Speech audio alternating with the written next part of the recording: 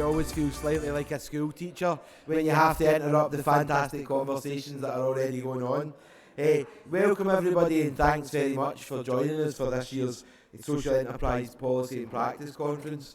Although slightly nervous to be doing it from not behind the protection of a Zoom screen this year, I'm very happy that we're able to take part in a hybrid event this year. It's obviously been a couple of years since the social enterprise sector was able to come together in person, but this year we didn't want to discard many of the benefits that came with offering an online presence to those that are joining us online.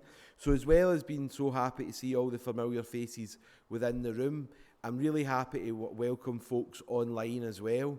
All the main sessions today are being live streamed, although the discussion groups which will happen after each of the main sessions won't be being live streamed.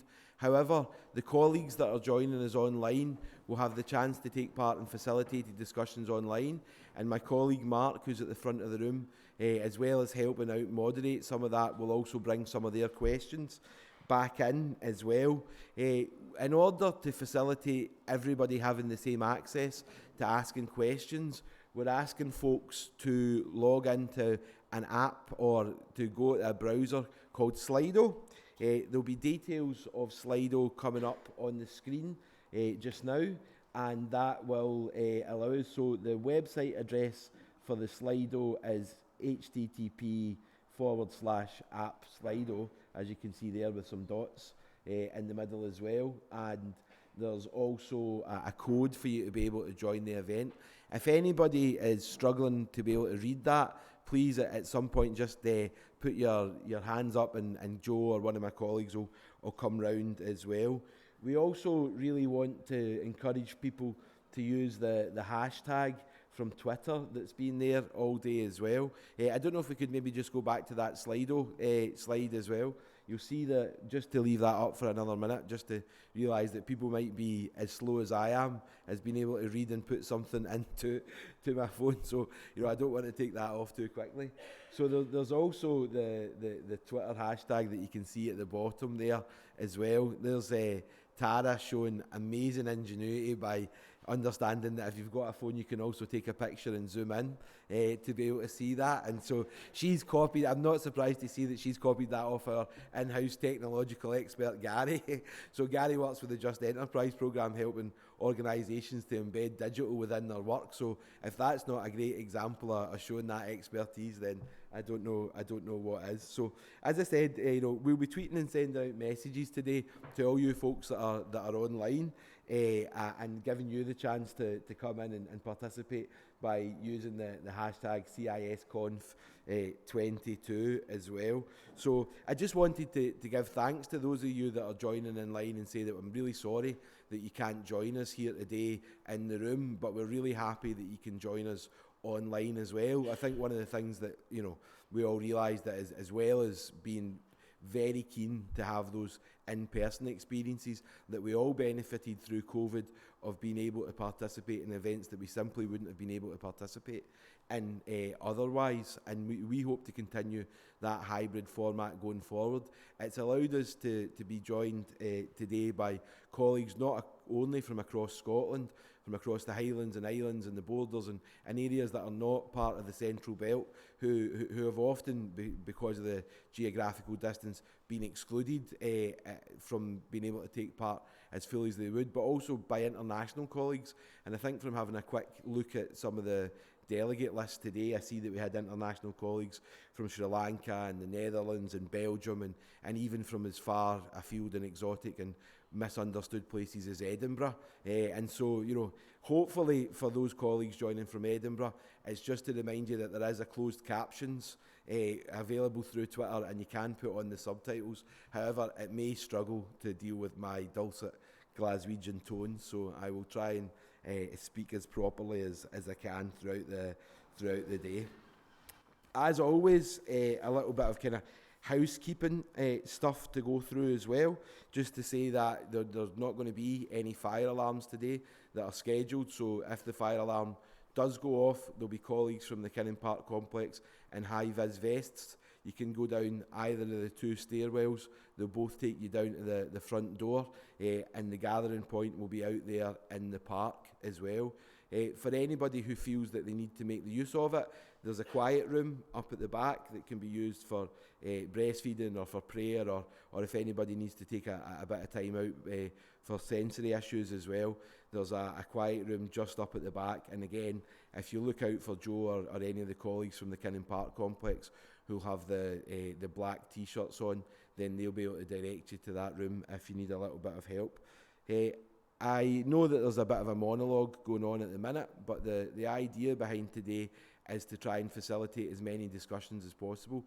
We tried to listen to as many colleagues as possible when coming up with the plans for the day, and it was really clear that what you wanted was the chance to talk with each other and not simply just to listen to somebody on a stage talking. So we have tried to structure the main panels as much as possible around the idea of informal discussion, because as we know, quite often it's in those discussions between colleagues that the greatest value comes from our conversation. We will have question and answer time at the end of each of the different sessions. So using the Slido app, it will be the chance for you to come in and ask any of the questions that you would like to ask as well.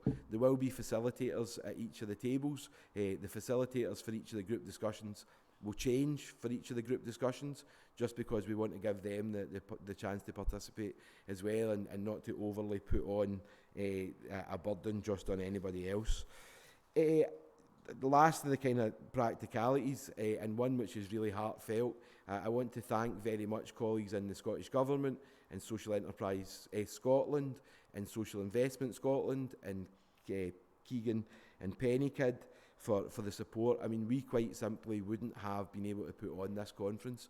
There's a big thanks needs to go to Joe Seagrave and also Mark for doing the great work. Joe, as always, looking like a swan, looking very graceful on the top, and has been paddling furiously underneath. It's been very difficult to put on a hybrid conference in a way that just wasn't the case when you stuck to either the certainty pre-COVID of being able to put things on online, or indeed the certainty of being able to in person, or the certainty to putting it on online. And it's only because of the hard work of Joe, and also really the dedication and partnership offered by our sponsors that have allowed us to be able to do that. The sponsors that I would really like to highlight is Just Enterprise, that I think many of us all know and love, Scotland's national free at the point of access dedicated business support programme for social enterprises. Colleagues are out there today. We have Kieran from Social Investment Scotland, who's here to talk about the affordable and accessible financing that Kieran and the colleagues there are able to provide in tailored loans and mixed loans for social enterprises and community enterprises, and a great family-run business, Keegan and Pennycid, that for many years have helped support the social enterprise sector. And Gary's going to be out there today talking about the insurance and how they can help us all face the increased risks that we're going to face over the unfortunate continued period of economic uncertainty that we're going into as well. So I really do want to say thank you very much, not only for the support that you've provided for this conference, but the support and partnership that you've offered us that have allowed us the certainty to go on and put on this conference. I think this conference is probably something, you know, there's colleagues that know me know that I'm not usually nervous when it comes to public speaking, but I think that there's an increased sense of responsibility that comes with not only bringing colleagues together for the first time in a long time, but dealing with such important topics as inclusion and diversity. We've tried to make that reflect really the breadth of the topics that are in there. Although our minds go automatically to the barriers to inclusion, to identifying them and overcoming them, and we'll speak to some colleagues that have been supporting social enterprises and others to be able to do that. We also recognise that there are another few very important topics that we're all facing at the minute. None more in some ways than how do we build a more inclusive economy. I think many of us are in the room today, and many of us have been on our career journeys to this point because we recognise the need and the importance to build an economy that takes care of place and people and planet as its primary goal. And that idea of how do we come together and provide people with the goods and services that they need, but in a way that isn't exploitative and extractive to both people and place and planet, is fundamental to the idea of social enterprise and why we're involved in the careers that we've been involved in. So I'm absolutely delighted to be joined today, and thank you very much for taking time out of your schedule, to Mr. Tom Arthur, to come along and talk about community wealth building. I think community wealth building offers us a real alternative in economic development to exploitative and extractive economic models, and it's something that alongside social enterprise, although we clearly have a long way to go, that colleagues in the room should be extremely proud that Scotland is and has the potential to lead the way in showing how business and how economic development can be done differently. We need an alternative to austerity and to growing inequality. We need to have forms of economic development and economic development practice that are really focused on regenerating our natural environment, addressing social inequality, but at the same time can provide us with the goods and services that we need, and enough not to be focused on endless growth for growth's sake and for endless accumulation for accumulation's sake, but to really think that we have to put all of our economy behind the idea of addressing inequality and regenerating natural environment as well. We are also going to go on, thanks to Fiona, who will be giving me the red card. It is timing related, in case anybody thinks it's for the ropey patter. You will probably just have to give me stairs to deal with that. The other two sessions that we're going to talk about today are going to be something else of equal importance, is how do we create the environments that nurture our staff, that get the most out of our staff, give them the best conditions so that we can have the best results. Our staff and our community members and our volunteers have shouldered massive responsibility over the last couple of years, not only, but especially through COVID. So we're going to be talking about that as well as I said, by the end of the day, looking at how do we identify and overcome some of the barriers to inclusion. So, thanks very much for bearing with me. I will try and make that the longest personal monologue of the day, and I would just like to invite Mr. Tom Arthur, Scotland's Minister for Public Finance, Planning and Community Wealth Building, to join me on the stage.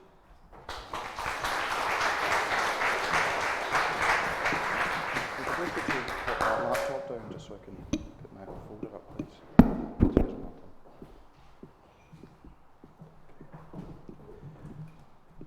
Martin. No, should be fine. Well, good morning, everyone, and thank you very much, Martin, for the invitation to be here. I'm delighted to be back in the Kinning Park complex. I remember being in here many years ago for a community film night, and it was one of those events which was bring your own libations. So my memory of it is a bit sketchy, but what I do recall is it not being in the marvellous condition it's in now. So a huge congratulations to everyone who's been involved in transforming this place into such a wonderful resource for the community. And I'm delighted to be here this morning to talk to you about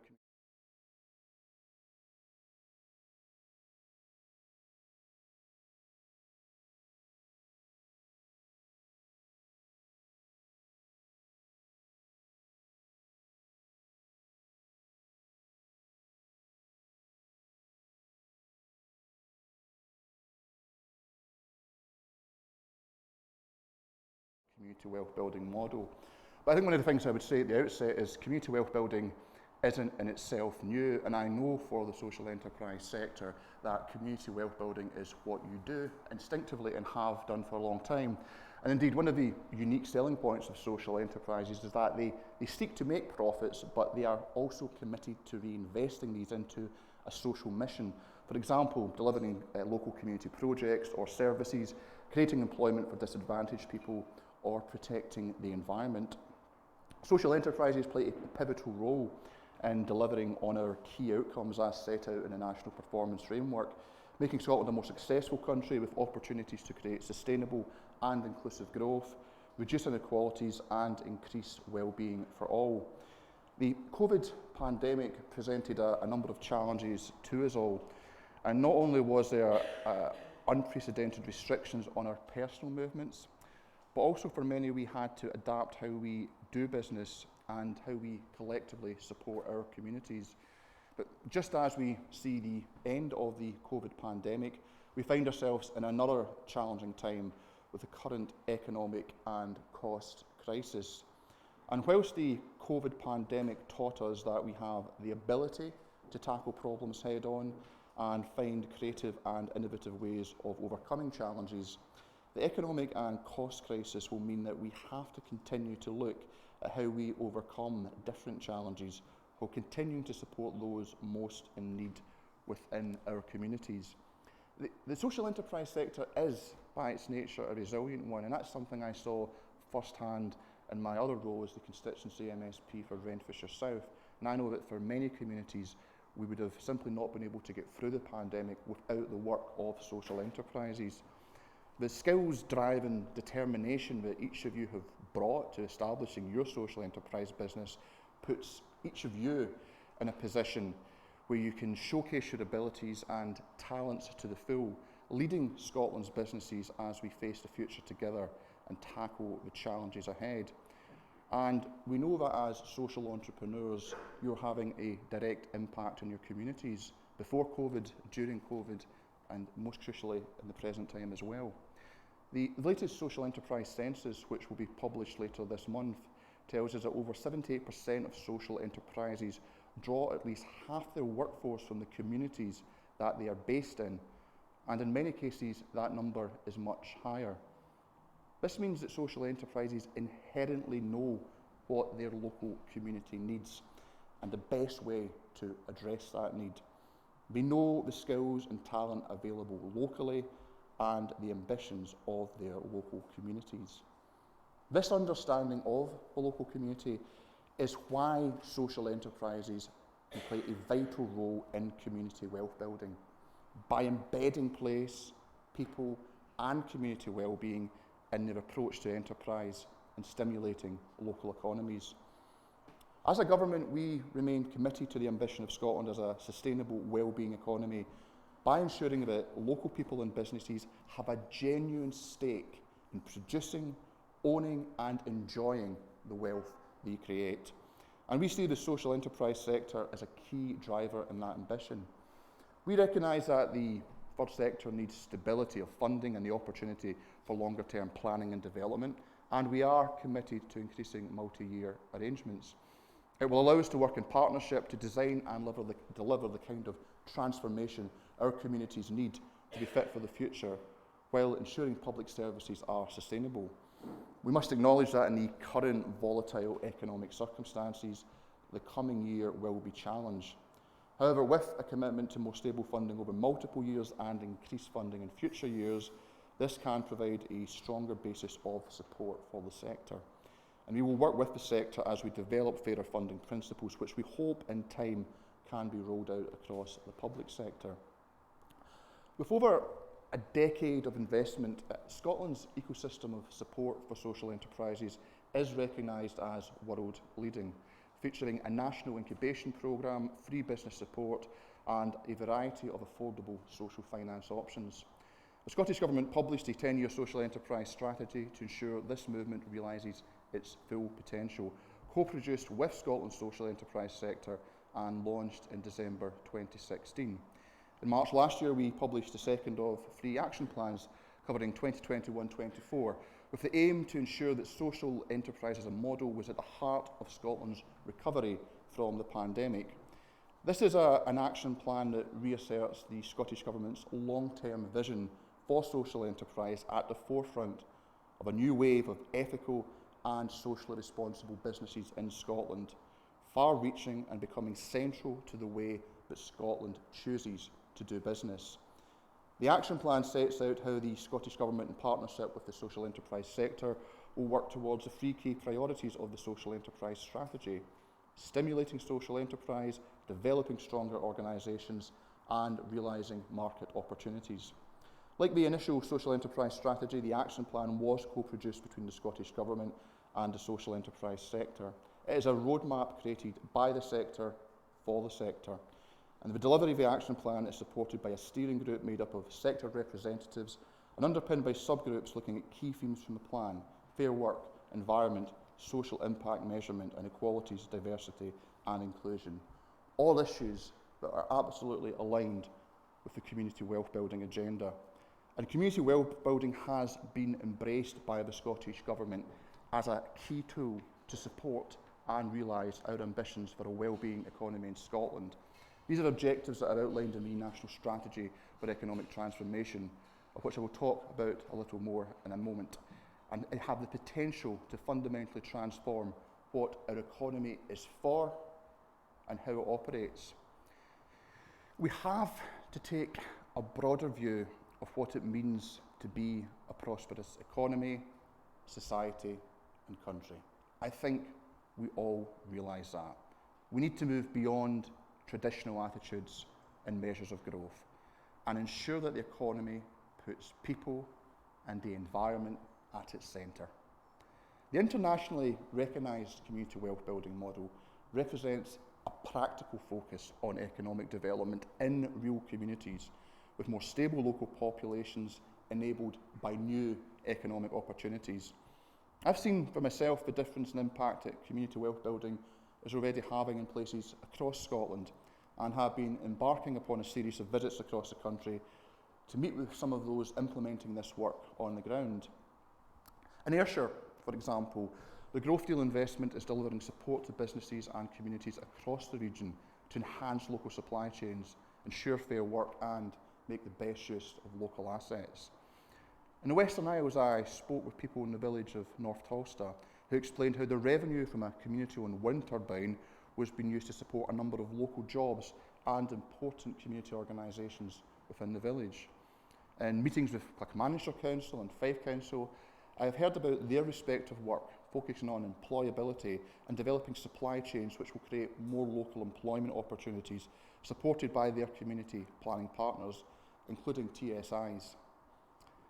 To catalyse and accelerate the implementation of community wealth building in Scotland, the 2021 programme for government confirmed our plans to introduce legislation on community wealth building during this parliamentary session.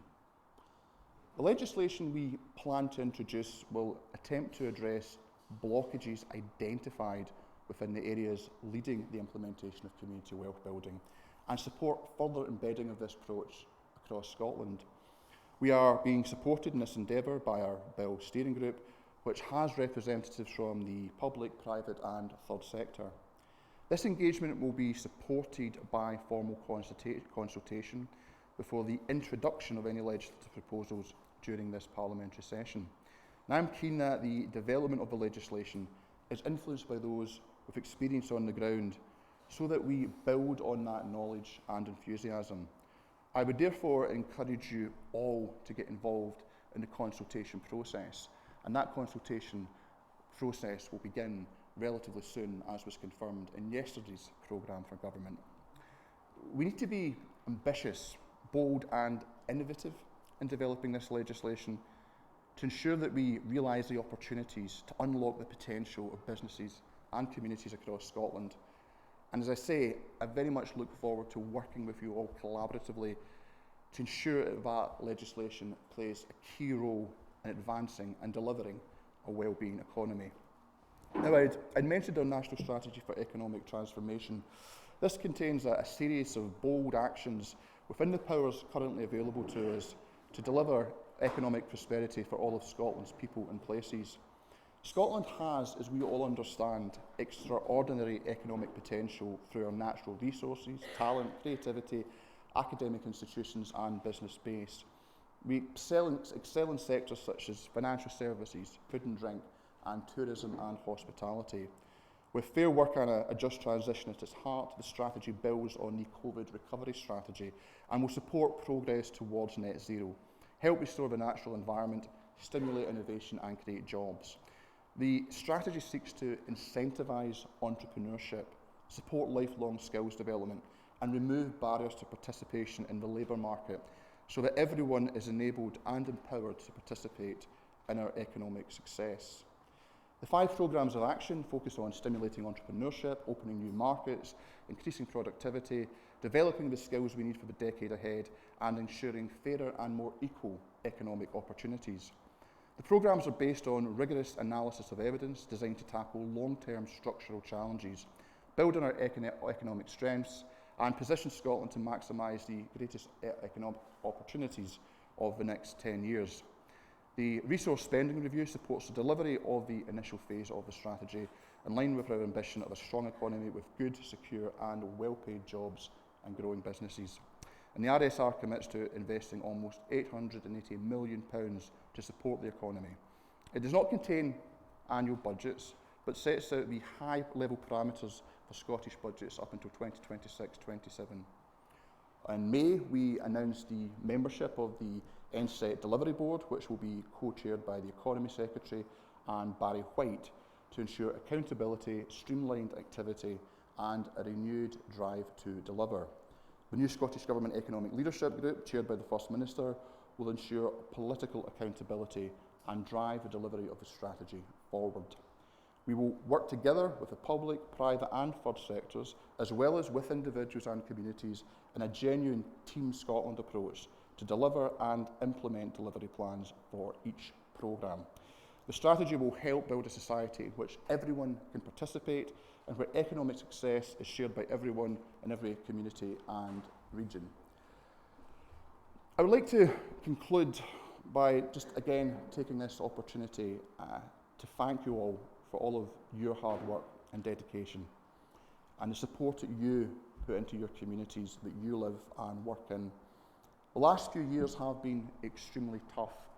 And the third sector and the social enterprise sectors have been the backbone that Scotland's recovery has been built on. I'm conscious that in a time of acute challenge, all of our attention can be focused on just getting through the next day, the next week, the next month. And given the challenges that all of our communities that we face, and many of us are facing individually over the coming period, it can perhaps seem like a luxury to indulge in conversations around things like community wealth building and long-term economic strategy. But I think we all recognise in this room that so many of the challenges that we have faced over the last 15 years since the financial crisis are ultimately symptoms of an underlying and deeper cause, and that is the current economic system that has predominated for the last 40 to 50 years. And if we are to avoid this concatenation of crises, each one worse than the last, then we have to address what the underlying cause is. We're not going to be able to turn the economic system upside down overnight. If I were to suggest that that was possible, there would be a significant credibility gap, and I guess I would be laughed off the stage. But we can make changes, small, growing in scale, bit by bit, and that's what community wealth building affords us the opportunity to do.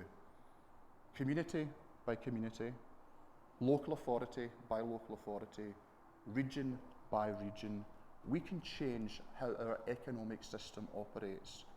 Through the 5-pillar model, practically applied, it's not going to be easy, and where community wealth building has already been implemented and successful internationally, whether that be in Cleveland or whether it be in Preston, it has been down to hard graft and hard work. But the results show more money retained locally, more employment opportunities, fairer work, better outcomes, now being reflected in better statistics in health and well-being. And that is the prize that awaits us. We're not going to deliver community wealth building overnight, and no single piece of legislation will do it. But collectively, collaboratively, we can achieve it. And social enterprises have been doing community wealth for many, many years. It comes instinctively to you. And I would rather think the aspiration long term for community wealth building is that through each change in each locality, in each region, that in aggregate it transforms the economy nationally. So we get to a position where all enterprises in Scotland are fundamentally social enterprises. Thank you.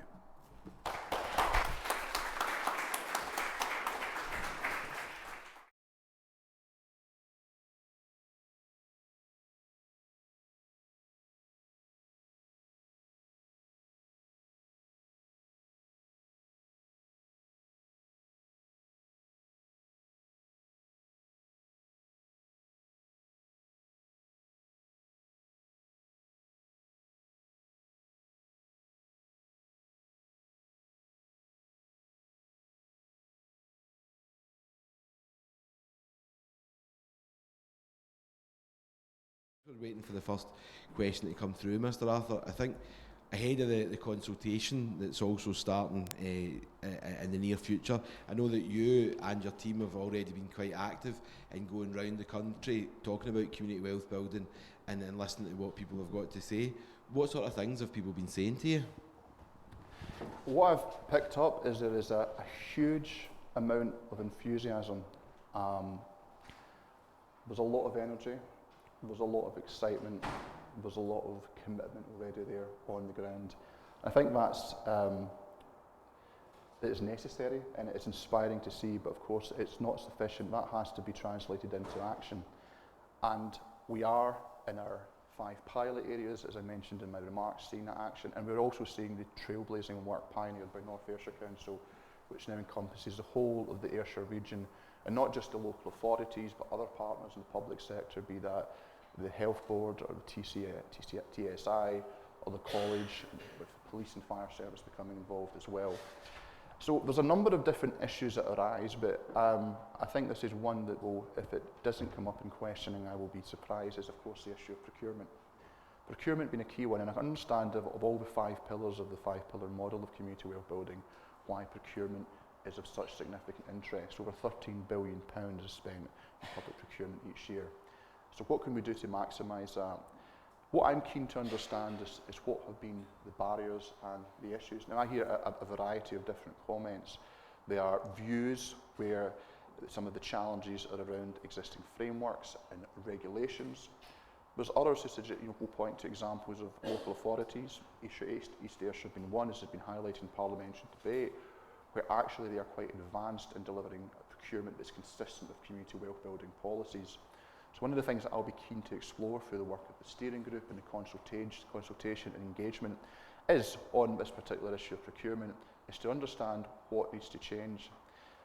One point I want to make is, with regards to legislation, is this bill and this hopefully eventually act, I have to say that because it's subject to Parliament, it cannot be and will not be legislating for the sake of legislating.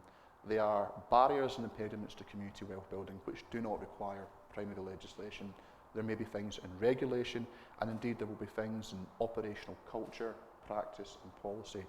So it's very important that in considering community wealth building, while the focus of the consultation will be in one specific area, what do we need, what remedies can only be provided through primary legislation, we also take into account the other areas of practice and change that need to take place.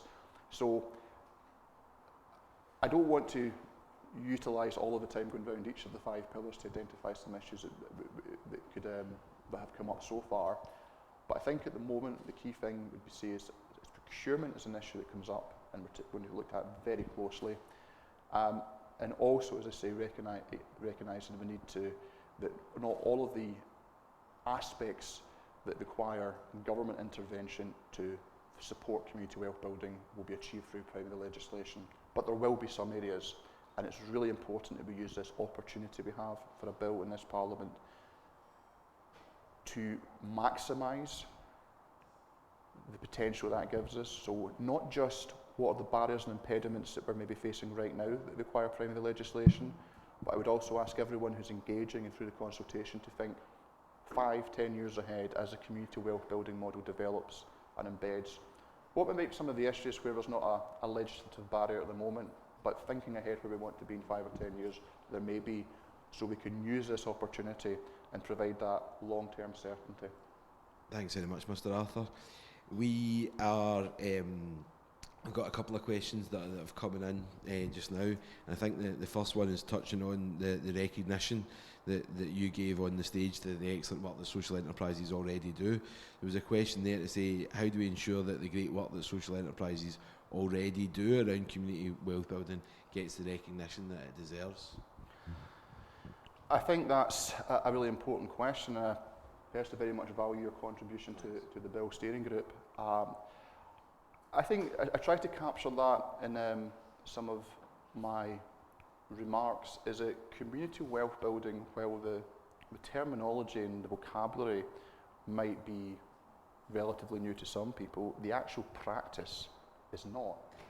And the actual model of social enterprise, that is inherently, and I say this as a compliment, unthinkingly, it's not premeditated, it is instinctively aligned with what community wealth building is around. So I think it's not just about the recognition of social enterprises, it's actually what we can learn from social enterprises. And when I spoke at the end, it is the ethos that underpins the social enterprise movement that is consistent with community wealth building. And that is something I think that we ultimately, our aspiration with community wealth building, and this is a long-term aspiration, it's not going to happen overnight, it involves cultural change, but it is moving from a model of wealth extraction for the sake of it, profit maximisation for the sake of it, to actually being much more aligned with what are our social and environmental outcomes, not just what is in the interest of finance or capital. So I think the recognition comes from the fact that there's so much to learn in terms of how we deliver and implement community wealth building from what is already there. And the final point I want to make is that when we're speaking perhaps in the abstract and in the conceptual about changing our economic system over the medium to long term, some of these concepts, particularly when engaging with business, they can seem a bit far removed or nebulous or inchoate, but what social enterprises offer is a practical, tangible example of community wealth building on the ground. So I think social enterprises can be the great teachers for so much of our other economic activity in Scotland about not only how you can deliver community wealth building, but how it's actually good for your business, good for the people you employ, good for your place, and good for the planet. Fantastic, thanks very much, Mr. Arthur. There's a question that's also just come in just now asking, does the Scottish Government recognise itself as an anchor institution, and how does it plan to apply the 5 principles to its own practices? Yeah, it's a really good question. I had a visit, I think it would have been last week, to the northwest of Glasgow with Scottish Canals and other partners, and it was fascinating learning how they have been working in joint ventures in regeneration and redevelopment. And I don't think it was from a conscious community wealth building perspective, but what for me it spoke to was that they were looking at themselves not just as a deliverer of a service, but as having economic agency. So I think we already see within the Scottish Government and the wider public sector, the bodies that are accountable to the Scottish Government, for example, our health service, that is already starting to happen. But I would also recognise that there's more that the Scottish Government has to do. We, through our procurement policies, aspire towards that, but there's always further work to be undertaken. But I think the key thing is for all public bodies is to recognise themselves as what is the economic impact of an activity beyond just the sort of service outputs. What are the economic outcomes? And that again is something which is cultural change and change in practice. And it's one of the interesting things that I'll be keen to hear views on through the consultation, is that what is the role for mandating certain behaviour and approaches through legislation, through duties, etc.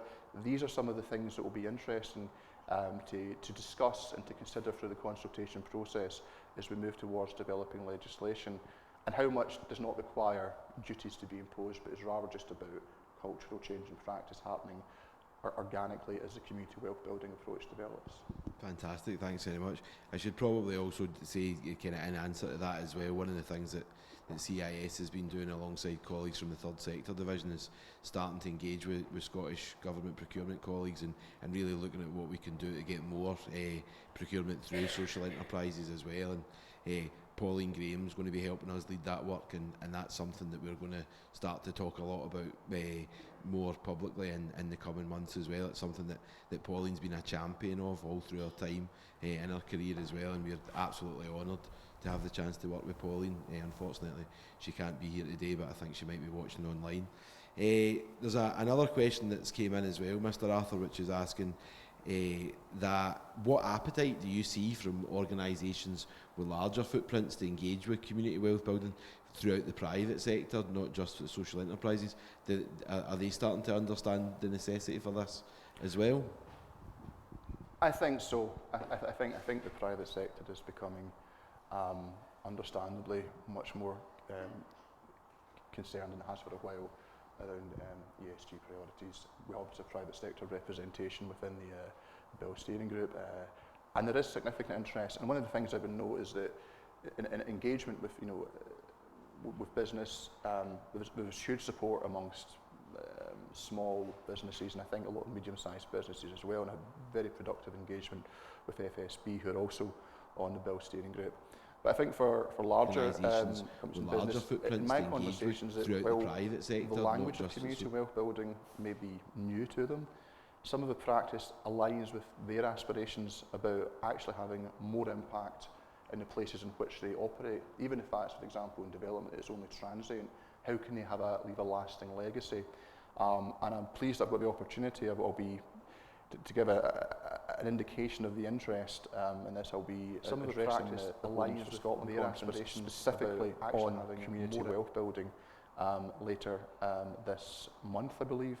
So there is growing interest in the private sector, and I think that's incredibly important, because I think that they are old-fashioned commercial profit imperatives around embracing this model as well, in terms of having a more productive and sustainable business model. It is going to take time to change. We still operate in an economic system which is very much characterised by invest and then extract. Yeah. That's the model, and we're not going to change that overnight. And we also have to be realistic about operating within the global economic system that we do.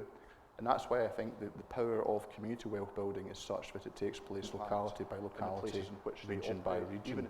We can do it bit by bit by bit, and as such build up the momentum. And I'm pleased I've got the opportunity to give an indication of the interest. Fantastic, thanks very much, Mr. Arthur. I think we're going to hear a little bit more in our next session about an inclusive economy, about how we try and build that critical mass of social enterprises.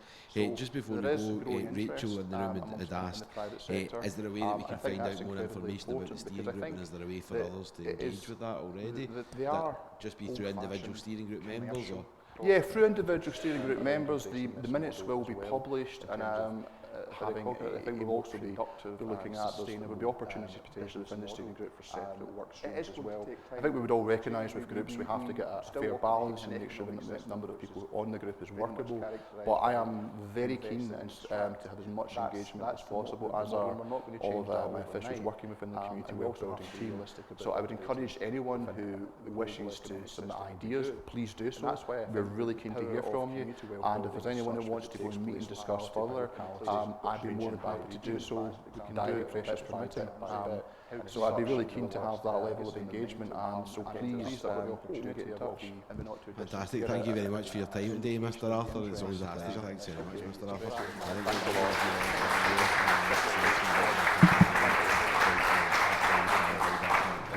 Social enterprises. Just before, as I mentioned before, our next session now is about an inclusive economy. Really what we want to do is to start to have a discussion here in the room.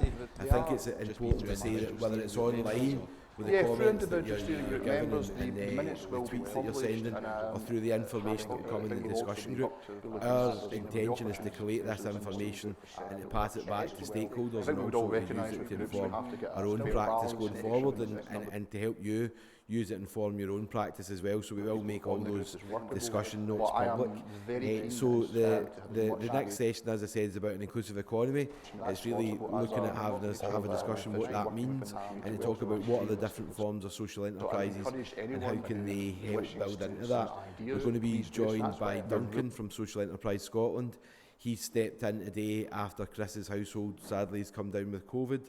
And then we're going to have Pauline from DTAS and Ailsa from Inspire Alba. So I'd first just like to invite up on the stage to talk Duncan from Social Enterprise Scotland. Level of engagement, and so please. Fantastic, thank you very much for your time today, Mr. Arthur. It's always a pleasure. Thanks very much, Mr. Arthur.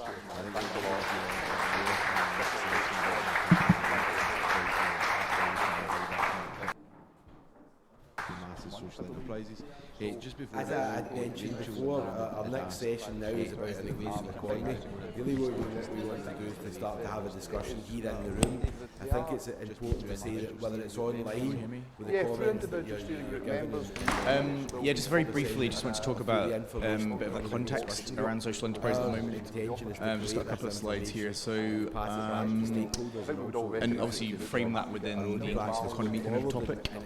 So yeah, we do have a new path for social enterprise in Scotland in terms of the new enhanced single intermediary, that catchy name which everyone loves. So Social Enterprise Scotland, as many of you will know, has been tasked to deliver that intermediary body. I can probably deflect a lot of questions because there is a transition group. So at the moment we have an independent transition group chaired by Professor Ian Walsh and made up of grassroots social enterprises, local social enterprise networks and other kind of sector experts as well. So that transition group is currently working. They're going to be going around the country, I think, quite soon as well, doing some kind of conversations with local communities and just listening to people about what the new body might look like. And that's all aspects of the body. That's kind of what it does in terms of its services, its structure, that kind of thing as well. And we certainly have a new staff team as well. So many of the former St Scott staff are now members of our team, which is brilliant. So Kim and others are here today, which is great. I think we're kind of enjoying that. I think it's quite a very fun time, I think, in terms of integrating those teams.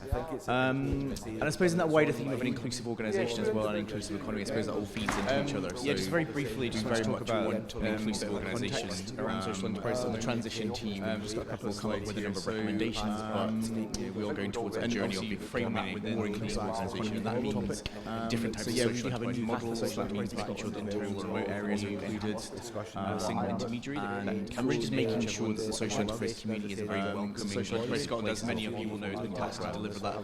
We do have good stats in terms of women's leadership. I can probably deflect a lot of questions because there is a transition group. So at the moment we have an independent transition group making our sector, chaired by Professor Ian Walsh. I put in a bit there about partnership as standard. I think this is an approach that we're taking in terms of policy and other areas, which is currently working. When, for example, a policy consultation comes up, we'll go to our partners by default. And work in partnership with them to get kind of common positions, common, consultation responses to government, that kind of thing. And just kind of really reach across different sectors as well. It's not just about our social enterprise community in the third sector, it's very much about private sector and public sector partners as well. And just very briefly, a couple of things we've been working on. Bisocial Scotland and the Corporate Challenge. So Bisocial Scotland is effectively connecting consumers with social enterprises, getting them to buy social enterprise goods and services. And the Corporate Challenge is really getting social enterprises in corporate supply chains. And yeah, I mean, it is about navigating a changed landscape. So it's really helping social enterprises as well navigate what's happened in terms of the sector, or what's about to happen as well, in terms of that transition group, etc. So that's just very briefly, just a quick rundown of the kind of organisation and the kind of approach. I'll see if I can just go into the next slide. Oh, that worked. That's good. And yeah, I suppose just building that into the wider topic of an inclusive economy, what that means, the role of social enterprise, that kind of thing. And I put in there that, it's just a random phrase I came up with last night, it's the economy is the foundation of social justice. So for us, in order to create a social enterprise community and just make sure social enterprise is having a powerful social impact, we need a strong economy. We need community wealth building, we need a well-being economy, we need that foundation stone for us in order to thrive as social enterprises. I think it's really important. And the key word for me in a lot of this is about democracy. It's about democracy in the economy. And this is the word that I keep coming back to. And it's about really empowering people. I know the word democracy is a bit academic in a lot of ways, but it's about empowering people. It's about people power. It's about how social enterprises can help people do that, and indeed employee-owned businesses and cooperatives and all these different types of models which are allies within our movement, I think. Yeah, in terms of barriers and opportunities for social enterprise, so I do have some notes here because I am a last-minute addition, so you'll be not surprised to hear. Yeah, I mean, I think a lot of it comes back to basic public awareness of social enterprise and what it does, and the kind of social enterprise models. I still think that's an issue after quite a number of years of us promoting the social enterprise model. So I think there is that kind of thing, and that's just also in terms of private sector and public sector colleagues as well, local authorities. There's that kind of basic awareness raising, I think, is still an issue. In terms of opportunities, I think there's certainly, as we mentioned, community wealth building, that kind of really practical model of community-led regeneration, the well-being economy agenda as well. I think there's lots of opportunities here. The fair work agenda, very much a natural fit for social enterprise, and certainly procurement, which we come back to all the time. And I think we need to be a bit more radical in a sense and really talk about making social enterprise that business model of choice. You know, we want an economy and a society of Scotland where social enterprises are the business model of choice. You know, all the different types of social enterprise models, whether that's SKIOs, community interest companies, you know, all these different types of models that we kind of recognise, cooperatives, etc. And I think there is a movement, as was mentioned before, about the private sector and the way they're moving, the direction the private sector are moving in terms of looking at social impact and environmental impact. There was the recent SCDI report, which some of you will have seen, run by the Business Purpose Commission, and that is very much looking at the private sector and the social impact of the private sector. And I think it's a responsibility of social enterprise to really get involved with those kind of conversations and help the private sector look at their social and environmental impact. And I suppose the final question really is around what role can we play in terms of that wider inclusive economy topic? You know, what role can Social Enterprise Scotland play and the social enterprises we serve? And I suppose that's part of the debate we're going to be having about building an inclusive economy just now. But yeah, and I think the projects that we're working on by Social Scotland, the Corporate Challenge, Social Enterprise Places, you know, working in partnership with organisations, that's really the way Social Enterprise Scotland at the moment is contributing towards that inclusive economy. And obviously, as we've said before, social enterprises themselves are the inclusive economy. They are community wealth building. They are the well-being economy. That's what we do, kind of thing. So I'll leave it just there. That's a very quick rundown. Happy to take questions if that's appropriate. Or we have a question and answer session just at the end of the three speakers. Thanks very much, Duncan. It's not an easy job to come in at the last minute, and so I'd be round of applause, please. Next, I'd like to invite Ailsa up to the stage. Ailsa's from Inspiralba, and I think everybody knows what a champion of community enterprises and community-owned businesses that Ailsa's been for a long time. So thanks very much, Ailsa.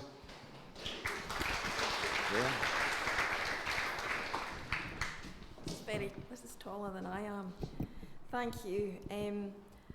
I think a really helpful starting point is that the increased focus on community wealth building and an inclusive economy is very much welcome. But I think we need to take that within the real context of a growing gap between extreme wealth and increasing numbers of households living in poverty. You know, I think we can talk about the theory and the potential policy implications, but at the moment, rising profits of fuel companies and increasing fuel costs clearly demonstrate from a societal and environmental perspective that how the extractive and exploitative economic model that we currently live with doesn't serve well, it serves some but very few.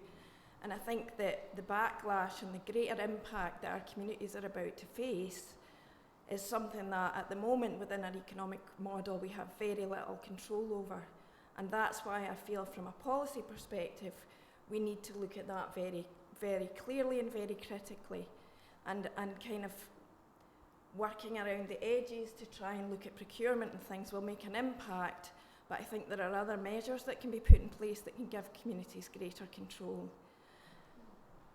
I think at an event like this it would be remiss not to focus on that issue, and I think particularly from a rural perspective where 50% of our households were living in fuel poverty before the rising costs, and the impact of those rising costs in terms of fuel, but also in terms of the costs of getting products to our communities, are likely to have significant impacts in the coming months, and particularly over the winter.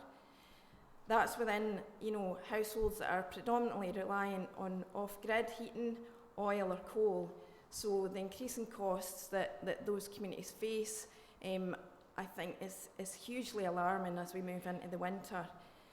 I think we've seen time and again where community-led enterprise steps into the fore and looks at ways that we can alleviate some of these pressures. We saw it, you know, in terms of the COVID response. We've seen it in terms of youth unemployment with large numbers of social enterprises dealing with creating fair work opportunities for those with barriers to work. And all of these things play a significant part in addressing the challenges that our communities face. But they do that in a responsive way, and they do that in a way that kind of something happens and they have to react and put in measures, and sometimes policy catches up. So if I look at, the COVID response, communities were out there getting things done, and then policy caught up, measures were put in place and resources were put in place to redress those challenges. And we saw that right across the country with really amazing examples right across the board.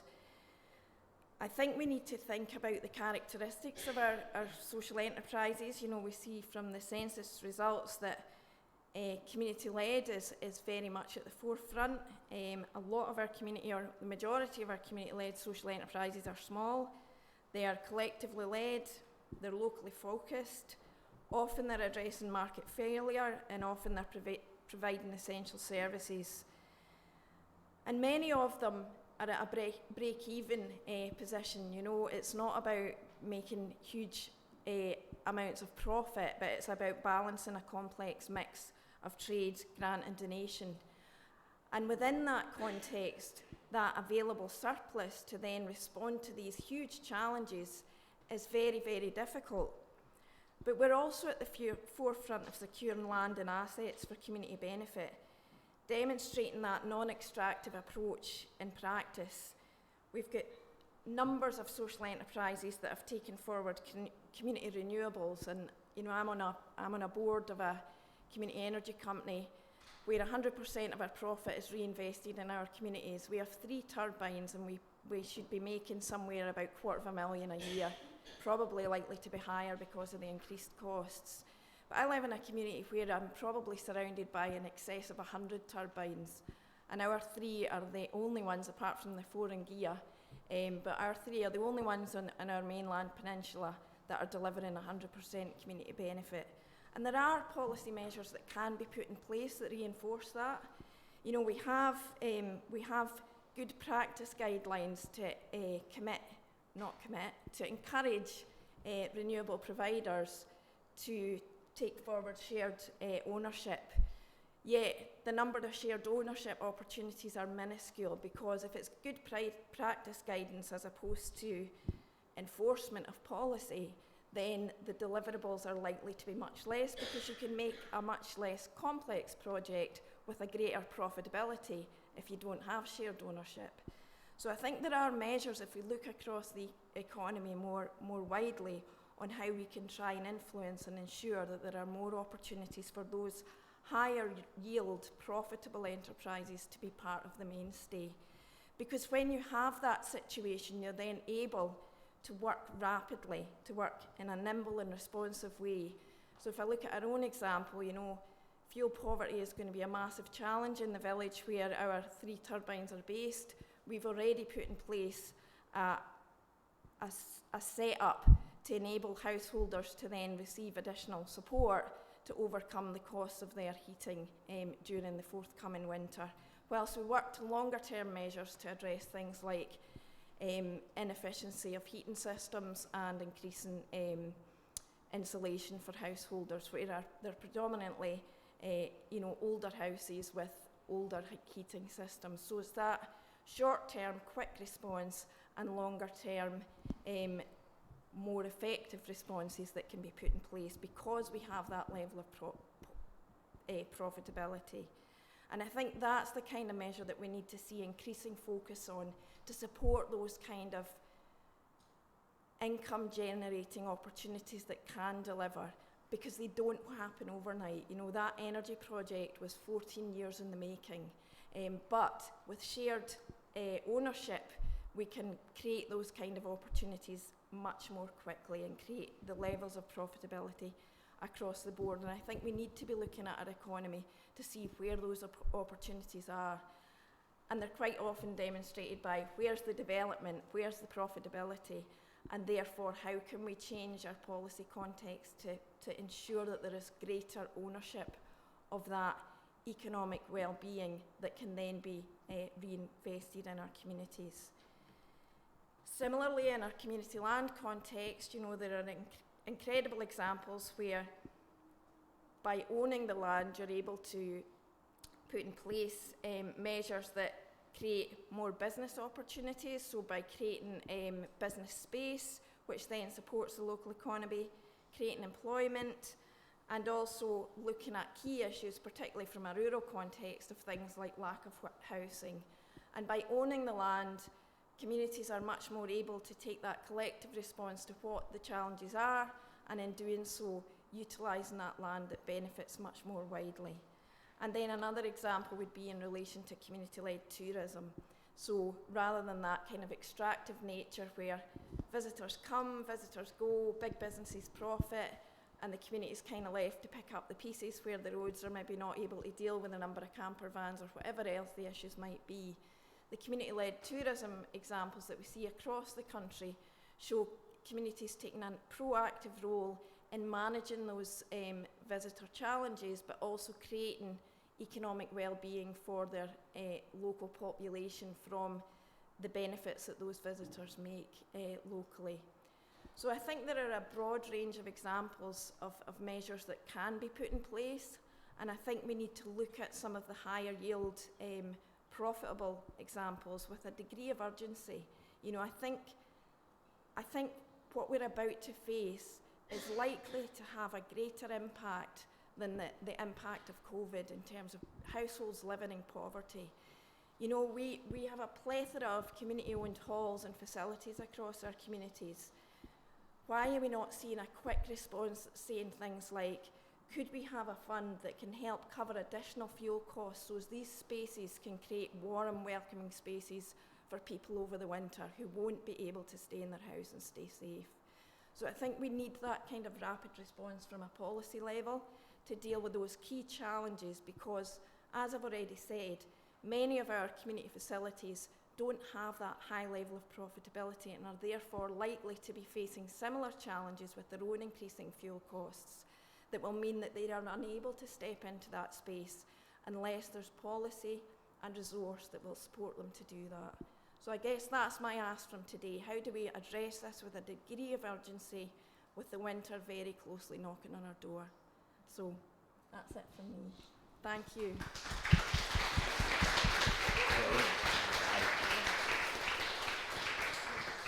Thanks very much, Ailsa. A lot of very powerful points, and I think I would agree with every single one of them.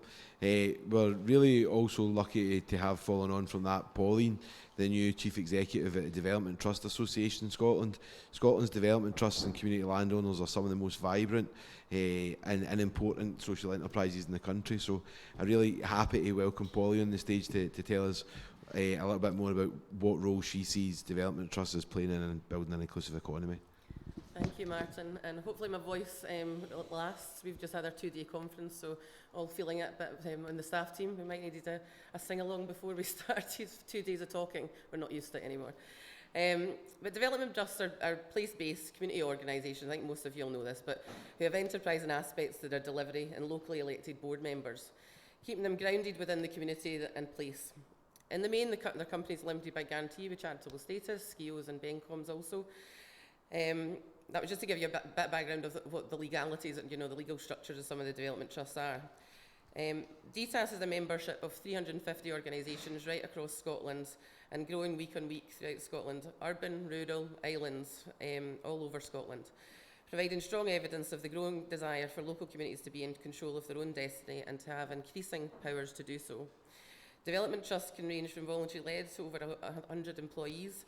Turnover can range from 20,000 to 1 million and above. They're inclusive by the nature of them and are shaped by the needs of the community they are based within, but also much more than this, they improve the community by directly improving services, environment and economics within the locality, the same as other social enterprises and community enterprises. We have a range of success stories of development trusts taking ownership of community facilities, pubs, historic buildings and shops, with energy producers, including wind and hydro schemes, like Ailsa described. And as community organisations, they've got examples of varied work creating employment, delivering education, and empowering local people, addressing skills gaps, and delivering services that historically would have been provided by local authority services and the local authority. It's just this weekend at the conference we had a huge range of different people highlighting all their work. Seaweed farms, tourist informations, running public toilets, learning disability projects, growing in food production, renewable energy. The list goes on from social enterprise and development trusts. I've been asked by Martin to sort of outline the barriers development trusts or social enterprises face in building a more inclusive community. And in the first instance, they won't differ much from the wider social enterprise sector, but they do differ in each community, as we'll know. The search for year-on-year funding, it never stops, never ends. It's just a constant issue that we have. And it's interesting to hear Tom Arthur say this morning about trying to extend the longer funding that's opportunities are out there. Restriction and procurement practices that can make it impossible for local communities to bid for contracts. The journey of asset transfer and the struggles to negotiate through the hoops to own the asset or the land and making sure that they're not liabilities. Housing, Ailsa I think touched on that as well. Rural areas especially could have money to spend and want to employ people, but nowhere for them to live to take up the job. And of course, the cost of living that's going to impact on all of us. In addition to this, development trusts have been lobbying for more devolved powers to communities, and I have been heavily involved in the Democracy Matters conversations that Duncan was mentioning this morning. It all goes hand in hand with community wealth building for DTAS, and we've been lobbying it for a long, long time. Although it seems to be quiet, obviously, for recent years, the Democracy Matters conversations have gone quiet. We're still chapping on the door to make sure that makes a difference in community infrastructure and at the forefront of all these developments. Specifically including that communities are not just a voice in decision making, but a truly community-led decision making structure. A community infrastructure that is ground up. Current structures they've gone a bit towards that, but still heavily institution-led and officer-led instead of locally controlled and led. A funding and investment structure that allows community anchor organisations to be invested in for the long term, which in turn supports the wider community delivery and other smaller voluntary organisations in the areas. I mentioned that the barriers or issues faced are different for different communities. Our membership, like I said, is urban, rural and islands, and not only can they differ on this scale, but also from the neighbourhoods locally, and the needs and structures can differ. An example of this is like 20-minute neighbourhoods. Easy to see how this can work within cities when it comes to rural areas, a bit different. The shop, the post office, the bank, it's not a 20-minute drive on a single-track road. But much needed community facilities that have care for the elderly requires funding, and it doesn't fit within that policy making structure.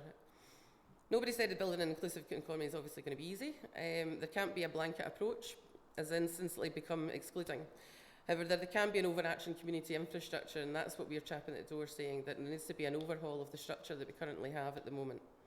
A place where local priorities are set and plans put in place and actions, local people leading on every aspect of it, not just being consulted after decisions are made or agendas are talked about. Through local place plans, communities can meet the needs of people, place and work, provided with an infrastructure to make decisions that mean something to them and adapted to them regularly and flexibly. Part of an inclusive economy is about wealth being evenly distributed. I'm sure we'll all have many examples, we've touched on it a little bit already, about multinational big businesses that come in and they take contracts. We're not saying that they don't have a place, but also understand that often it is a cheaper option. But the impact of community anchors winning and delivering local contracts can and does save money in many other ways. By circulating any profits locally in care, elderly, youth, education, environmental, the list goes on. Community wealth building will hopefully start to address this, but we need to keep talking about communities being at the heart of community wealth building. Development trusts and community enterprises build on strengths of community and not just talk about community benefits. Therefore, we need to continue to ensure that we are around the table and keep lobbying for change. There's no denying that we have come a long way in Scotland. For example, the Scottish Land Fund, we're ahead of their neighbours in England and Northern Ireland, and was hearing quite a lot over the weekend about the differences in how Scotland has moved forward and how they're a wee bit jealous actually of what we've achieved so far. But there's still a long way to go.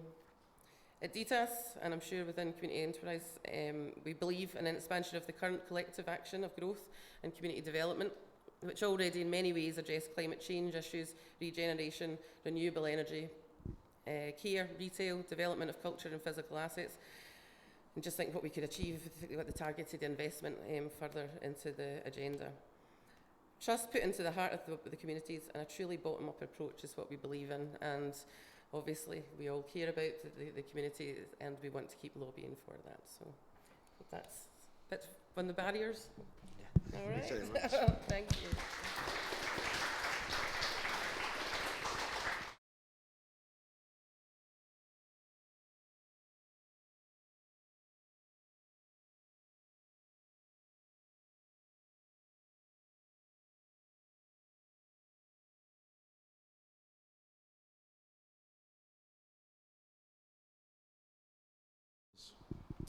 I think, like I was saying there, it's fairness, it's openness, it's transparency, it's local people at the heart of it.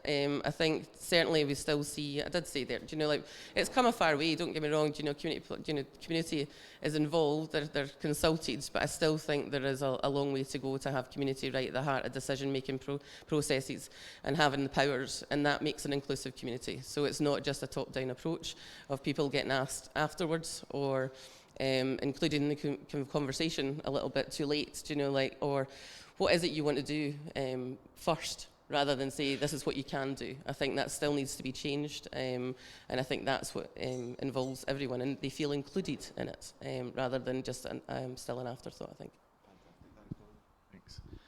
I suppose the first point is we don't have one yet. We don't have an inclusive economy yet, so we have aspects of our economy which are inclusive, such as social enterprise, employee ownership, that kind of thing.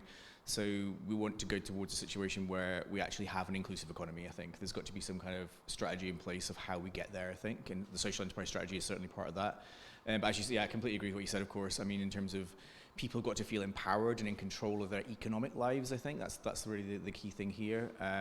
We always talk about democracy in terms of politics, but we don't talk about enough in terms of economics and the economy, or economic democracy, and I think we need to kind of change that conversation. It's good to hear the Minister talking about the economic system and using phrases like wealth extraction for a change, you know, that kind of slightly more radical language I think is really welcome. But yeah, I just keep coming back to the same word, democracy, every time. It's about democracy in the economy, and it's about people feeling empowered and in control of their economic lives at a local level and a national level, I think. So. Yeah, I think we're a very, very long way from an inclusive economy, and I think it's about taking a non-extractive approach. It's about utilising resources for the benefit of all, as opposed to the benefit for a very small minority. And it's about communities having a key role in being aware of and being included in and being involved with how resources are used, how profitability is driven, and how that is then reinvested in people in place in those communities. And one of the things that I was struck by during your presentation, Ailsa, was talk about assets. And so what does asset ownership look like in an inclusive economy for you, and what difference would that make? So I think we already see some incredible, in fact we're in a great example of a community-owned asset here today. I think we have to be careful, because sometimes when we talk about community asset transfer, what's often at the back of it is community liability transfer. But having ownership of land and assets, whether that's a community hall to 3 wind turbines, or, you know, in a greater perspective, many, many more wind turbines and renewables, it's about having the control of what happens to that and ensuring that that benefits the wider community, as opposed to, you know, a building or an income generating asset that's just purely there to serve folks from out with that community, or to drive profits for shareholders. So it's very much about the ownership, the utilisation and the reinvestment from those assets. We're just going to add to that, actually. I've been to visit a couple of people with community assets recently, and obviously they fought tooth and nail to get them, do you know, and they're at the thing, but the cost of living just now is, there's a couple of comments been, well, if it's still with the local authorities, they could be worrying about the electricity, so I think that's even more so now that we have to, do you know, they fought for the asset they wanted, but actually the cost of living is now going, well, why do I want that asset? Because it wouldn't be my problem thinking about the cost of the electricity, isn't it? And what difference have you seen, Pauline, where there have been, assets which aren't necessarily just community assets, but they're purely economic assets and community ownership. So, you know, coming back to Ailsa's point about the difference between having the high profitability assets and some form of social or collective ownership, what difference have you seen? Because development trust and community land members have really been at the forefront of doing that in Scotland in a way that's actually at the forefront in one of very few countries that's doing that in the whole entire world. So what difference does that make?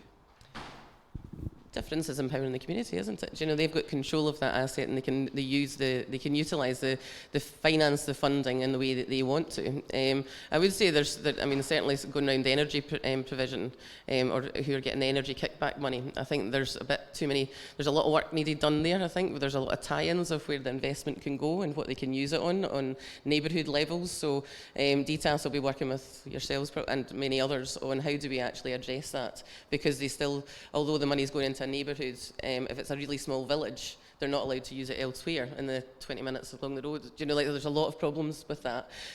Whereas if they generate it themselves, they can use it as they will. You know, there's not the tie-ins to that. So yeah, I think it empowers the communities, bottom line, isn't it? Yeah. Douglas from Community Enterprise has got a question up on the screen, which is, in an inclusive economy, is there a role for the private sector, or do we think that it's only going to be social enterprise? Anybody who would like to speak to that? I would think there is a role, but I would say it's not just community benefit clauses. So I think that's a major one, and I'm already seeing loads of nodding heads around the audience. Community benefit clauses are what do they mean? Do they even get fulfilled? Do they even happen? So someone made an interesting conversation just at the conference, because that got mentioned, and they said, why not put 1% or any of the money that was supposed to be spent on community benefit clauses into a community fund somewhere that communities then can do the community benefit themselves? Does that make sense? You know, like, so rather than ask private companies to win tenders for a community benefit clause, just put whatever financial aspect of that into a pot, and the communities can do it themselves. So I don't know if that answers the question. I suppose it's a journey, really, isn't it? It's a journey from the economy we have at the moment towards a more social enterprise economy. So I'd like to see an economy where most businesses are social enterprises. So there is a role for the private sector, of course, but I would like to see most businesses as social enterprises, or cooperatives, employee ownership, that kind of thing. But I think, you know, even the corporate world are looking at, as I said before, their purpose, their social purpose. That's being examined by big corporations, you know, by SMEs as well. It's happening. So they are becoming, you might say, social enterprising, I guess. So that's kind of the way to see it. They're not social enterprises, of course, but they're becoming more socially minded. And I think, you know, you'll end up with a situation, hopefully, the dream would be that we have an economy where every business has a social purpose of some kind. It could be a different model. It might not be social enterprise necessarily, but they're going to be thinking about and measuring their social and environmental impact. And I think that will just replace the models we currently have in terms of the traditional private sector. So. I think it's about redressing the significant imbalance that we have at the moment. So the majority of resources and extraction of resources is managed and owned by the private sector, often very remote from the communities where they're extracting that resource from. So it's about levelling that balance. We see, you know, for example, community assets in rural communities that rent space to local micro businesses that then develop and flourish new areas of activity. So it's not about saying it's the only model, but it's about redressing that huge imbalance that we have at the moment.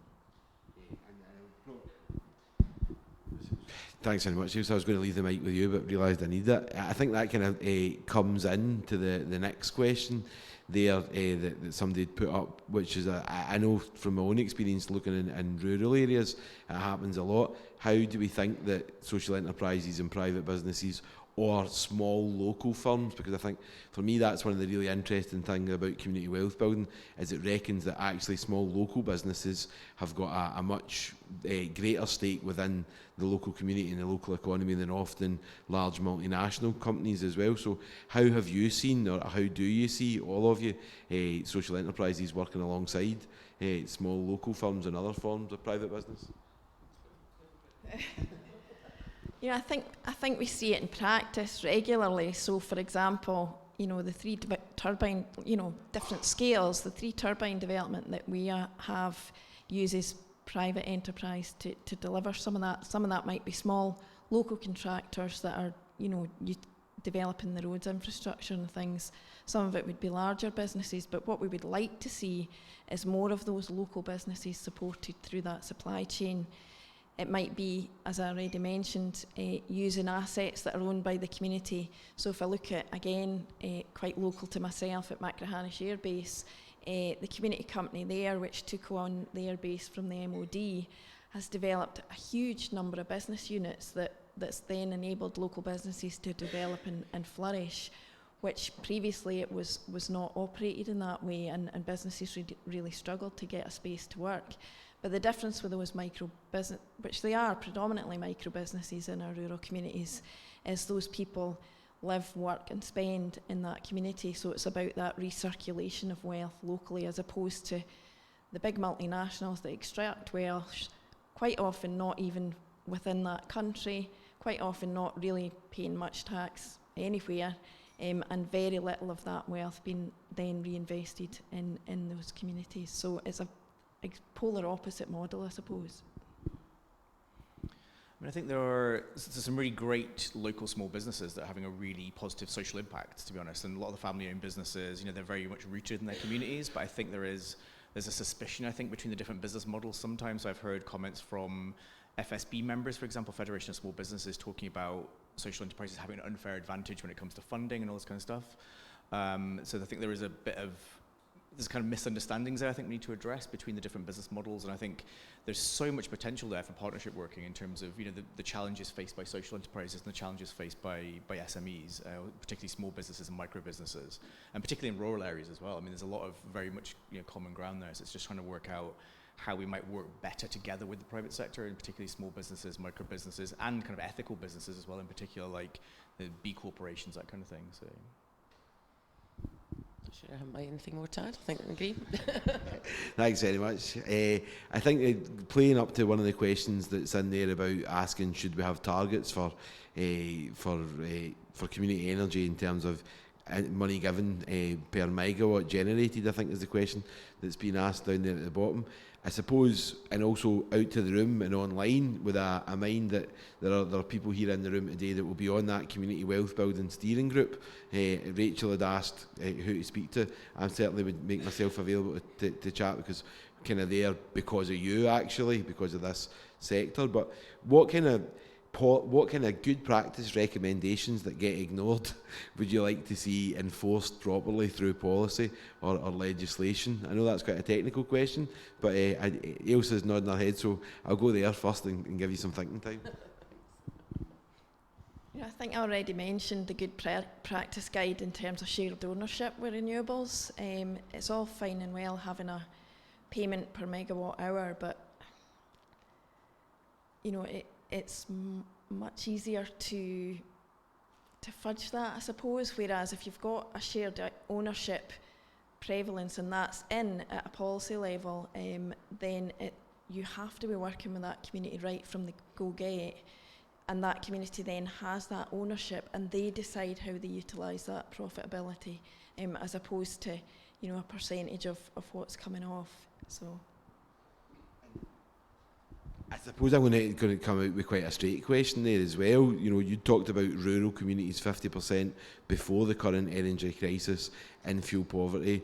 The majority of renewable assets are, and actually potentially of traditional fossil fuel-based assets were in rural communities. So we have the possibility here of a just transition being massively unjust unless it has a role for those communities to have ownership. Would you like to see then shared ownership as being the only option for some form of shared ownership being the only option for all renewables? I think that longer term that would be the best outcome for everybody. I think we've a long way to go to get there. I think moving from a good practice guide to an enforcement of policy would be a step in the right direction. But I think that also flags up, the huge inequalities in terms of costs per megawatt hour to purchase fuel in communities which actually generate a much higher proportion of that energy. So, there's some real challenges around how the market works at the moment around energy that should be addressed. And there's the question here about how we build something like Mondragon. For those who might not know, Mondragon's a multi-million pounds worker-owned cooperative. So yeah, I'm not going to necessarily ask you all about workers-owned cooperatives, but if if you want to comment on that. But I'm going to ask, what do we need to do to build social enterprises at that scale in Scotland? What's needed to see outside of the traditional bastions of the housing associations and registered social landlords? What do we need to do to build multi-million pound turnover social enterprises in Scotland? Does anybody have any thoughts on that? Not come as a surprise. I don't want development trusts are local, they're place, so it's not about getting bigger for development trusts. I think they're similar to social enterprise, but for us it's more about cooperatives, consortiums, working together in partnerships. You grow bigger there, you grow bigger in size to be able to tender for contracts. So yeah, it's more about partnership, working consortiums and cooperatives, I think, from the development trust side of things, to get to that multi-million, to share that amongst various communities around Scotland. I mean, I think in some ways it's kind of doing more of what we're already doing. So that could be, social investment, procurement reform, community wealth building. I think all these things are part of a jigsaw puzzle of how we get to an economy, a social enterprise economy, effectively. But I come back to a very basic point: is about awareness raising. Is still public and media awareness is just not there in terms of the option of social enterprise. The possibility of social enterprise. If you go to a business advisor, a business gateway, they're not necessarily going to talk about choose a social enterprise model. That's just not there. It's just not in the consciousness as much as it needs to be, I think, and it's just raising that consciousness really about the possibility of social enterprise, the radical possibility of social enterprise, which I think is certainly there, but it's just not been realised in the scale that we want it to be. But I think it can be. It's just that we need to keep doing more of what we're doing, I think, in a lot of ways. That's a sort of kind of boring answer in a way, but I think we already have some incredible examples of multi-million pound turnover social enterprises, with some of our community land organisations, West Harris Trust and the likes, that have utilised that land to generate profitability from turbines and then reinvested that locally. If you look at a similar situation where much of our forestry landscape is publicly owned, but much of the sale of that forestry landscape for development of renewables has gone to the private sector. So it's about how do you square that and have that ownership actually in the public interest more fully. I'm going to round it up with a question from Anne. I don't know if anybody knows Anne Anonymous, but Anne Anonymous is the most frequent question asker here, and so she's saying, what about a year of social enterprise then to address some of that understanding gap in the general public? People up for a year of social enterprise? A lifetime for social enterprise now. Okay, thank you very much, Anne, and everybody else that's asked questions. Thanks very much to Ailsa, to Duncan, to Pauline. It sounds like there's some really exciting prospects for the future for building an economy in Scotland in which the really productive assets are in local, cooperative and social ownership, and also that plural ownership under community wealth building doesn't just mean that we need different sectors owning the assets. Actually, we need different consortiums, different partnerships, different people coming together. So not building empires, not building things on massive scale is the only option, but coming together with others that have got a shared interest in the same communities that we do and building real partnership and collaboration. I think we're not going to tackle the challenges that we all face without that kind of collaboration and innovation. So, I'm really excited to hear what you all think at the tables. Before that, I think there's a break now for 15 minutes for some coffee. Is that right? No, completely lying. Sorry. Again, I'm going to get that red card without the timing, so sorry for being a tease. So now we've got fantastic table discussions that are going to be facilitated at your tables, and after, if you behave, there might be some coffee. Thanks very much, folks.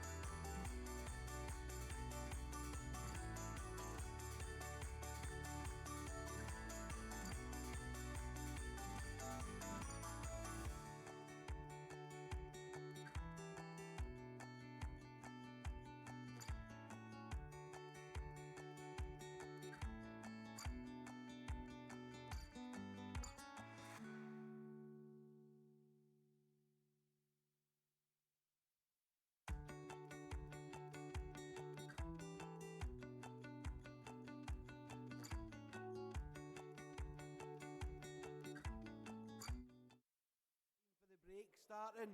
So once you've finished your conversation, there really is tea and coffee this time.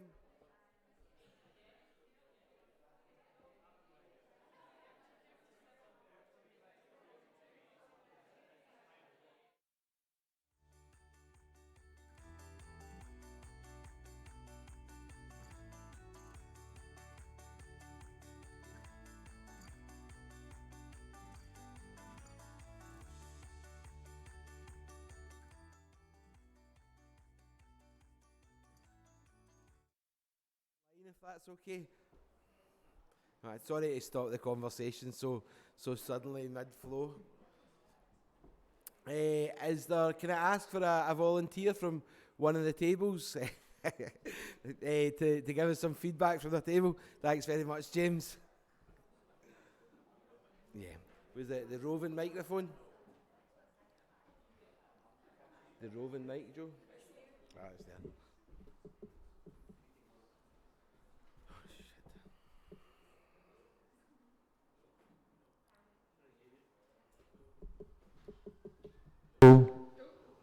There we go.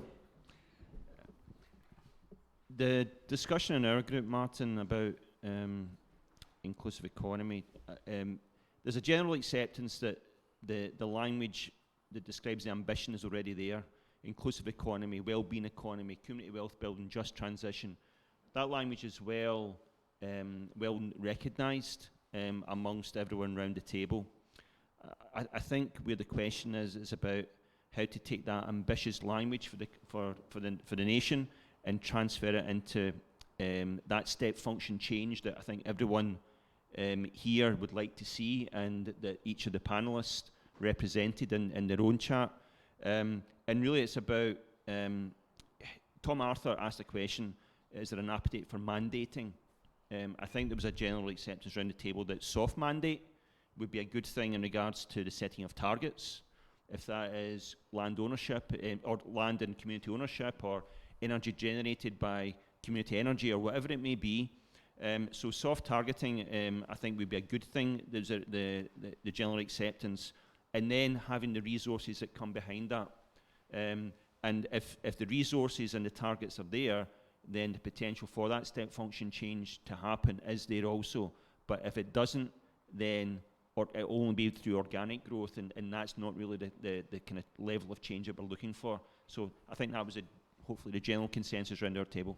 Fantastic, thanks very much, James. And what about the rest of the tables? By a kind of wave of hands, do people feel that kind of rhetoric gap between the language that we're using? I see some nodding heads around the room, but the language that's being used and the capacity to take that forward and how that's being resourced, yeah, I see a lot of nodding heads.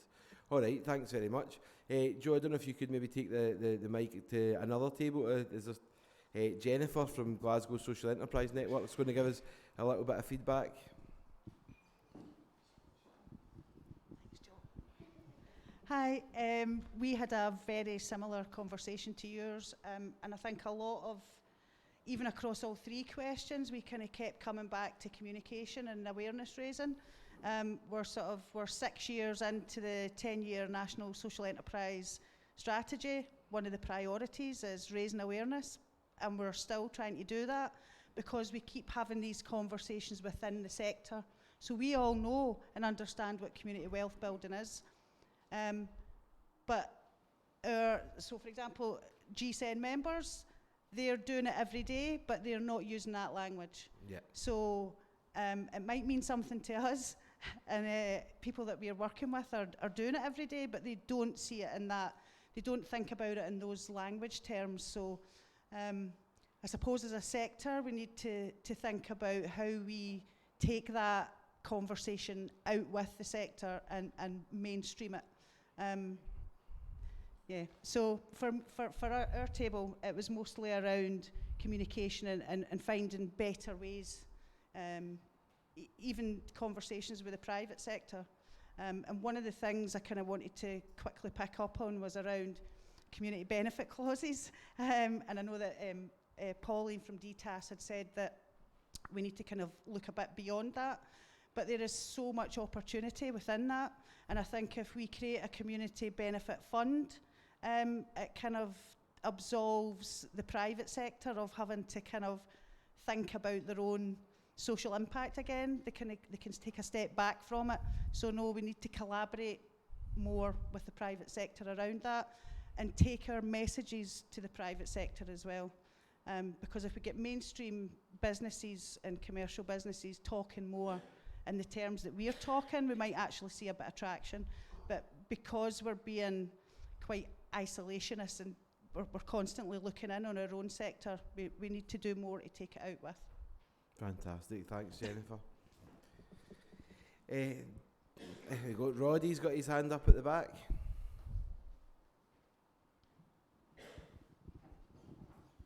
Thanks, Joe. This is not why I shouted for the microphone, but I totally agree with what you said about community benefit clauses, by the way. You're just letting the private sector off the hook if we go down that road. What I'd put my hand up to say was that we agree pretty much with everything that Jennifer and James have said so far, but not ending in negative here, but our concern was that if local authorities have been appointed as the drivers of change in community wealth building, they're not necessarily dynamic, fast-moving organisations, silo mentality, risk-averse, very focused on this. We do a bit of local procurement, and then we've ticked all our boxes in community wealth building. So, concerned there that there needs to be more involvement right across local communities. We need to involve the private sector. Clearly, we need to involve our sector. And just to finish up on a positive, again, really what James and Jennifer have said already, that everyone in the room's pretty much been doing this stuff for years. We've not been using that language, we might have been calling it something else, but we've been engaging locally, we've been buying locally, we've been delivering in our communities, we've been led by our communities, so fundamentally it's not new. Fantastic, thanks very much Roddy. And I think maybe time for about one more comment. Roddy, if you could maybe bring the microphone down to the front to give it to Mark, and Mark can give us a comment from the online sessions. Thanks. So one of the things that kind of came through quite clearly was there's quite a lot of excitement around community wealth building, but there's a little bit of concerns around some of the language that's used. You know, what do some of the terms actually mean, and how do we make it so that it's not like a rehash of things that have come before? Okay, fantastic. So that's been great, folks. We will try and gather up as much of this feedback, so please make sure that the stuff on the table comes round. We want to publish it out to other folks as well, but we'll definitely feed it back in through mechanisms like the Community Wealth Building Steering Group. I know Rachel had asked a little bit more information on that. We'll maybe try and send some information on that out with the post-conference materials as well, and just a call for anybody to get in touch. I had mentioned before, you know, my role on that board is really because of the sector that I'm in, so it's not because of my own personal opinions, or it's not my platform, it's our platform. And I think there's a duty then for us as an organisation, CIS, to go out and speak to you around that. So with that said, third time lucky, there is actually coffee outside now. I do have a more condensed running order for the day, and so I will try not to continue to tease. So have a great break over the next 15 minutes, and folks online, you know, go into the kitchen and no answering your emails. But if you do want to tweet CIS Conf 22, then we'll probably let you away with it. Thanks very much.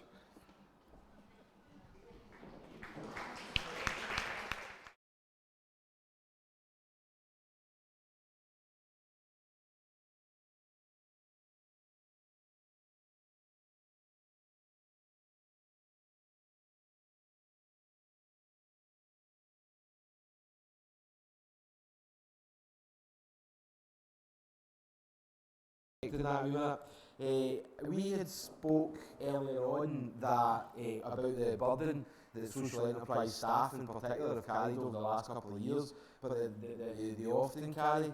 And I think we haven't always been the best in thinking about how can we really create the kind of inclusive environment for our own staff. And that's often because we're so focused on the mission that we have, and we're so focused on providing the most amount of support that we can to community organisations. Also, I think it's a perverse incentive, the kind of cutbacks that we've had on things like core funding as well, and as we drive more and more towards specific project funding, it leaves us with less space to invest in our organisational infrastructure and in our management practices.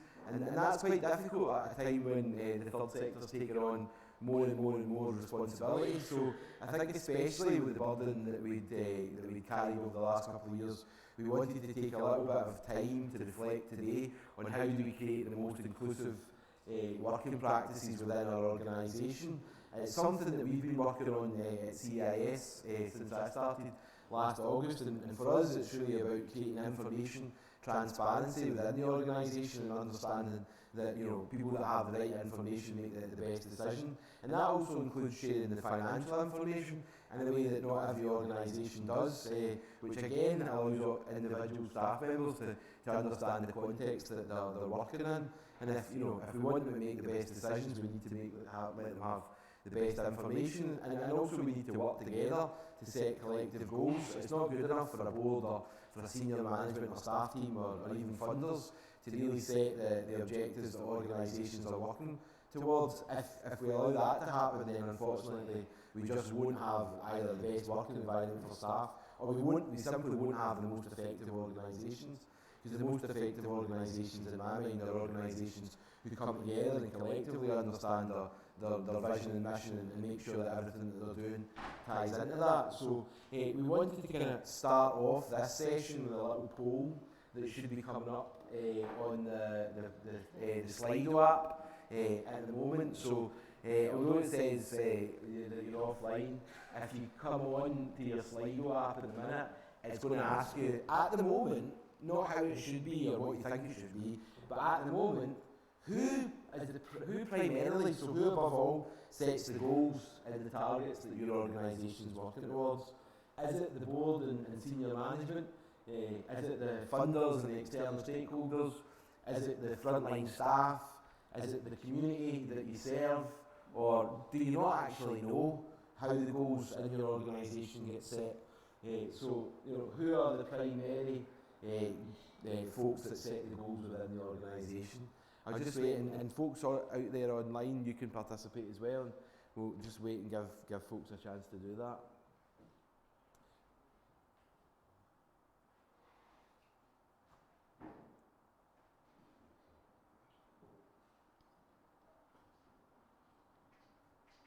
Oh my goodness, that was a scary sight.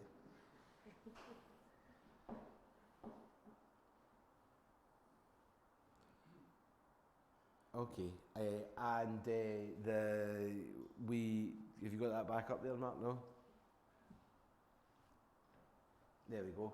Okay, so we've had about 28 participants. We start bringing it to a close. So at the minute, it seems overwhelmingly it's 52%. It's the board and the senior management.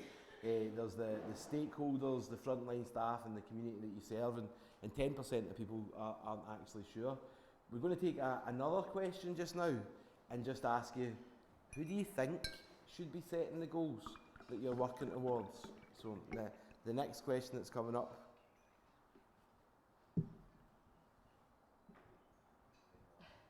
No? Sorry? Later on? Okay, fantastic. Okay, we're going to come back to that afterwards. Okay, so I'm going to welcome up on the stage at the minute three fantastic colleagues. We have Gail Drummond, who is soon to be the new Chief Executive, a close partner of ours, Firstport, who are the organisation primarily tasked with supporting startups for social enterprises in Scotland. We have Helen Denny from Not 9 to 5.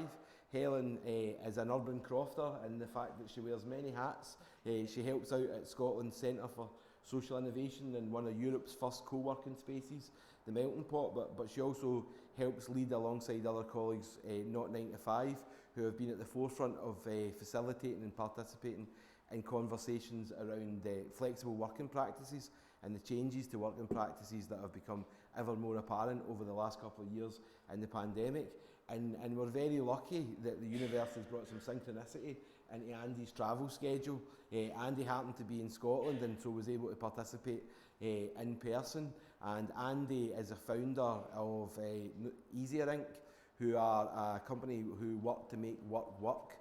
And they are at the forefront of having a conversation with public sector, private sector and third sector employers down in England around how do we really set objectives? What does performance management look like?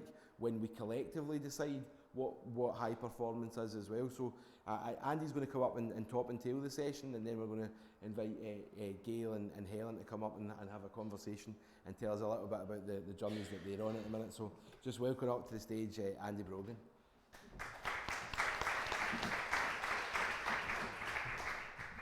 Thanks, Martin. Good afternoon, everyone. Great to be here with you. A return home for me, as Martin said. I'm usually down in England working these days, but I got to come up, see my folks who live in Glasgow, drop my boy at uni, and spend some time with you, so that's great. So, as Martin said, I'm going to top and tail the session. I want to share just a little bit of theory, if you like, behind what Gail and Helen are going to put some practical application to. And then at the back end, I'm going to share some working practices you could have a go at in your own organisation. So, in the conversation that we were having on our table, one of the things that really struck me was a quote I heard a few weeks ago, which is, "The culture you get is the values you use to get there." Yeah? Or to put that another way, I just grabbed this from Martin, culture isn't an idea, it's a practice. So, when you think about that poll that was just up a minute ago and who's setting the objectives, you might want to think about, well, you know, where should we be setting them if the destination we're after is locally owned, locally led, that sort of thing. Yeah? And I think that feeds into the theory that I want to just share with you to start us off. So I don't want to get too wacky, but I'm going to ask you to sort of go into a sort of meditative mode for a second. So just sit back, relax, close your eyes if you want to, but I want you to think about your workplace and the work that you do. Yeah? What are the challenges that you face into? What are the opportunities that you're facing? What does that work feel like? What does it involve? Who do you interact with? And what is the nature of the conversations and interactions you have with them? Maybe bring some real examples to mind as you think about that. You know, what are the things that are stressing you out and keeping you awake at night? Or what are the things that you're excited for when you get back to work? And as you think about those, I want you to think about which of the following 3 types of issue or environment do you think you're in? The first is an environment where the problems we need to solve are simple. When we do this, we get that. If we don't like that, do something different. Yeah. So if the light bulb isn't working, change the light bulb. Yeah. My hunch is that's not the environment you're in. Yeah. It would be nice if it was, because simple problems can be easily solved, right? But that's not very typical. So maybe you think your environment is more like the middle one of the 3, complicated. If you do these things, we get those things. If we don't like those things, change this. And that's more like root cause analysis. So the light bulb's not working. We tried changing it, still not working. So we went to the fuse box, it had tripped, but when we flicked it back, it tripped again. We need to do a bit of root cause analysis, yeah? Are we overloading the fuse box? Have we got rats chewed through the wires? What's it like? And for a lot of people that I speak to, they say, yeah, my world's really complicated. That's what my world's like. But I want to suggest to you, it's probably not that either. Yeah? My hunch is that your working environment and the problems you're trying to solve are actually complex problems. And the difference there is that everything is both a cause and an effect. There is no root cause. Yeah? Another way to think about that is whatever you do, it's going to have an equal and opposite reaction somewhere else. Yeah? And any change you make is going to have a ripple through the whole system.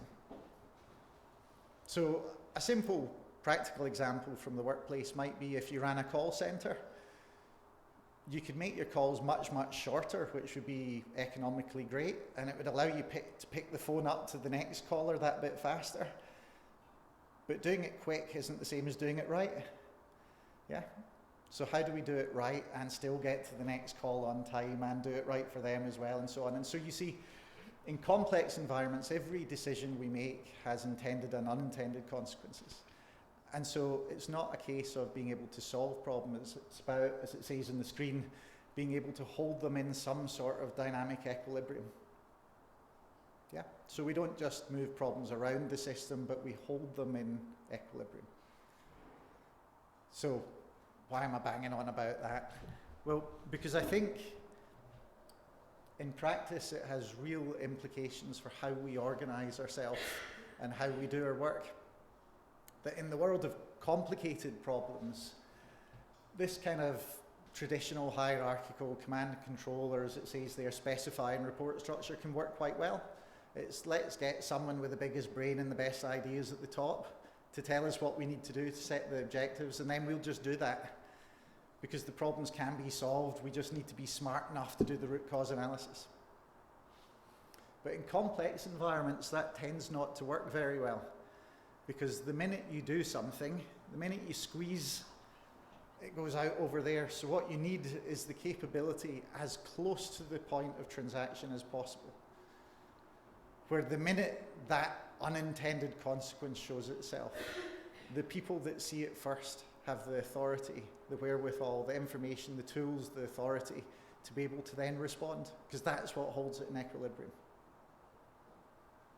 So if that makes any sense at all to you, I think it has some implications for what that feels like culturally. That if we've been used to organisations where we centrally plan, centrally specify, then that can give us a real sense of comfort and certainty. It's, I know what my job is, I know what my targets are, but it's a sort of false certainty. It's the sort of certainty where you get what you might call fake news, you know, the sea of green management report, where everything would appear to be 5 stars out of 5, yeah? Well, in which case, why do anything? Why change anything? But we all kind of know those reports aren't quite telling the whole story. The flip side, though, is if you move to this different way of working, where we're not centrally specifying things, you replace false certainty with real uncertainty, and that's a pretty scary place to be, right? No matter where you are in the organisation or in the system. So if you're perhaps in a position of formal authority, you might have worries about, you know, what risk am I carrying? But if you're at the sharp end of practice, you might be thinking, what the hell's my job? You know, am I going to be supported? So I think as you listen to Helen and Gail's real world examples, you know, a key thing for me is what are they doing to create the psychological safety that allows the folk they're working with to do that kind of sense and respond stuff, to take responsibility and to feel supported in doing so. And I think part of what you're likely to hear about is how, from a performance management point of view, so this is sort of where my day job focuses, we kind of need to shift our cultures, I think, from environments where the focus is on holding people to account, where people operate with the fear of, you know, the sword of Damocles is going to fall on me any minute, to environments where they actually experience hierarchy and they experience each other as helping to account. Yeah? So helping them to make sense of what's happening, helping them to make good decisions, helping them to spot the things that are maybe in their blind spot. Or to put that another way, perhaps more simply, to move our performance cultures from one of keeping score on each other, judging each other, to one in which what we're doing is helping each other to make sense of our environment and do the right thing. So I'm going to come back after this to share some ways into that, but you're going to hear a couple of real-world examples first. Thank you. Fantastic. Thanks very much, Andy. So Helen's been having conversations about new ways of working up and down the country with a range of different organisations and individuals. So I'd just like to ask Helen to come up to the stage to share some of those conversations with us.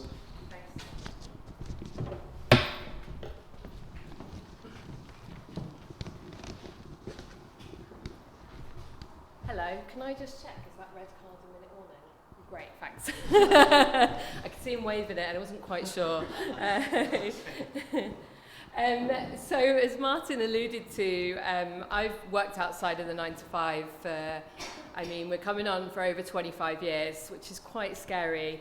So I'm a little bit older than I look.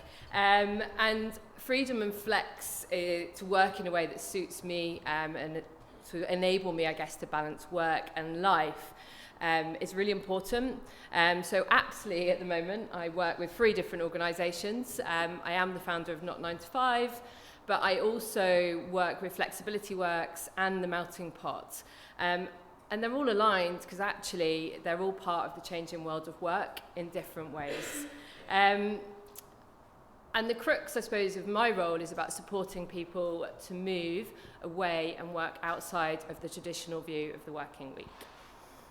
So I'm very much going to talk for the rest of my 10 minutes, probably 9.5, about flexible working. And so the conversation, I suppose, about flexible working practices has very much jumped, I guess, into the limelight as a direct result of the pandemic. So March 2020, we can all remember that day or week probably very well, where overnight we were basically forced to work from home. If, like me, you thought that was going to be over in a couple of weeks, we know it wasn't. And actually what it did, it highlighted for many, I guess, the real possibility of being able to do their jobs in a different way, to balance it around looking after kids, maybe fitting in that run, taking the dog for a walk, and just that sort of conversation was really heightened about how, when and where we work, and what does that really look like. But that desire for flex isn't new. So actually, as you can see from the stats there, 84% of Scottish workers have or want flex now. Prior to COVID, that was already at 73%. So this is just an increasing trend, and unfortunately, it's not going away. And I think it's just really critical to point out that flex is more than just offering flexibility around our start times. Telling somebody you can come in between the core hours of 10 to 4. Apologies if anyone has that as a policy. That isn't flexibility. It's much more complex than that. It's about how, when, and where we work. The crux of it is trust. And if you don't trust your employees, I think as Andy was alluding to there, then you're never going to be able to change the way we work. And it's really that, I think, graph just highlights all the different ways we can do flexibility within our working week and within our working practices, from remote working, job sharing, part-time work, to hybrid working. And hybrid working is everywhere at the moment. It's in the news, day in, day out. That is actually just one form of flexibility, and actually doesn't suit everyone. It's a blend between office or on-site and remote, and there's pros and cons to it. And I imagine how many people in this room have got a form of hybrid working going on at the moment? Yeah, pretty much most of you. But actually, I can guarantee there's probably a lot of frontline workers out there, they can't have hybrid working potentially, because actually their job doesn't involve being in an office. And we'll come to them shortly to think about what you can do to support those people. And just thinking really around it, why do people want flex? Work-life balance is always overwhelmingly the number one reason. 82%, in a recent bit of research with Flexibility Works. The next is actually well-being. So 48% talk around how flexibility really benefits their well-being. And then 27% for caring responsibilities. The flip of flex is also that has a massive impact on businesses. So what we see from employers and clients that we've worked with is they talk about how flex can meet both business and individual needs, but it does all of these things. So better employee retention and engagement, actually critical at the moment as we enter a skills shortage globally. And I imagine, like many organisations in every sector, people are struggling to recruit. So if we can offer flex, that's really going to make a massive difference. It increases loyalty. It improves well-being, which results in happier employees. And if we have happier staff, we get better outcomes for our customers and beneficiaries. Also increases productivity. If you're able to choose when and where you work, and you can balance your life around it, you're ultimately going to give more to the job when you are working. The big one as well, it leads to more diverse teams. And if we have diversity of thought within our organisations, it offers fresh perspectives, which actually has a really positive impact on our organisations. And at bottom level, or bottom line, it does actually help in terms of money. So, and there's actually evidence from the Boston Consulting Group who've shown that if you do all of these things with flex beings and you've got staff who are loyal and engaged and productive, actually it will increase profits, and it can be cost saving as well. So how does this all relate? I suppose we're talking about inclusive working practices. There was a piece of research recently by LinkedIn, and they actually found that 1.3 million opportunities would be opened up if more employers just offered flexibility. And that was to people in the UK who have disabilities, caring responsibilities based in rural locations. So that's actually a staggering figure when you think about it, if that's just the UK alone. And that really correlates both with global research that we're seeing around, but also with our Scottish research. So Flexibility Works back in April carried out an in-depth piece of research, and what they found here in Scotland was that low-income workers, single parents, individuals with disabilities and minority groups are less likely to have flex, but ultimately are actually the people who would benefit the most from it. Women in low-income roles are actually at the very bottom of that pile as well. They're the least likely. So your stats there sort of show that. And it won't come as a surprise that the people most likely to be offered flex, I'll let you guess, are in senior roles. They're often knowledge-based workers, and they are, I'm afraid, still of a particular gender and ethnic background. So what does that mean for us? And when we think about what we can do to sort of really change how we work, we know that 86%, I can't speak today, of people who are now looking for a job, they're looking for flexibility in a role over salary. So that actually comes above salary. And that's a really important consideration. We often hear that for some people, if they don't get flexibility, they can't even go to work. They can't get a job. So unemployed workers, it's a massive barrier for them to getting back into the workplace. People often say, and I saw a couple of nods, that frontline and customer-facing staff it's not possible to give them flex. So I've got a couple of examples of where actually that it can be done. It does take a little bit of thinking outside of the box and disrupting our traditional working week of Monday to Friday, 9 to 5. I don't have slides for this, so you can just... So a couple of specific examples. Arnold Clark, probably most people know them. Flexibility Works, have worked with them, and I spoke to their HR manager recently for a project I'm doing with them, and they were talking around the fact that they really want to be seen as the flexible working employer of Scotland. And so what they've done, they've really recognised the benefits and the impact it has on the company, the culture and the staff. So they've been offering a variety of flexible options, so depending on the role. So for some, they offer hybrid, because they're office-based workers, probably like lots of us in this room. For others, they have a blend. But then for the most important staff, which is their front-facing customer staff, what they've offered is what they call a flex on premise. So they give them 3 to 5 hours they can take at any point in the week. They don't have to say what it's for. They don't have to give those hours back, and it doesn't come out of their holiday allowance. And it's all based on a trust and a conversation, but it's about them being able to take that time to do whatever they need so they can fit life into their working week. So pick up a parcel, shampoo the dog, whatever it is, they can take that time. Another example is a housing association, again, who really recognised they were only offering flex at a senior level. So they wanted to really invest in terms of well-being and diversify their staff team. So they've done it by, again, starting with a conversation, but they have removed the whole concept of flexi time across the company. They've placed fundamentally more trust and autonomy on their staff. And so their tradesmen, for example, who've never been office-based, are now got what they call mobile flex. They can basically manage their time, their work and their hours as needed. There is protocols and charters around that in terms of how it works within teams, but actually what they're noticing is a massive change in terms of employees' well-being, retention and happiness, and it's having a really positive impact on the entire culture. And I could keep going with these examples. I'm ignoring the 1-minute sign that he keeps waving at me. I'm nearly done, I promise. I was asked, Martin said to me, why do you think potentially the social enterprise sector is further behind?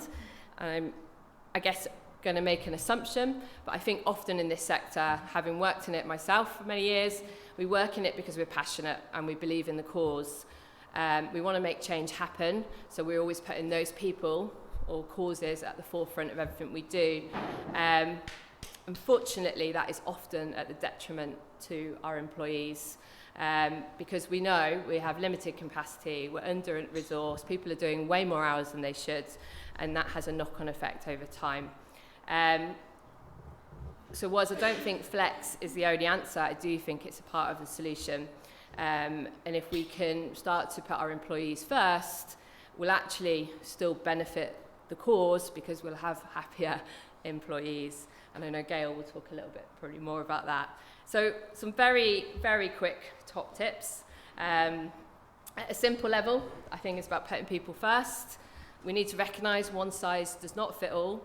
Just like some of us will have prepped our talks weeks in advance, some of us will have done it 10 minutes ago or on the train on the way here.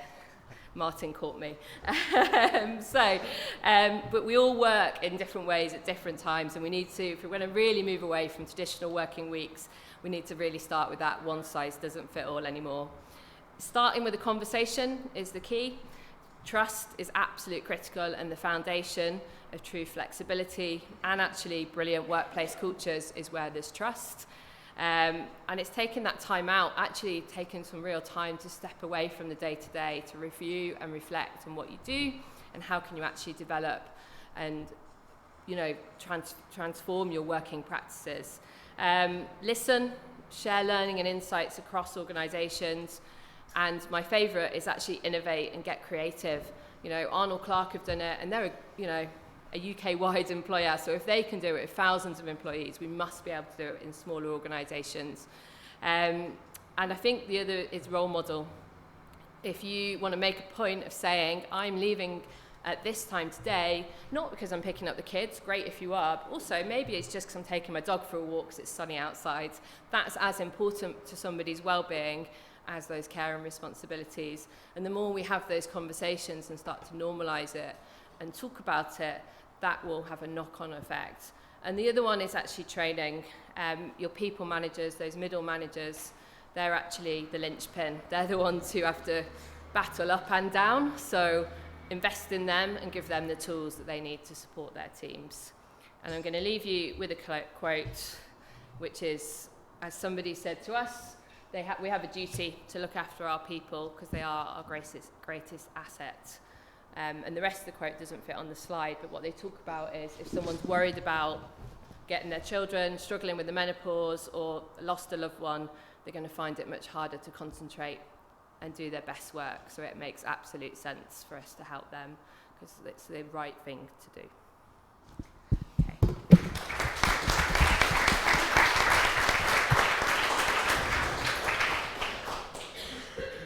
Thanks very much, Helen. And now we're going to bring it down to the microcosm of an individual organisation. This journey about making sure that there is people and staff focused as that they have been client focused is a journey that Firstport have been on for the last couple of years. Gail has been taking a role in coordinating some of that journey and is going to share that experience with us now today. Thank you very much. Okay, hi everyone, lovely to see real faces and real people.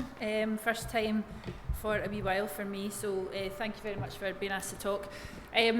So yeah, I've been asked to kind of bring it to an organisational level. In actual fact, a lot of what you've talked about, we haven't connected our talks or our content to this kind of degree, but there's a lot chiming.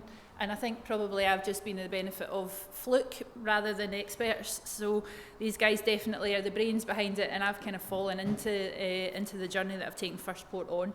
So I kind of coined it the future of work. Reality is, to set the context of what we did, I started looking at it in 2021. I think it probably would, maybe even earlier than that, but very much about how do we get back to the office, that kind of idea of lockdown was only going to be a couple of weeks long, it'll all get back to normal, etc, etc, etc.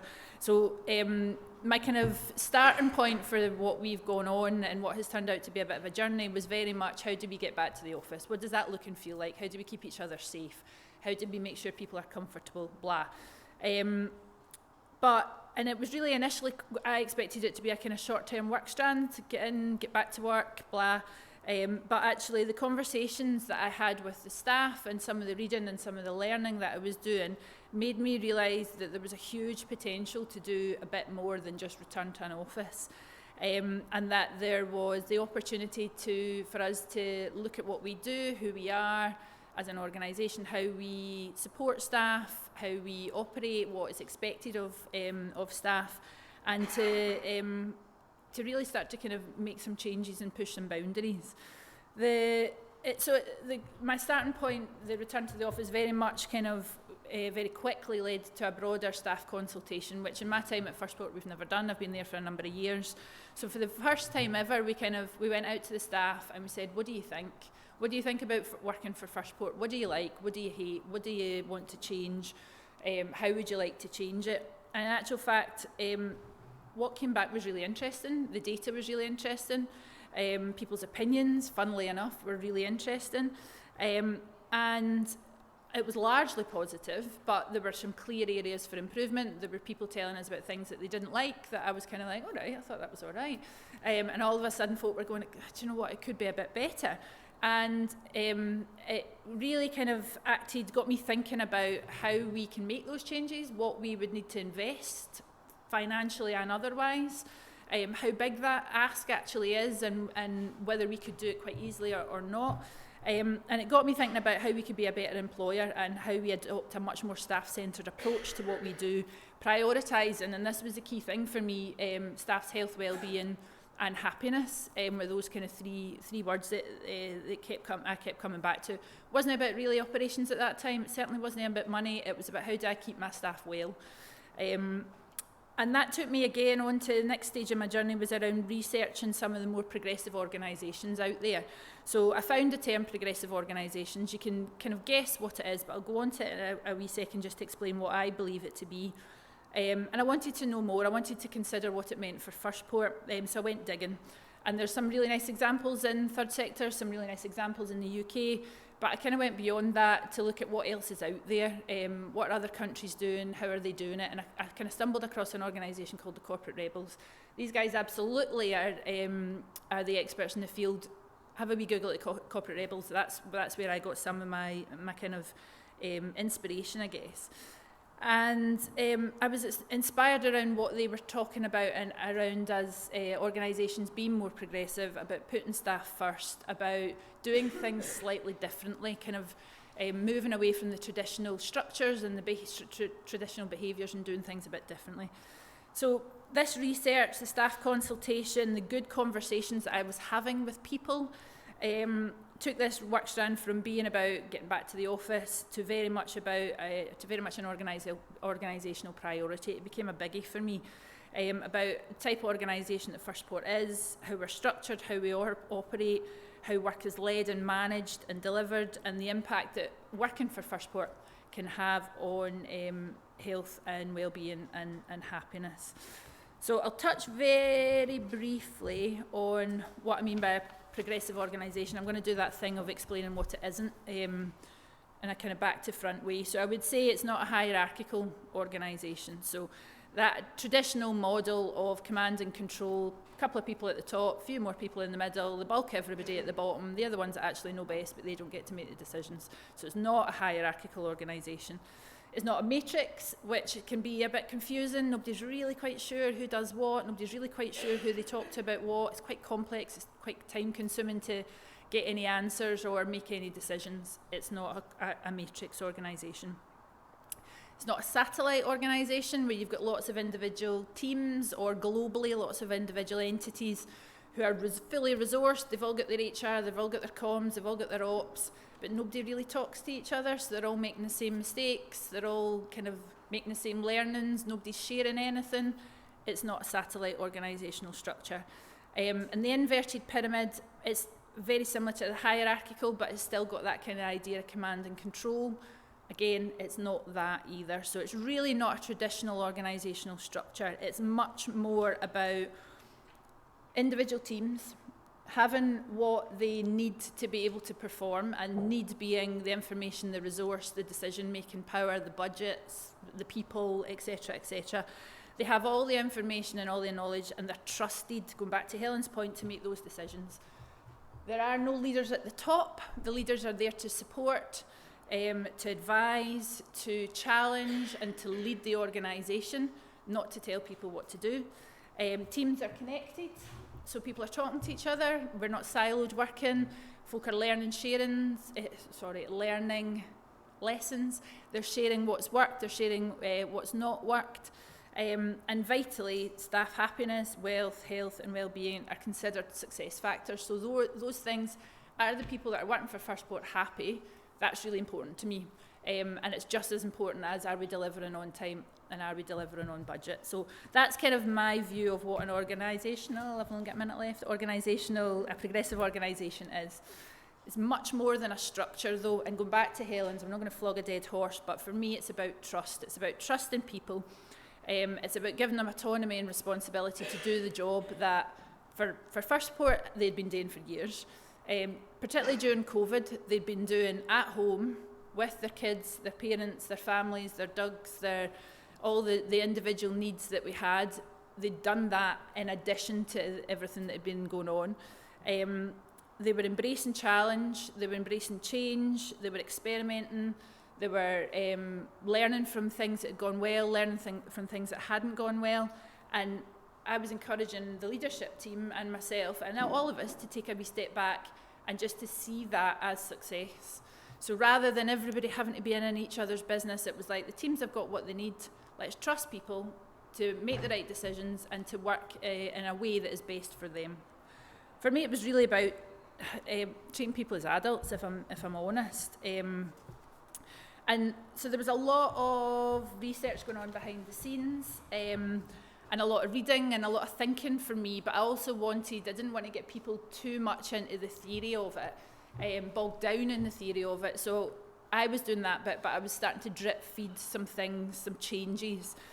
We did a values and visions and strategy exercise. It was led by another member of staff who was really into kind of understanding and shaping who we are, what we do, and importantly what we don't do, how we'll behave and how we won't behave. So there was a staff-led exercise on identifying our values. I rewrote our staff handbook. I bet you've all got a staff handbook that nobody reads. I took hours, I read it, it was really dull, and then I rewrote it, and I'm trying to make it a bit less dull. I certainly condensed it, I simplified it, and going back to the trust piece, it was very much like, do you know what, do your job, do it really well, do it when you want, do it where you want, treat the organisation's money as if it was your own, do the thing, make the decisions that you think are the right decisions for what you want to be doing. And that's the kind of premise for the staff handbook. There are some things in there that are a wee bit more detailed. The travel one in particular was hugely detailed, and we condensed it down to spend money as if it was your own. That's essentially what it is. I don't need to tell people not to spend £400 on a hotel room. Do you know what I mean? I don't need to say that. Colin's just giving me a wink there, but I don't need to tell people not to do that. So it was very much like, just trust people, just trust in people to do the right thing. And importantly, I'm really sorry, I'm winding up, not to treat people, or not to write policy for the 1%ers. So don't just assume that everybody's a bad egg. Don't assume that there is a bad egg in your organisation, or maybe at some point in the future there'll be a bad egg in your organisation that'll take these things to the nth degree. I wrote, and I'm treating everybody like they want to work for First Port and they want to be with us. And so far, touch wood, that's all going to plan. So from the research, there were a few themes that emerged. 4, one around self-managing teams, one around constant improvement, one around radical transparency, and one around supportive leadership. And these are very pertinent to First Port. The self-managing teams, for those of you that know First Port, we deliver programmes. There are teams around those programmes. So for these areas, we're very much starting to devolve responsibility, budget, knowledge, decision-making to the teams. Essentially, the people that know best. It's not up to me to tell Colin how to run LaunchMe. He's been doing it for X number of years. He knows best. Very much about giving them the support, the confidence, and the okay to just get on with it, I think is really the what I was kind of getting to. In terms of constant improvement, it was about creating a mindset. So let's deliver, let's pause, let's reflect. How good was it? Let's make some changes and then we'll go and deliver again. Let's not just keep running all the time, going back to your point around kind of burnout and how staff are. Let's encourage and really embed that idea of being as good as we can possibly be. Radical transparency is about making information accessible, and going back to Martin's point, financial information, helping people to understand it. What do our accounts mean? What does that mean for the job that you do? Accessing board minutes, all of these sorts of things. So people felt like the information was there if they wanted it. There is a thing for not overloading staff with every little thing that's going on. But if you want to know something, you can go and find it. If you want to know something, come and ask me. Everything is accessible and as far as possible within the realms of confidentiality and staff comfort levels, you can access it. And that's really, again, about trust and supportive leadership. So tweaks that I was making, I hate the term, I removed the term SMT, Senior Management Team. I've replaced it with the leadership team. We're still trying to kind of phase things in, phase things out. Human resources, I don't see the guys that work for First Port as a resource. I see them as people, so I'm reframing that as people support, people development, and really kind of reshaping what the leadership team is there for. We're there to lead the organisation, to develop strategy, to develop a kind of work towards our vision. We're not there to tell people what to do. So these are the kind of things that we're working on. In terms of the staff, we developed a number of action plans that the staff were involved in. I'll come back in a couple of weeks' time off on mat leave and revisit where we've got to.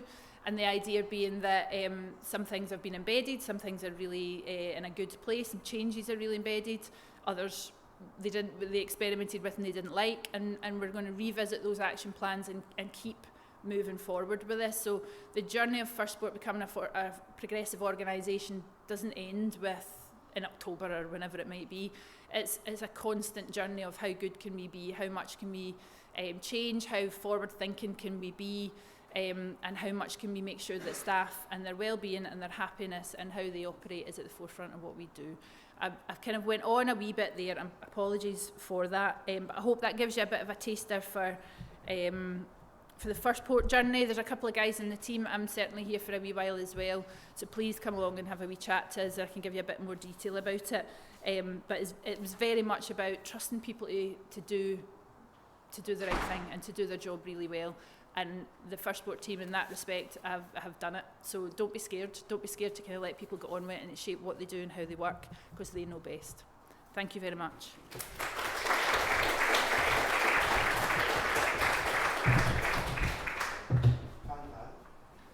Fantastic. So I'm going to ask Andy to come up. I think what we'll probably do is cut down the question and answer session, Andy, so that you're not going up there and feeling under pressure with time.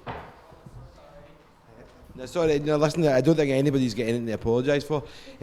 Whilst I said earlier on that the chatter in a room is often, you can tell the quality of the event, also the silence and the concentration, and I think particularly when yourself and Gail were speaking, that people were really interested in that. So, I think it's thanks that's due, not apologies.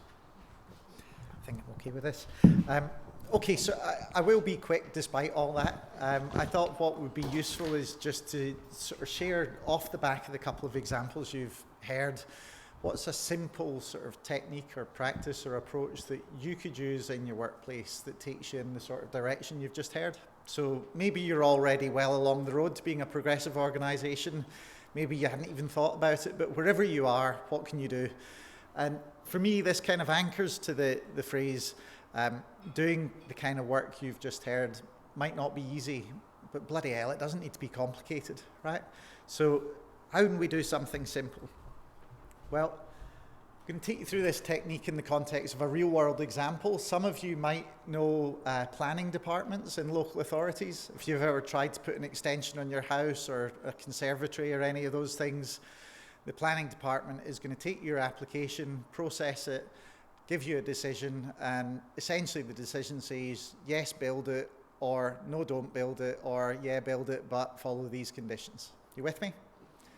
So in the world of holding to account, a traditional planning department has one key measure that they report on, I'll tell you what the measure is in a minute, but it's to do with how long it takes to make a decision. You might be able to make out that graph there. That graph is how many decisions do we make at what point post-application. So in other words, how many days does it take predictably for us to make a decision?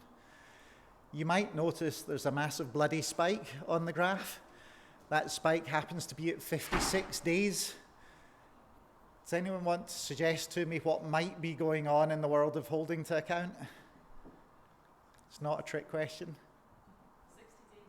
Is it a cut-off or something? It's a cut-off, yeah. So 56 days in weeks, happens to be 8 weeks. They've got an 8-week target.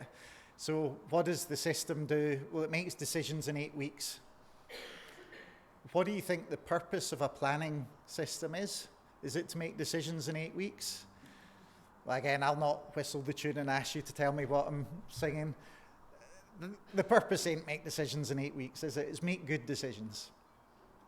So if you want it to be a more progressive organisation, how could you engage your planning officers in a conversation about what does it mean to make good decisions and what does it take to make good decisions? Well, really simply, you could do these 4 things.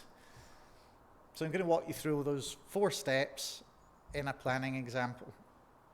So step 1, exploring. You could turn up with your planning officers and the administrators that support them and maybe some of your elected members and maybe some customers, and you could get them in a room and you could say, what does good look like?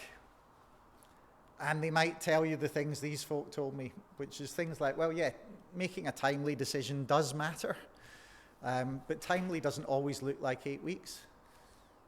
It also matters, though, that the decisions we make are fair, that they're good quality decisions. So, for instance, they link to things like our environmental sustainability plans and so on and so forth. And that the decisions aren't just made, but they're well communicated, and that as we do all of that stuff, we're actually helpful. And they might say other things besides, but you get the point. Step 1, get a bit more of a rounded view of what does performance look like to people. Step 2 is sort of subtle, but what really helps when you're asking people to surface, well, so how well do we do that today, is to frame those things that matter in ways that don't make it easy to say, yeah, we do all of that. So going from, for instance, a statement that says we make timely decisions to a statement that captures the same thing but in a way that provokes us to think differently about it, like people experience our decisions as timely. That guards against you saying, well, we make timely decisions because they're all done in 8 weeks. Well, is that what timely feels like to people? So you can see there some examples of how step 2 is just framing or reframing those statements that capture what good looks like. Step 3, I told you it was not complicated. But you might want to ask people, well, so how do you think we do against those statements just now? And again, you can keep this super simple, but just saying to people, this is deliberately subjective. Yeah? We are not asking you to prove anything. We're just asking you, how do you experience performance today against those statements? Score it from 1 to 5, where 1 is we're bloody awful, and 5 is nothing to see here, it couldn't be better. Yeah? And the way I did this with this particular team was on a flip chart. So we just went around the room and people shouted their scores out and you put the numbers up against the statements. And of course, what you see is in step 4, where we make sense of it, that the scores sometimes are very similar. And people are saying, you know what, we're really low on this one, we've got a problem there. Or they're very similar and they're really high. You know what, let's not focus our energy there, that would waste our time. Or sometimes they're very varied, and that's brilliant, because then what we can get is the richness out of, look, we're seeing different things, what is it that I'm missing that you're seeing? Yeah. So again, really, really straightforward, but it's as straightforward as, what does good look like? How can we make it hard for us to just pass that test by default?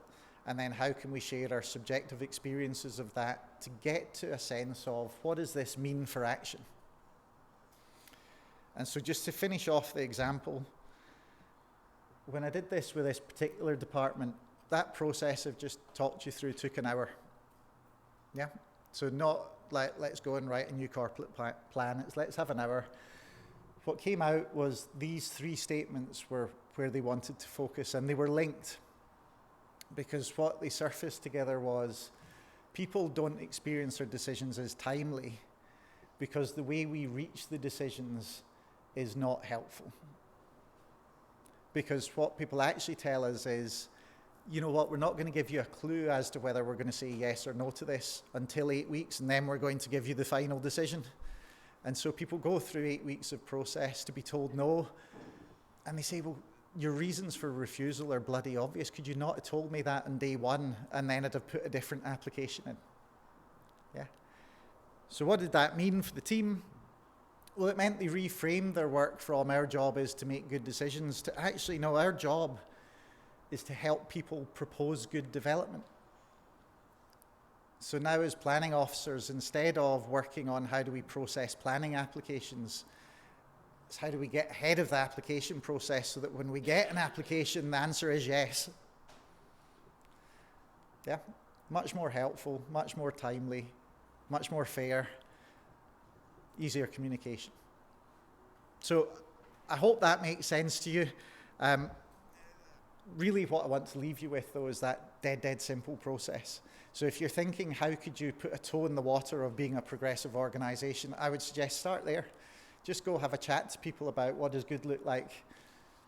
Ask them, how are we doing against that today? And see if you can come up with some simple tests of change that would take you in that direction. So I hope that helps. Thanks for your time, folks.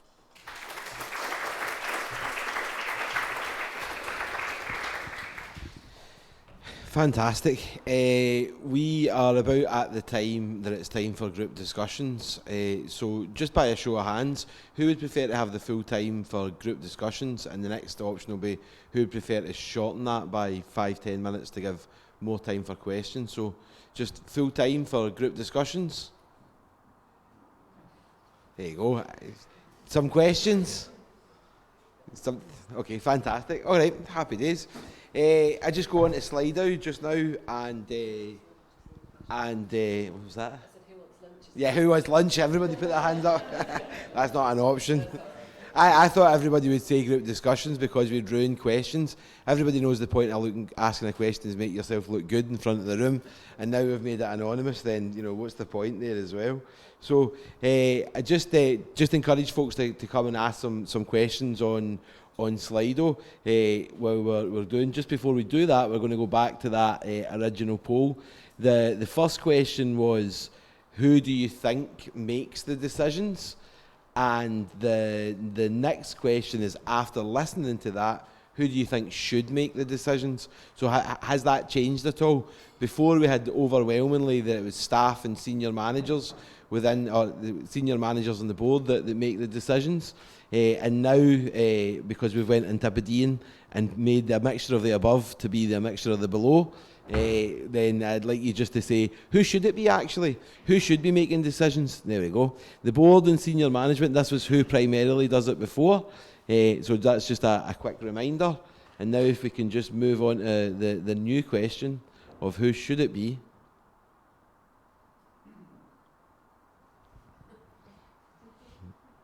This is what happens when you're the first to do the hybrid event. We're just going back to the Slido, folks. Just while we're waiting for that, by show of hands, whose opinions changed at all? We'll just go back to the analogue decision-making process. He's got hands up. So yeah, by show of hands, has your opinion changed whatsoever during those presentations from it being or do you have a different opinion to who should be making it? So, who thinks now primarily that it should be just the senior management and the board who think that they see somebody with a look of fear in their face shaking their head? It definitely shouldn't just be the board and senior management. Who thinks that it should be a mix of stakeholders? Yeah, most people around the room. Okie dokie. So this is a question I will start off maybe just opening up to the panel. How do you bring those folks that currently have the power, the staff, the senior staff, the board members, how do you convince them? Is there anybody who wants to share some tips there? Maybe Andy in an anonymised version. I can give a view, yeah.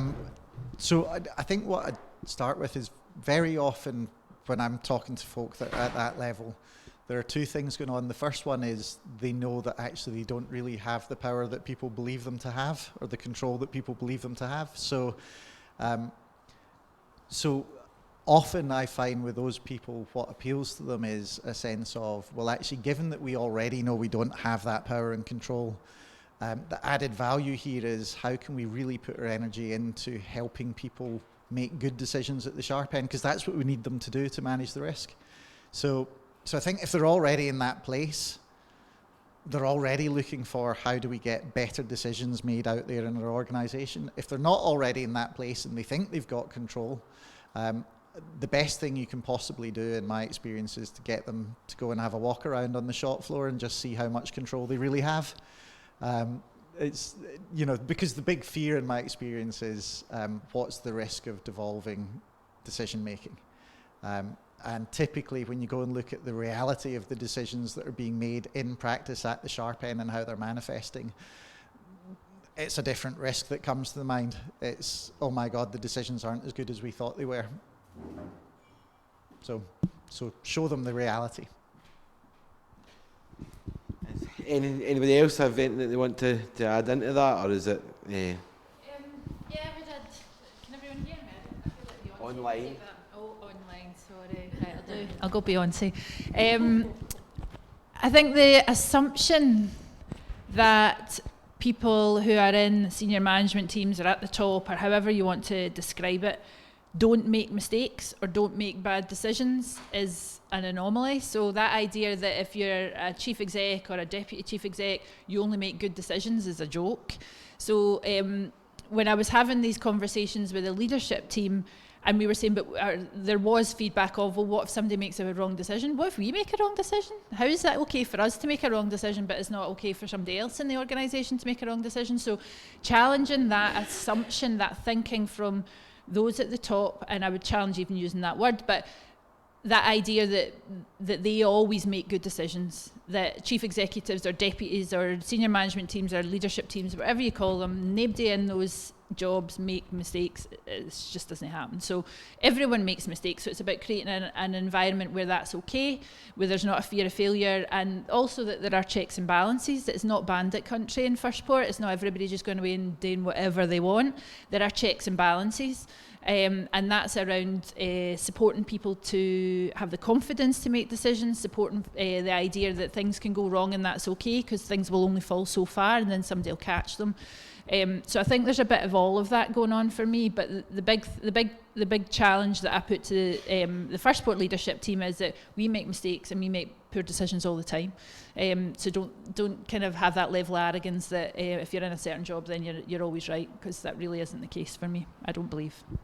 No, I think that's an absolutely great answer there as well, because it's, you know, the ability and the responsibility for making decisions is actually something that needs to be devolved. Some of the things that we've talked about in CEIS is to say, you know, you don't just have a responsibility to be heard, a right to be heard, you also have a responsibility to take the floor sometimes and put across what your point of view is, because again, people think, whether it's because we've been conditioned or whatever, people are quite desperate to see that hierarchy, and sometimes it's about absolving themselves from making those difficult decisions, and it's realising, you know, not only is there as a group of folks there not the only ones who can make good or bad decisions, but also we've all got a responsibility to take part in those collective decision-making processes, because unless we can all take part, then, you know, we're not going to get to good decisions.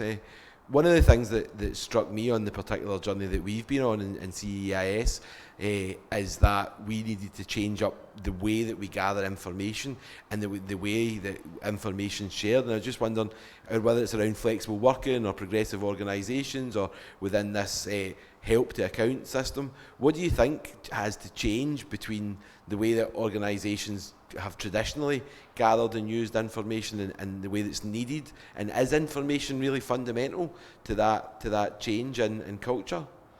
That's just a question to anybody on the panel.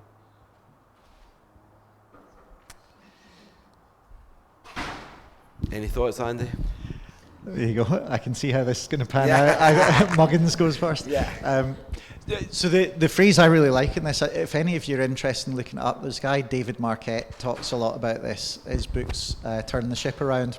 And he was a submarine captain, so pretty hierarchical organisation, but did amazing things in terms of devolving decision making. And what he says is you need to move authority to information rather than information to authority. So the idea is, where is that feedback loop showing up first in the organisation that says something is or isn't working? We'll put authority there. So for me, that's sort of where I start personally, which is rather than how do we create fantastic information systems where there's transparency everywhere and everyone can see everything, sort of flip it the other way around to say, well, where's the information showing up? How do we put the authority there? And then work on how do we share the information as a second order problem. Fantastic. Anybody get any other thoughts on information sharing within flexible or progressive organisations? I mean, I have a thought on it, but I don't know. I think it depends on what you're talking about, really, because I think one of the things you can think about from a flexible working perspective, it's very weird talking into this mic, is that one of the things we're seeing with a lot of the work we're doing is that you almost need to treat everyone as remote first employees, even if they're not, because then you change your mindset into how you're sharing information and communicating. So actually you're doing that in a really great example today. We're not taking questions from the audience, we're getting everyone to use a piece of technology so that they're having a similar-ish experience. So I think it's around thinking around what information does everyone need, what information don't we need? We all know there's way too much. But then also thinking around what don't we currently capture within our working environments that we might need to start capturing because we're actually excluding people by not capturing certain information. So it might not directly answer your question, but I think it's about a change in mindset, which Gail referenced before as well. So, and I think for us at CEIS, it's really been about, when everybody was in the office together, for example, you could just rely, supposedly, on that informal sharing of information. Actually, the truth is probably not everybody was getting that informal sharing of information, and the information that was being shared might not necessarily have either been correct or sufficient. And so we've had to think a little bit about, well, how do you start to, and it's not necessarily easy, but how do you start to become quite deliberate in how you bring people together and what you're going to discuss, and where do you create those spaces for people to come together. So I think that's why for a lot of organisations, things like the Monday morning stand-up has become so important, because you're not necessarily going to bump into people during the week. So just bringing people together and being like, what did you get up to at the weekend? Or that kind of, well, no, we always come together as a team on a Wednesday, or we always come together in person as a team kind of once a month. So you had to become quite deliberate about the way that you are bringing people together to share information.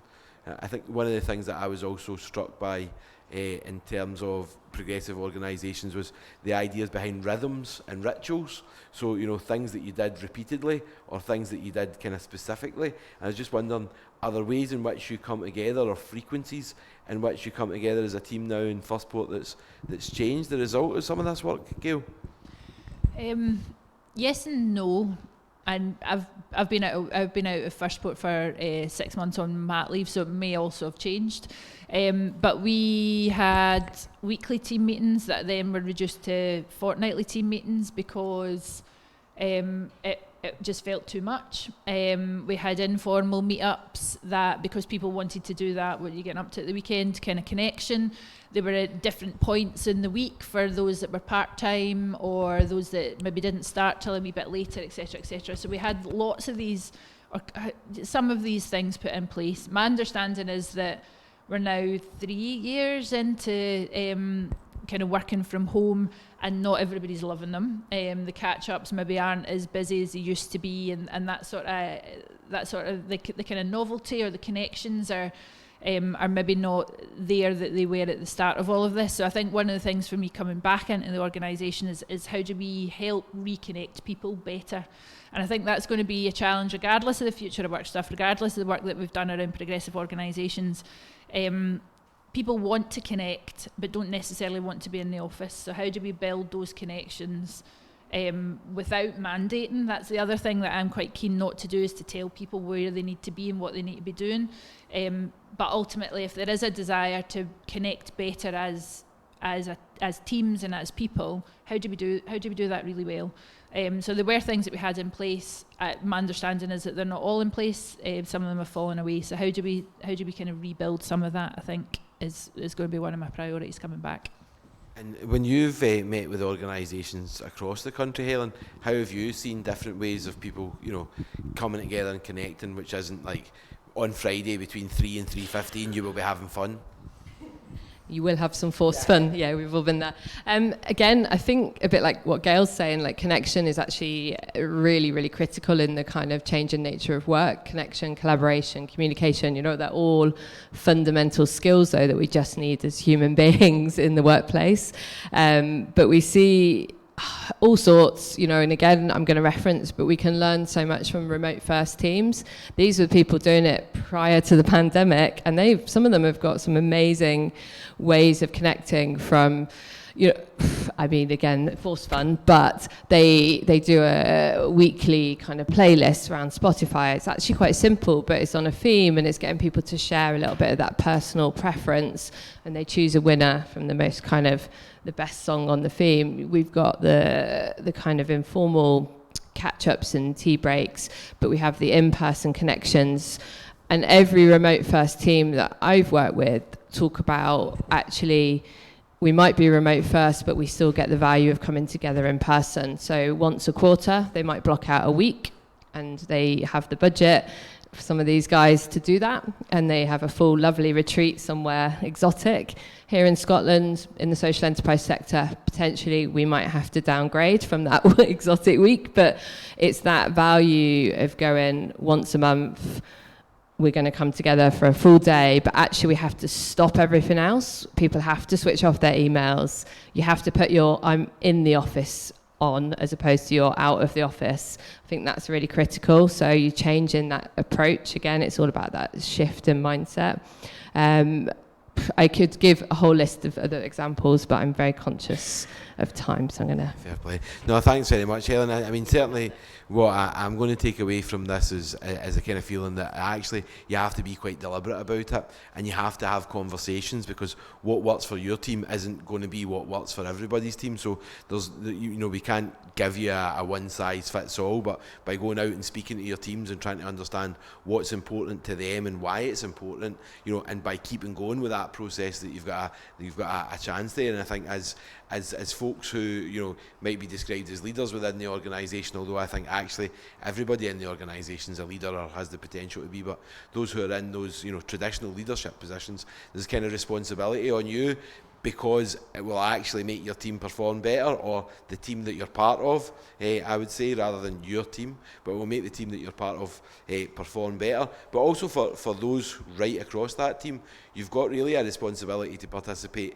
if you want to work in the best workplace for you, because you can't absolve that responsibility to somebody else. You can't just go, well, it's always been this way and it's a bit rubbish and I can moan. You have to say, no, I have to get involved in this and I have to take the responsibility, because I can't have that, or we can't have that best place unless we're all involved in it. So, I just want to say thanks very much. I think it's been really great. I think this is going to be a topic that is not only important for us all now, but will continue to be important, because whether it comes down to the performance issues, or whether it comes down to recruitment issues or burnout, organisations that become great places to work and maintain as being great places to work, you cannot have the best performance without the best environment.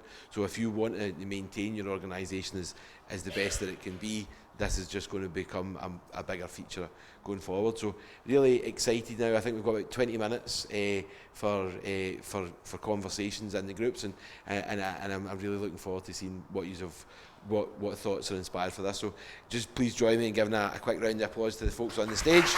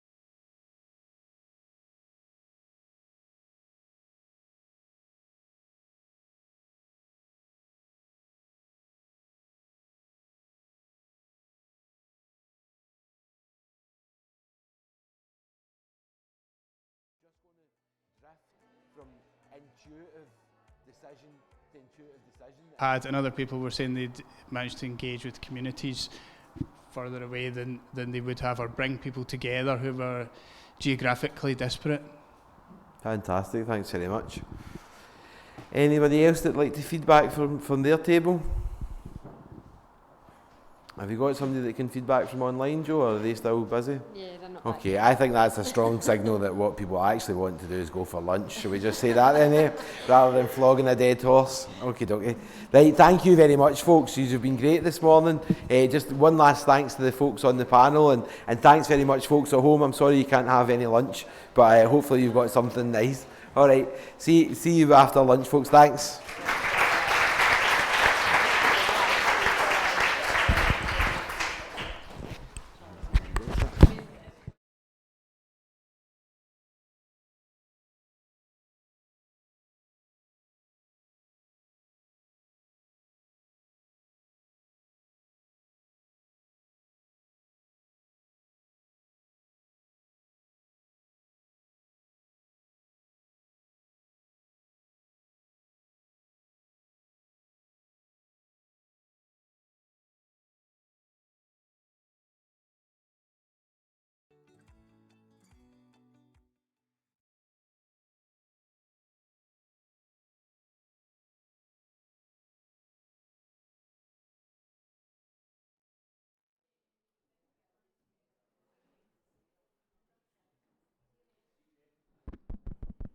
There you go, you are all getting progressively better behaved as the day goes on. It must be CIS's good influence on you all.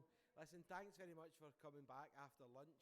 I know that all-day conferences and all-day engagement, especially with people that we haven't seen for a long time, is taxing and tiring. However, I'm sure we're going to be lightened up and brightened up by the folks that are coming up next. As I said at the start of the session earlier on, and hello to everybody who's joining us for the first time online, that when we think about inclusion and diversity, quite naturally our minds go to the barriers that some people face to inclusion and what we can do to identify and overcome those barriers. Although the social enterprise sector is always a sector that wants to be led by its values, it doesn't mean that we're all not on a journey to create more inclusive and diverse organisations. I think one of the things that we really wanted to do with this session is to dispel some of the fears. I think a lot of the time from the conversations that we've had with people over the last year, people are scared when it comes to inclusion and diversity. They're scared to get the language wrong, they're scared not to get it right, and they're scared to make a mistake. And what we wanted to do was to show people that organisations of all sorts of sizes are on different journeys when it comes to inclusion and diversity, and it's always something that we're going to have to revisit and think about as well. And when it becomes dangerous is where you think it's not important, or you think the job's done. So we're really, really lucky to be joined today by a great range of folks.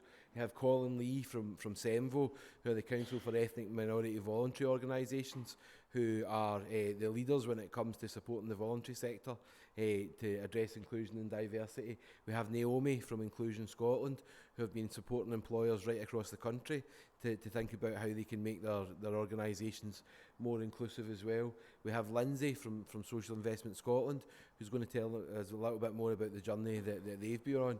And we have Dr. Tara Beale, who's here from Protest and Suffragettes, to tell you about one of my own personal favourite social enterprises whose artwork adorns the walls here at the Kinnan Park complex, and what it is that they do and why social enterprise was the form for them. So, just before we do that, I am by third time lucky not only going to get the coffee right this time, but hopefully the polls are going to work and everything, and there we go. And the question is, why do we even think that it's important to be an inclusive and diverse organisation? Or what's the benefit of having an inclusive or diverse workplace? It's something that we hear all the time, but what do people think? Why do people think it's important? So, the options that we've got here are that diverse teams perform better, it's a legal requirement, funders require us to do it, or all of the above, which may not be at the above, because we wanted to be diverse and realise that all options can go wherever they want. So yeah, here we go. So we see that some folks are thinking it's about performance, and some people are thinking it's about values.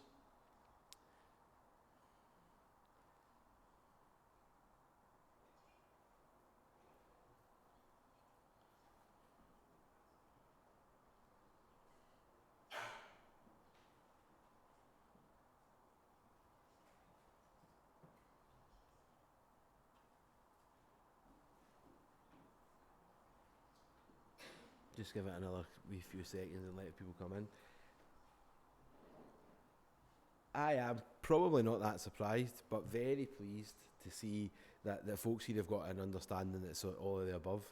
I think there's loads of information out there that say that diverse teams do perform better. When you have a team which is diverse, has a diversity of thought, a diversity of skills, but are all working to the one set of common values, then that team will outperform other teams as well. So for me, it's great to see that it's about performance and it's about values. But actually, it is a legal requirement, and people should remember that as well. And increasingly funders and other stakeholders will see it as an expectation.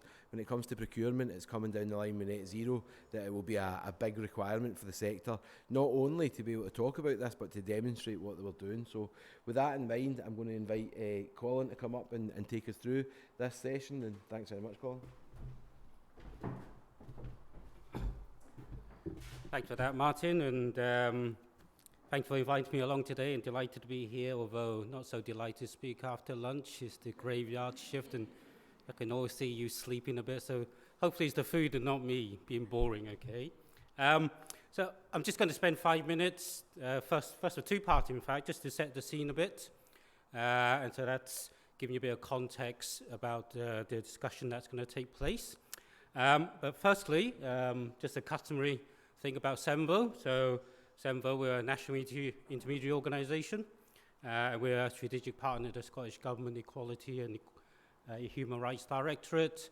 Our aim is to build capacity of the ethnic minority voluntary sector. So we've got a network of about 600 organisations throughout Scotland, and really our role is to deliver support to them. So some of the programs we deliver, I'm not going to cover everything, but to highlight, we deliver a social enterprise program where we support ethnic minority groups and social entrepreneurs. So that's a partnership with a delivery partner for the Just Enterprise program, as well as Scottish Government Enterprise Third Sector team. We do a lot of employability support for ethnic minority communities, particularly young people and women.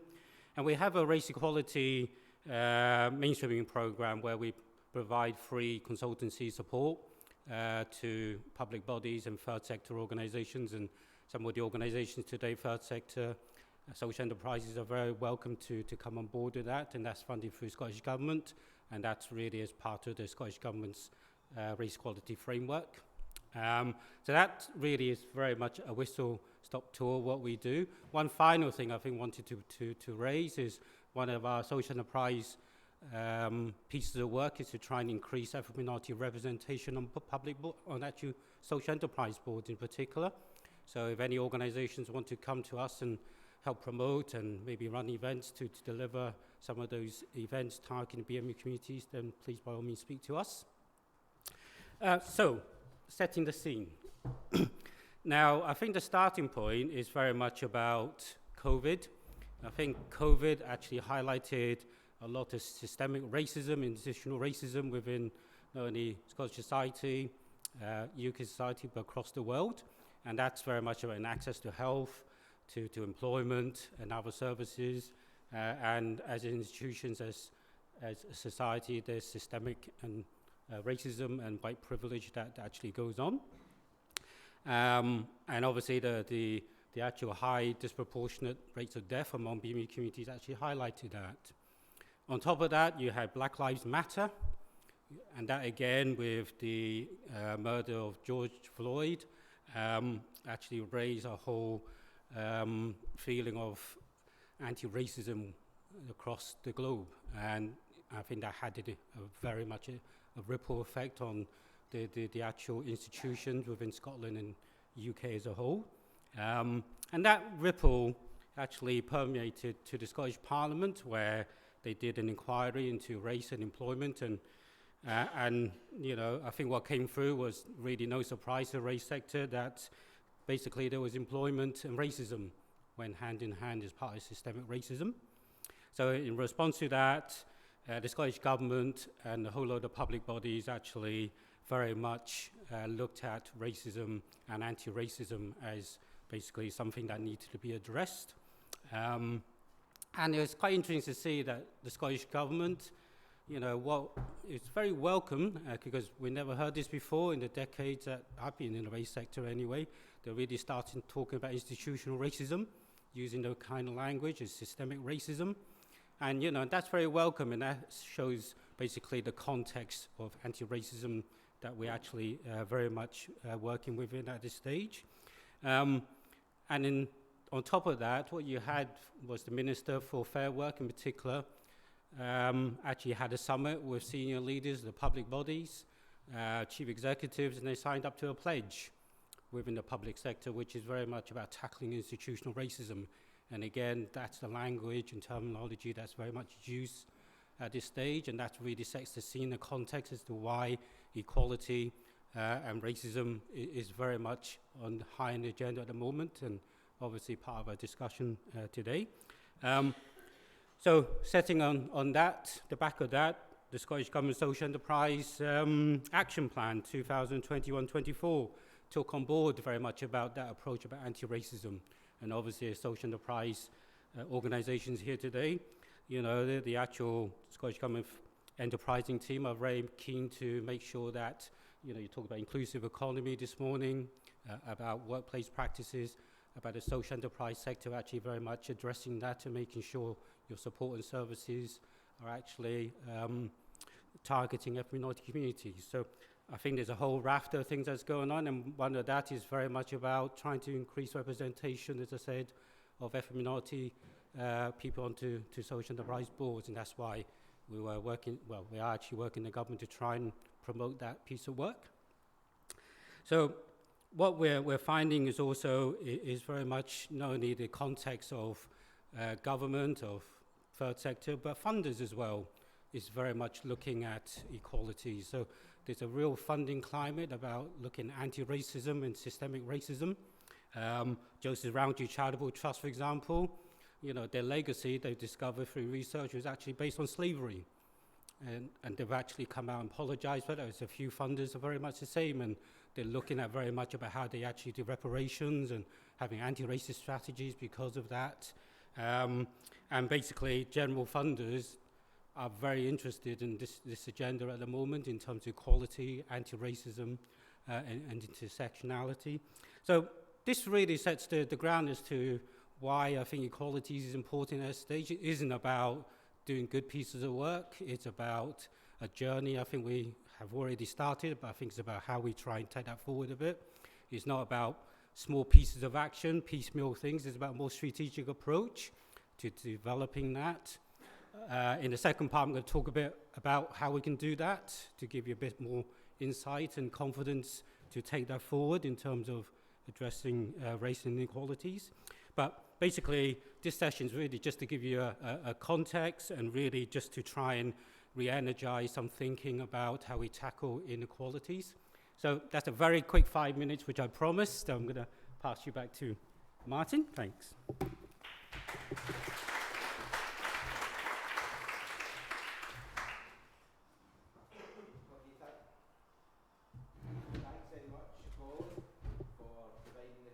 There for us. Thanks very much, Colin, for providing the context. Just like to invite Naomi to come up and tell us a little bit about Inclusion Scotland and the support that they can provide to organisations.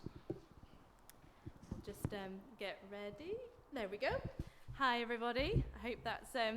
sorry, you probably can't actually see me. I'm that short. So there we go.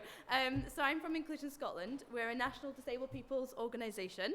And that means we work for and by disabled people. So there's majority of our staff are disabled, our board are made up of disabled people, and all our members are disabled people. We also have memberships for organisations as well. If you're not a disabled people's organisations, there's options for you as well. So do come and speak to me or have a look at us online. There's a membership section to the website, and we'd love to kind of connect with you and for you to learn more about our work. But there's sort of three main areas that we do focus our work around, and it's influencing decision makers through policy and practice. So a lot of that is tackling things with Scottish Government, Developing capacity awareness and engagement. So we've got training opportunities. We deliver training both online or in person. We've got an internships program specifically for disabled people who are under or unemployed to access employment.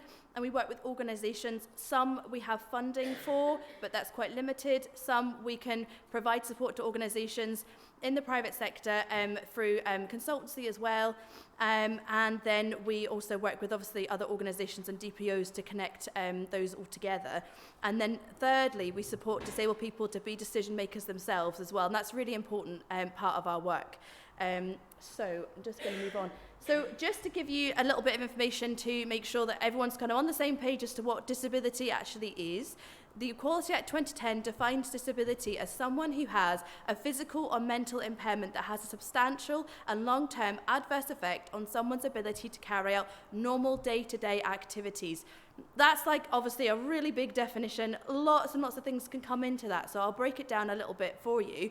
That could include a physical impairment, a sensory impairment, so maybe with your sight or hearing, a mental health condition, a learning difficulty such as dyslexia, dyspraxia or ADHD, a learning disability, any other disability or impairment, or diagnosed as HIV positive or with cancer, multiple sclerosis or other long-term chronic health conditions. So like lots of different things could be included in that. And another sort of thing just to kind of bear in mind is that obviously the emergence of COVID-19 has really kind of changed a lot of people's abilities to go out and about, to socialise as they would do pre-COVID.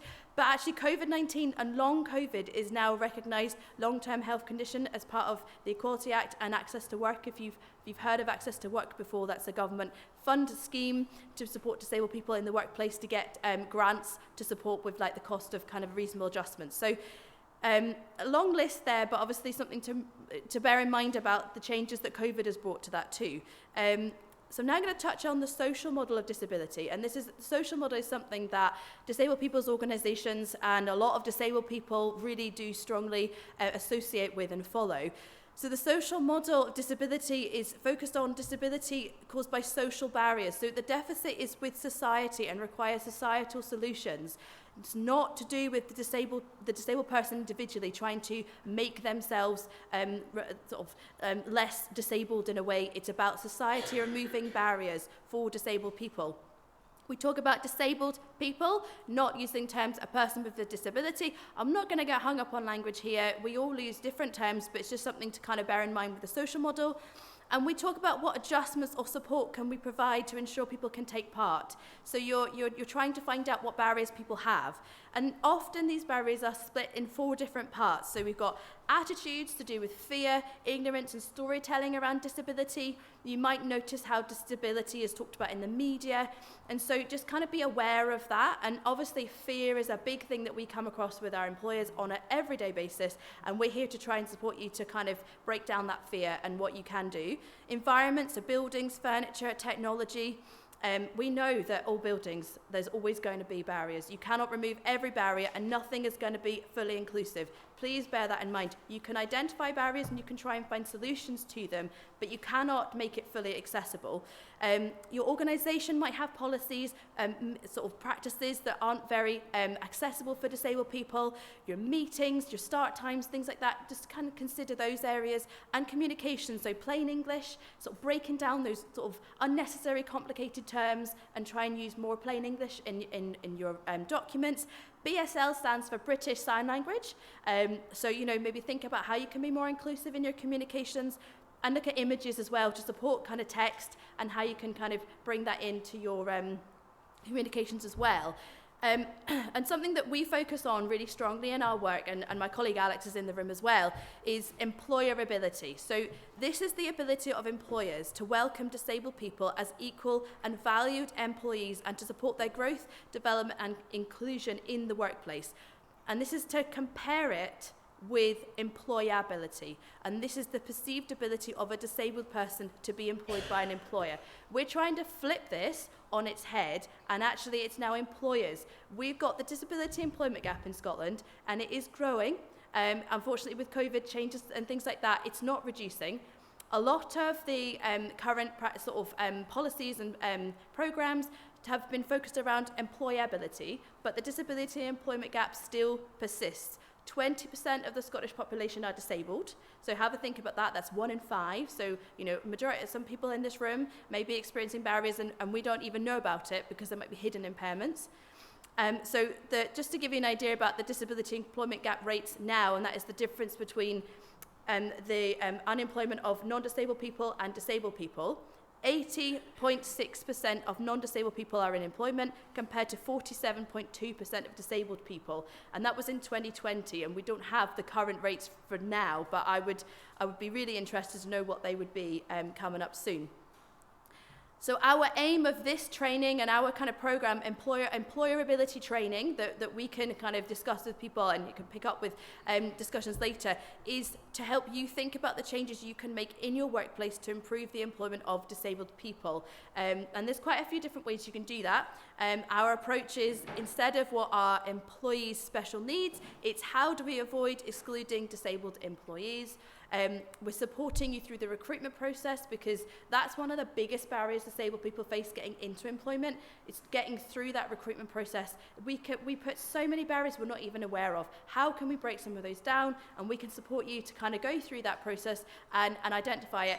And we're not there to like tell you off. We're not there to kind of make you feel like you're doing things wrong. We're just there to help you identify through a lived experience perspective on what the reality is for disabled people.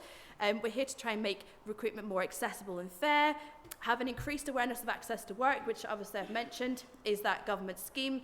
Employers, so many people don't know about it, and it really should be much better used across all organisations because it's a big financial support for you guys to get those barriers and support more disabled people in work. And obviously the right to reasonable adjustments and how to implement them practically. Really important how to discuss reasonable adjustments. So many employers have no idea where to start and even don't even know how to approach the conversation with disabled people. And I would say one of the biggest themes that have been coming along in this session is communication and trust. Really do need to try and trust your employees and communicate and try and work out what those barriers are. So we want to hope to make you more confident in your ability to support disabled employees and the ability to overcome more financial barriers. We're here to also challenge institutionalised medical/deficit model thinking, and the medical model focuses on the disabled individual to kind of fix them. That's not something that is possible, and if you think more about the societal barriers and solutions to that, it's a much better way of trying to break down the issues there, and obviously re-examine practice through a social model lens.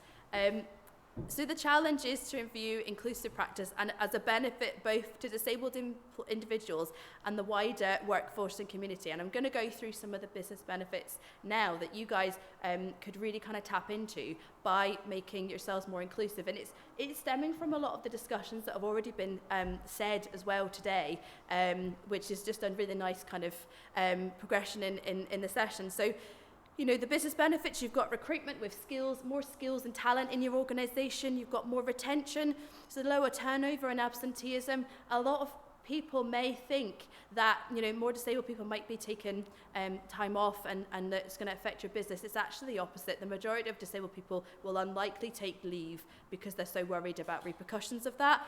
You're going to have your culture, more diverse teams are dynamic and more creative, a better engagement with partners and service users and your customers as well. And you're actually the risk is being reduced to preventing discrimination at work. And so, we're here to support you in that journey as well. So very much wrapping up because I've had my red card. So we've got helpful resources, where to begin. Now, I know Joe is going to share these resources with you. We've got them all digitally because it's all, the thing to do post-COVID. So you've got your Access All Areas checklist. That's going to be helping you to look about your organisation and identify some of those barriers in physical, in digital, all kind of ways you can look at that. Employability toolkit, that really does mirror our training very well. So I would recommend looking at those. You've got the Accessible Social Media Guide too, and that's really about how your image as an organisation is going to go through to the public and your customers. Inclusion Scotland's formatting guide and checklist, another really helpful tool, and then accessible and effective remote working guide as well. And then I always refer employers to the Equality and Human Rights Commission's website because they've got some really helpful information about reasonable adjustments at work. So last slide. Thank you so much for listening to my very brief talk. And there's some contact details there. It's my email address there. My colleague, Alex Wilson, he's in the room, will give you a wave. He's also here, and he's the development manager for the organisation. And then any training inquiries can go to either myself or Alex or our training mailbox as well. So thank you so much, and I think that's my time up. Super.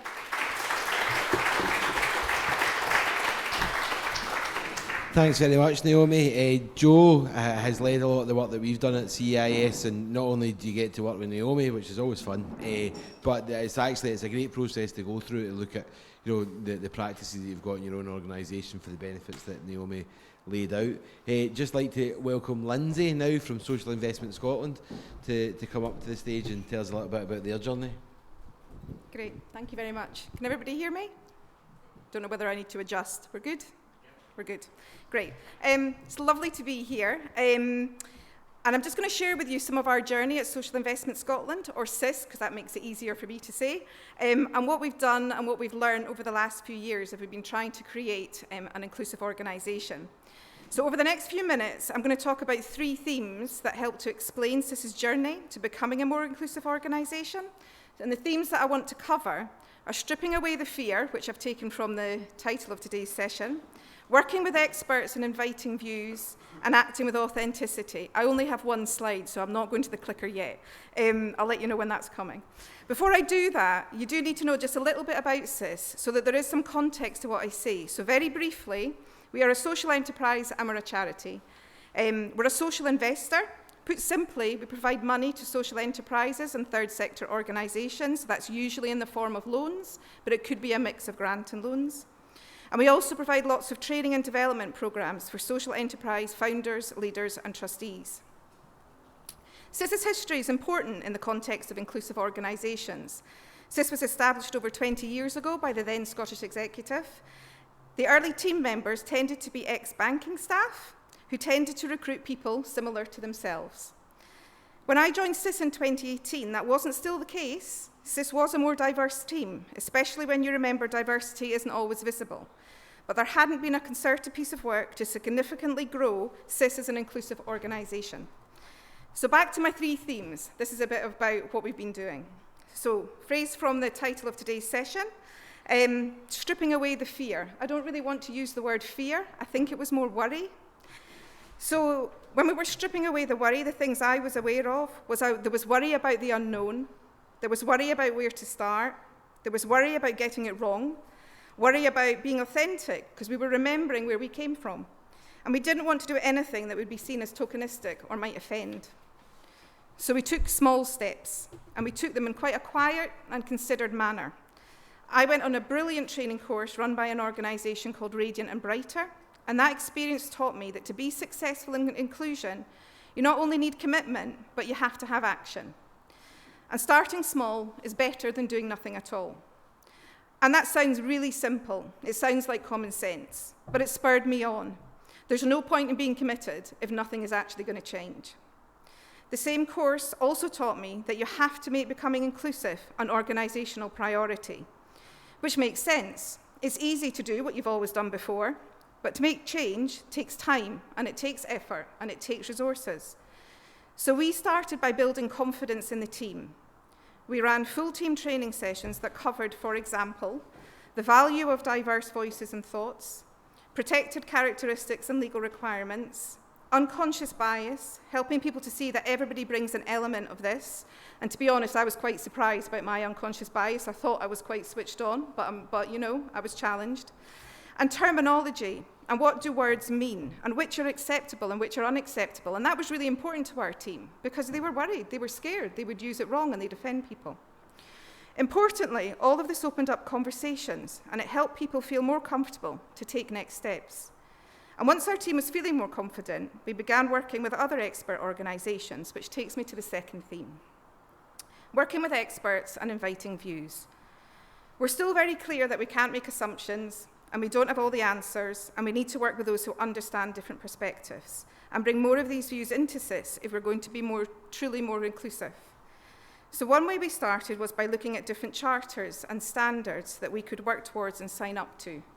We didn't do this because it would be a badge that we could put on the website. We did it because we realised that these organisations have been living it, doing it, researching it, know it, and they can help us find that best practice and make the change. So one of the charters we signed up to is the Social Investment Diversity Manifesto, which is a social investment specific charter. This is where I have to use the clicker. There we go. I'm not going to read through this. I'm just going to put it up on the screen so that you can have a look at it at your leisure. It is sector specific, but I think many of these commitments might be useful to other organisations to think about. In terms of other experts we've worked alongside, these are some of the organisations I want to acknowledge. They've been generous in sharing their experience and their time, and I would encourage you to work alongside others on this journey. So Radiant and Brighter, they inspired and gave confidence to take action. Black Professionals Scotland, we host interns through their programme and we advertise all our roles on their job board. Changing the Chemistry, they've helped us work with customers to find ways to increase diversity of thought around their board tables. Semvo, who are co-panellists today, we co-designed and delivered a social investment programme with them specifically for Black and ethnic minority-led social enterprises. The co-design was really important. We started with a blank canvas and went to them and said, what does this need to look like? And what I really also quite liked was that we invited members of the Semvo team onto our investment committee to actually assess the applications coming in, because we shouldn't be making those decisions. It's not up to us. We need the expertise of the communities that we're serving. We've worked with Disability Confident Employer Scheme, which we found a really useful programme. We can do more now we've met Naomi. We've worked with a social enterprise called called Equaliteach. They're a social enterprise who provided excellent team training, and they reviewed all our policies through a diversity lens. We use an online recruitment platform called Be Applied, and that minimises bias in the recruitment process. And we've worked with local schools, which has been amazing. We've brought in foundation apprenticeships and brought the voice of youth into SIS, which is really interesting, and we're really proud of that. And we look to our team for relevant experiences that they can bring. We have an internal diversity working group made up of team members who lead an annual action plan. So my last theme, acting with authenticity. All this joint working helps us feel confident in what we're doing, and we're acting with integrity and authenticity, we think. And for me, acting with authenticity means that we're listening, that we're learning, that we have a real commitment, and we take action. The result of this takes time, but I know we're on a good track, and feedback tells us this. So a candidate for a recent role specifically told us in the interview that they applied to SIS because of our work on diversity. Flexible working approaches have been noted by our team, particularly when it helps them with caring arrangements. I was interested in this morning's session. And then through the investment programme with Semvo, we've heard directly from applicants that they got involved because of our partnership work with Semvo and the approach and trust that that brought. So there's always more things than some of the things that we're working on now are. So for others, and we're going to continue to challenge ourselves because you've got to put yourself out there. In October, we've got a new team member joining for 12 months, and they're going to follow through all of our investment processes, our programmes and our communications with a friendly and critical eye to help us further ensure that everyone who needs our services have fair and inclusive access to them. When we're assessing applications, we do talk about diversity of an organisation that is coming to us for funding. And if it seems lacking, our approach is to work with customers to find ways to build this. It's not to say you can't have the funding because. We want to make that support more broadly available so that we can support more customers and others in our sector to develop their own diversity approaches. So we're going to be working on that over the next 12 months. And then for our team, we're going to do more work to build confidence in our managers so they feel confident in managing a diverse workforce, because we have to take that seriously if we're bringing more perspectives in, and make sure that they live our policies and our outward commitments every day. We'll be creating a safe space for managers to talk about things they don't feel confident to talk about, or conversations they find difficult, or areas they want to know more about. So for example, on a personal level, I understand how menopause can affect women in the workplace. I'm happy to share that experience with my colleagues. And our CEO is a gay man, and he is also happy to share his experiences in the workplace with colleagues and help them understand. And we'll be doing more of that. We want to make sure that SIS manages its people in the best way possible, influenced by those who understand different life circumstances. So in closing, it actually feels like quite a turnaround that SIS is up here talking about diversity and inclusivity today. And the keys for us are the commitment from I don't want to say leadership, I feel after this morning's session, maybe not, but from the commitment was there from the top, and we've worked it, and we've taken time to take forward initiatives. I think it was key that we built confidence in the team. They're the front line, they're talking to people, and they're representing what we do, and they're managing our staff, so it's really important that they're confident. And we continue to listen and to learn, because we don't know everything, and it is a journey, and we will get things wrong, but we're taking action. So we have less fear, and we have less worry than we did 3 years ago, but there is always more to do, so we're going to keep on keeping on.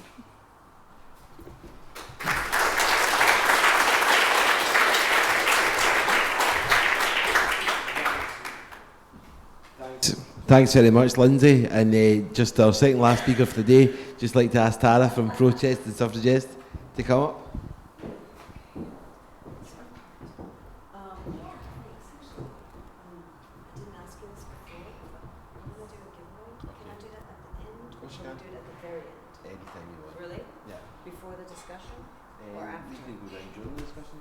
What's that? Yeah, okay, but I'll announce it. Sorry.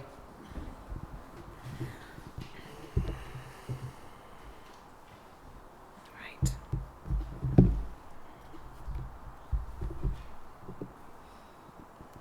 There we go. Can you hear me okay? Right. It's quite daunting to be here, and it's definitely doubly daunting to be last. So I'm excited to announce right at the beginning of my talk, which will be short, that at the end of my talk there will be a giveaway of some cards, because we all need something to look forward to, and I like a freebie, so I'm hoping that you do too. My name is Tara, T.S. Bell. Martin asked me to share a little bit about the journey that Protest and Suffragists has been on as a new social enterprise, seeking to increase awareness of Scotland's suffragettes, and how we're working also to change kind of the dominant narrative of UK suffrage and Scotland's kind of role within that. Also, I was going to tie in some of my consultancy work, working to increase inclusion and agency, but honestly, I have to say that I think we've had beyond excellent panel, and I'll go through that very quickly, because I really feel like, yeah, that job has been excellently done. So thank you to my co-panelists. So I did some work with that building, the Riverside Museum, and I'll share one thing very quickly, and it really just doubles down on some other things that have been already shared, and that is that I think one thing I learned working with Glasgow Museums and with the Riverside Museum specifically, my role at that time was to use creative practice to increase the agency of local communities in Govan in the building, and to get staff to leave the building and go and work with communities in Govan, because it was the new locality. So I would just say that increasing staff confidence and their understanding was extremely pivotal when trying to enact organizational change, and that I think has been covered extremely well. So I'm not going to say much more about it, except just say that a lot of the work that I did with the museum was really about trying to figure out ways to bridge those kinds of divides between communities and organizations. And I'm just going to end doubling down on, again, what I think has already been very well discussed. But what I would say, if I was very brave, I will try to be very brave.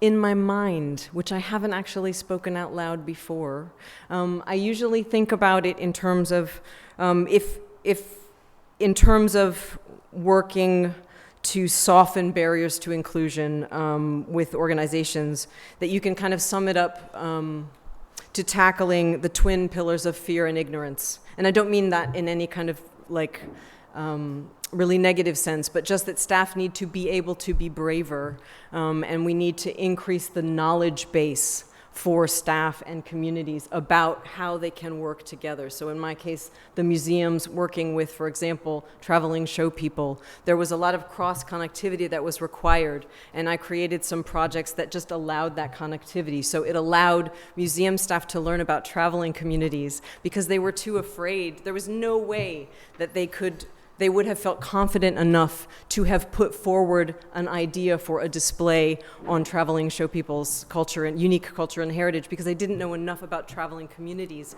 to not be really afraid that they were going to offend people and ask the wrong question. And inversely, I think show people had an opportunity within that process, which I should say that project started 9 years ago and is still bearing fruit. Nothing to do with me, just completely with, to do with the amazing kind of individuals in those organizations.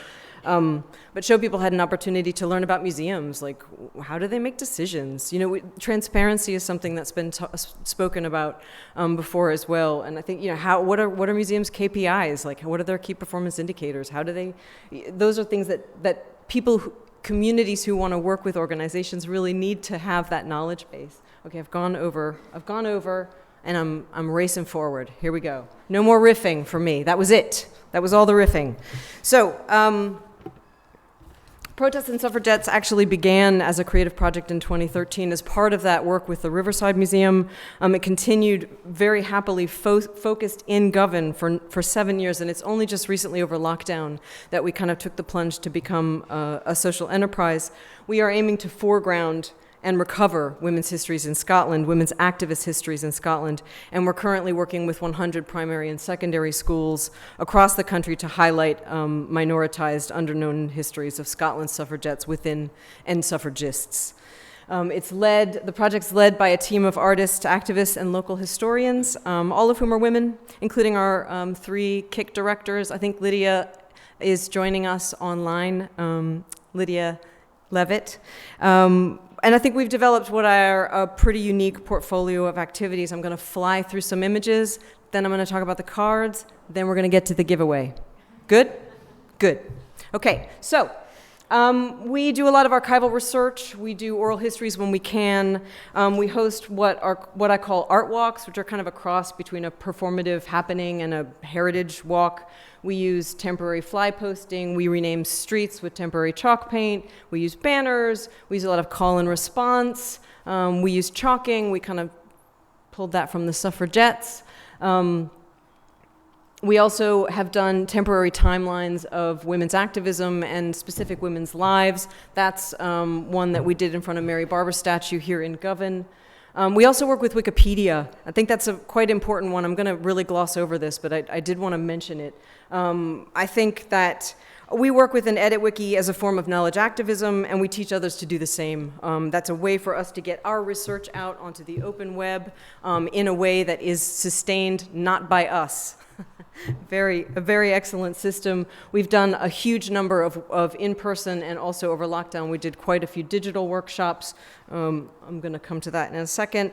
You may or may not know that Wikipedia is the 5th most visited website online, but it lacks diversity in both its editors and its articles. So that, I'm talking about the English Wikipedia, but I mean who is editing it, who's doing it, and who's on it. There's a diversity problem profound in both categories. Only 19% of biographies on Wiki are about women. We host a lot of free workshops, and at the moment we're focused on suffrage activism and getting our research out. I don't really have time to talk about this, but if it's of interest, we can come back to it. It's what I would call, what has been called the virtuous circle. The more information that's available, the more that gets written about it. You have this kind of really nice kind of circular movement that's helping us, I certainly hope, to shift the narrative about Scottish suffrage in relationship to UK suffrage, which leads me to the following question. How many Scottish suffragettes can you name? Who here, prior to maybe receiving one of those hopefully cool cards, could name a Scottish suffragette? Right, so the narrative, the dominant narrative about suffrage in the UK, the women activists who fought for our rights that we enjoy, is that it was mostly in England. It pivoted around English actors, English events, and there wasn't really much happening in Scotland. As it turns out, that's 100% wrong. It couldn't be more inaccurate. There were activists in every corner of Scotland, and I am very quickly going to say a little bit more about that and get to the cards. We ran a crowdfunder over lockdown. It was we couldn't do any of our in-person meeting. So over 4 weeks, we raised just over £20,000. It was a collaboration between Crowdfunder and Creative Scotland, and I think it's quite important to say that that was 277 individual donors, 10K organically raised, and 10K match. I would not have done it without that, in case that's useful to anyone. That allowed us to produce this resource on Scotland's suffrage history. It has all the cool things that are listed there, which I won't go into for time. We're working with 100 schools. We currently have just under, I think, 200 schools on the waiting list. And that, plus the interest in the crowdfunder, is really what led us to become a social enterprise, to become a KIC. I'm not going to go into teacher feedback, but it has been good. Getting to the cards and the giveaway, as promised. So the Suffragette Trump cards feature activists from every region of Scotland. If you look at the cards in your pack, for those of you who are here in person, you'll notice at the very bottom there's a little bit that says Active In. We were very committed to featuring activists from every region. There are Black and Asian activists. There are activists that would now be considered LGBTQ+. There are international activists who came to travel here. We tried to be as broad as we could and to be as mindful as we could of all of the things that have already been spoken about. We partnered with Women's History Scotland and organizations across Scotland to do the research. We could not have done it without them. There we go, almost to the giveaway, promise. Yeah, we're currently, like I said, we're currently working with 100 schools. We're aiming to increase that to 200. I would very much like for all teachers in the country who want these resources to have access to them. Yeah, and I'll just end with that. Thank you. We want to ensure that young people across Scotland are able to learn from and be inspired by these women's stories, these activist stories. A lot of these stories are currently still being recovered. There's some hard graft going on in archives to recover some of these women's voices and stories. This is not simply about, there's nothing nostalgic here. We're interested in increasing civic engagement in young people. We're interested in inspiring the change makers of the future by learning about the change makers in the past. And I'll just leave it there. Thank you very much. May I do it really quickly? Okay, thank you. So you've all looked at your cards, hopefully. There will be a number of people in the room who have 2 cards in your pack. You have one, and then you have another one that's a wild card. Any of those around? I already know we've got one. Just give me a wee wave. Okay, you are the lucky winners of a full deck of Scotland's suffrage trump cards. So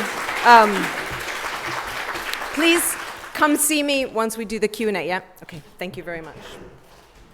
Thanks very much, Tara. Pleasure. At least we worked them up. Oh, I should have said, we started a shop. There's a QR code on the back of your things. Yeah, that was nice. There's a QR code on the back of the card that's in your pack that leads you to our website. Thank you. Yeah, don't let me touch. I should hold that. So yeah, part 2 of what I'm going to cover, and glad to see you're still awake, nearly. What I actually just picked up is a lot of journeys, which is great, and I'm sure you're on the journey yourselves and are picking up a lot of lack of confidence and fear, and really how to actually begin or start or continue that journey about implementing equality. You'll be glad to know that although you are very much predominantly social enterprise sector, we deliver, as I said, a Race for Human Rights program. But you're not the only sector. The public sector is the same. Environment sector is the same. Third sector is the same. There's a lot of lack of confidence out there, lack of knowledge, understanding, awareness about how to actually implement equality and diversity. What we're very interested in isn't just about small pieces of actions, because there's no lasting legacy. What we're very much interested in is a more strategic approach making sure that actions are meaningful, that system processes change, and that there's a legacy so that when staff leave, they don't take that knowledge and commitment away, is actually a systems there. So this is maybe about covering an actual toolkit for you to actually take away and think about. So I would love to claim that this is mine. It's not. It's actually a close friend of mine actually gave me this framework quite a few weeks ago, but I've adapted it to race. Although I'm talking about race, we're really talking about intersectionality as well, because everybody has multiple protected characteristics with ethnicity underpinning everything. So this is really a very quick toolkit that you can actually use to have a more strategic approach to implementing equality and diversity within your organization. So it's a very simple A to F. So it's work in progress, but it captures really, I think, a journey that we as an organization support a vast range of organizations to try and take for a more strategic approach. So A is for being more aligned, B, baseline, C, collaborative, D, data, E, end goal, and F, framework. So let's start that toolkit. So A, as I said, being aligned, obviously equality and diversity strategy should actually be aligned to your organizational vision and mission and your values and principles. And I think that's the fundamental starting point, is about why you're doing it, and it's very much captured you as an organization and the journey you want to start and what you want to achieve. And equality should underpin and be at the heart of strategic decision making and not an afterthought, which is really often the case. And in other words, EDI should be integrated in an overall organizational strategy and not separate. And what we mean by that is really very much about mainstreaming. I know you all heard that term. It's a debate in itself, but in the heart of that, what mainstreaming really is actually equality is in the heart of all decision making, okay, throughout the organization and within the organization.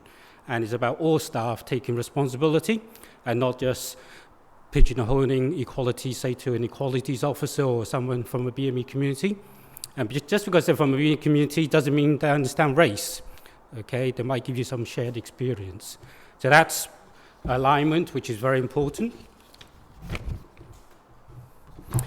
Baseline, B. So what you really need to do is actually ask yourself the question, where are you now? And I think that's a really important question. So the starting point is therefore, how will you measure success and track progress? And within that, baseline data is fundamentally important.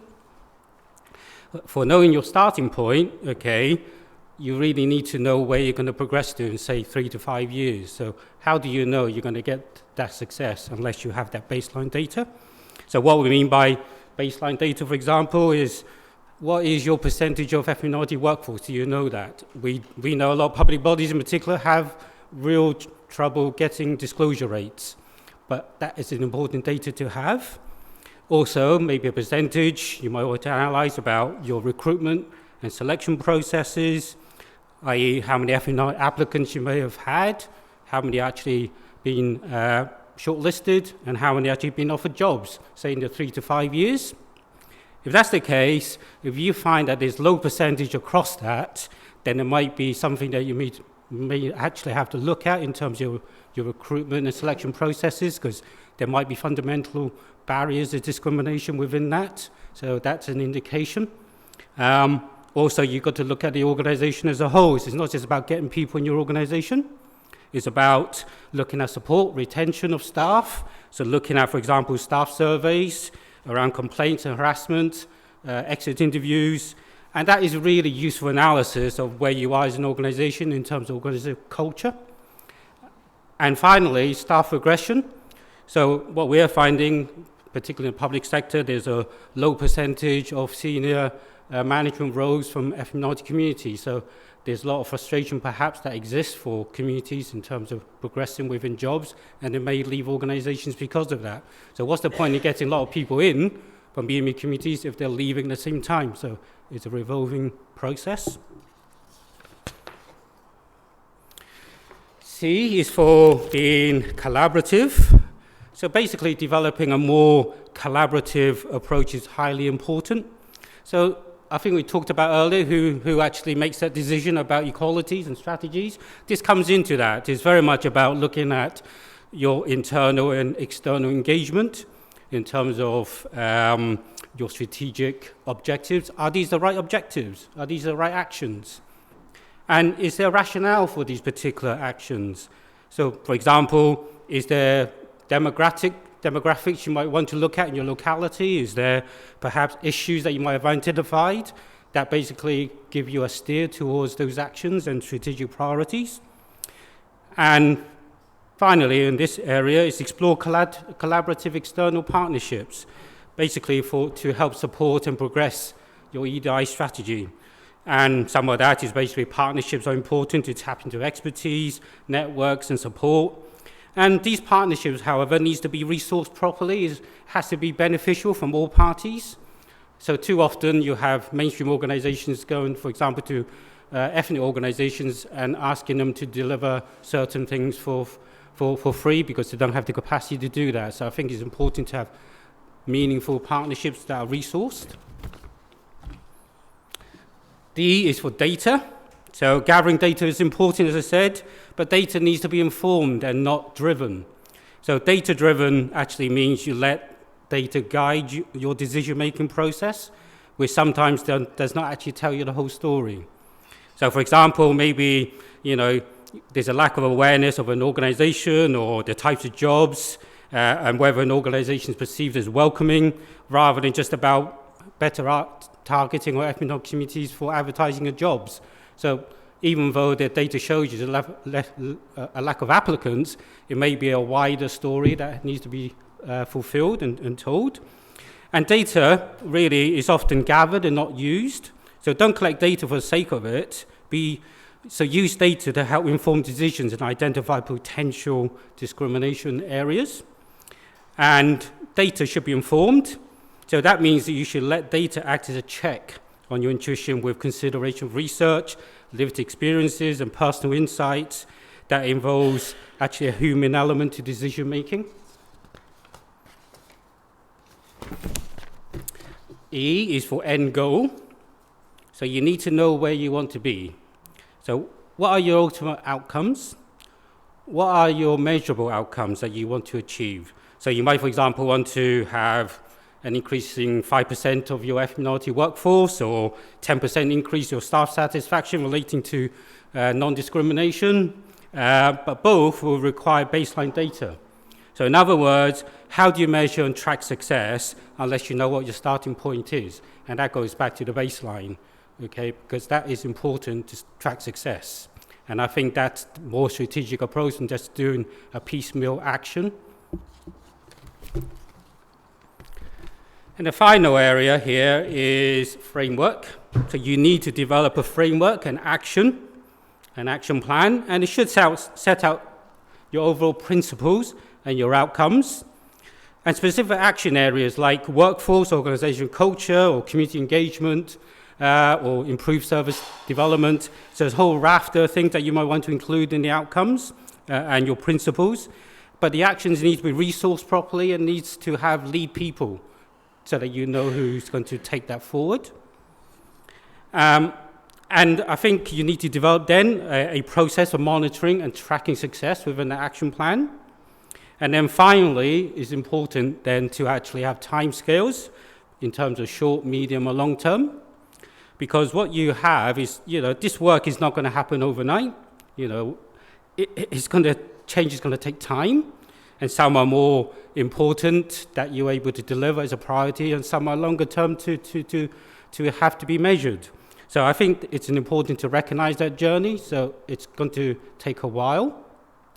But hopefully, this toolkit will give you a guide as to basically how you develop more strategic approach to tackle inequalities that give you your confidence and overcome the fear of doing it. And I think that's the important thing about this toolkit, because it takes you through a journey and not just small pieces of work. So hopefully you know, you will actually take some of this away, and if you wanted to find out more or come to us for support to give you any further insights about how to develop a more practical approach to implementing race inequalities, come and speak to us. So, thank you.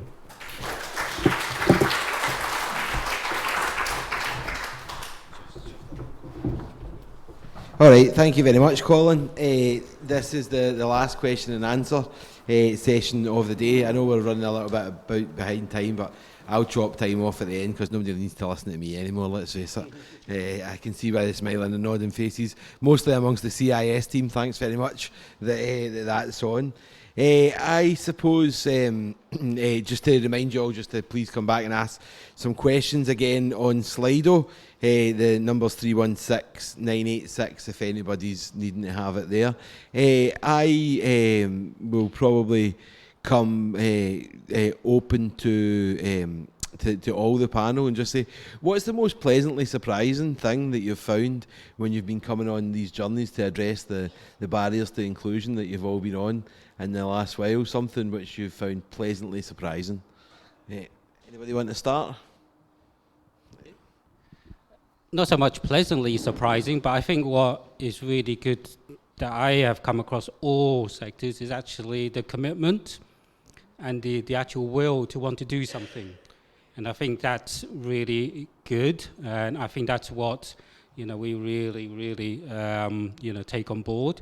But I think obviously it's about taking on that journey, having that confidence, as you all have highlighted today. So I think it's all the best will in the world is there to tackle inequalities across the board.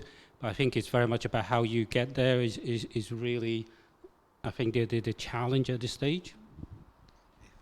Thank you. A bit like what you were saying, Colin, the willingness, but the difference it makes to individual people is something that isn't just sort of pleasantly surprising, but it's fundamental to my work. And to really see that is I feel such a privileged position to see that happen, and then the ripple effect from there. So we'll move on. Just so for something slightly different, I think for me it's about the richness of the conversations and the different people that you meet and the perspectives and the difference that can actually make. I found that really enlightening, and I think many people appreciate that. My answer will inherently be a little bit different, but I would say that I think it does really seem to me broadly there is an increased appetite for tools to enact organizational change, and I think that is really welcome. And probably just ask another question. You know, this is a journey which is, you know, it's never ending. So what sustains you when you're going on those journeys, apart from gin or Coca-Cola? I'll talk as I have the mic. But I think that the variety of conversations, I think we learn something new every day in our jobs, and Alex will totally agree. I deliver the training sessions, I've got the content prepared, and I still learn something new, and I've been in this job for 7 years. So, you know, that really does get me up every day and ready. About yourself, would you want to go next? So I think for me it is about the individuals. So we've thought very carefully about how different things we do might land with different people and different audiences, and actually how a very small difference or a very small change can make such an impact on one person's life, or make their family life better, or allow them to come to the workplace. For me, it's that there's such a powerful impact that you get through that. Again, broadly, I think seeing things that build legacy is a legacy of change is actually what I'm interested in. So anything that moves towards that, I think is very exciting, and I always am encouraged to really just lean into it, really, as much as possible. And also, I guess I would say, which is different than what I said, in the talk, but I think in a lot of the organizations that I'm working with, as an artist or as a consultant or for protests and suffragettes, you're looking for people who have that kind of interest or passion in what you're doing, which is not always necessarily mapping 100% to their remit. So there's kind of like that passion principle, and I find that really encouraging when you find those people, and again, you just lean into the possibility to work with them. Fantastic, thanks Tara. I've got a question here on Slido. I think it's directed for yourself, Colin, and it's just asking, do you have a top tip for diversifying a board that is predominantly made up of one particular demographic, whilst at the same time maybe recognising and valuing their experience? So I'm kind of interpreting that as when you maybe talked about working with an ethnic minority board, maybe, you know, and it's all people from one particular ethnic background. How do you then recognise that that's got a particular role to play within the organisation, but that organisation needs diversity too? We actually do quite a bit of work with Scottish Government, Public Appointments Team and Commissioner for Ethical Standards as well.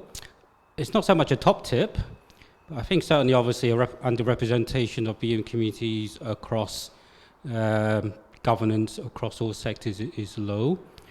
Increasingly what we're seeing is a lot of public bodies actually appointing and specifically targeting race-specific individuals and putting particular roles in ring fencing. And I think that encouraged then a lot of ethnic people to actually apply and be successful, because that is a particular role that a board is actually looking for. And that's the way some public bodies are going. I know a couple of health boards went along those lines and they were highly successful. And maybe the third sector and social enterprise setting could do something similar, having a particular specific role where you actually target ethnic minority representation and target a particular place on the board for that. Now, one person isn't going to do it because that can be tokenistic, but certainly I think it's very much about, you know, a start where you try and get more involved, because from communities, if they see other ethnic minority people on particular boards, then they might want or be encouraged to actually apply. It's really just a starting point.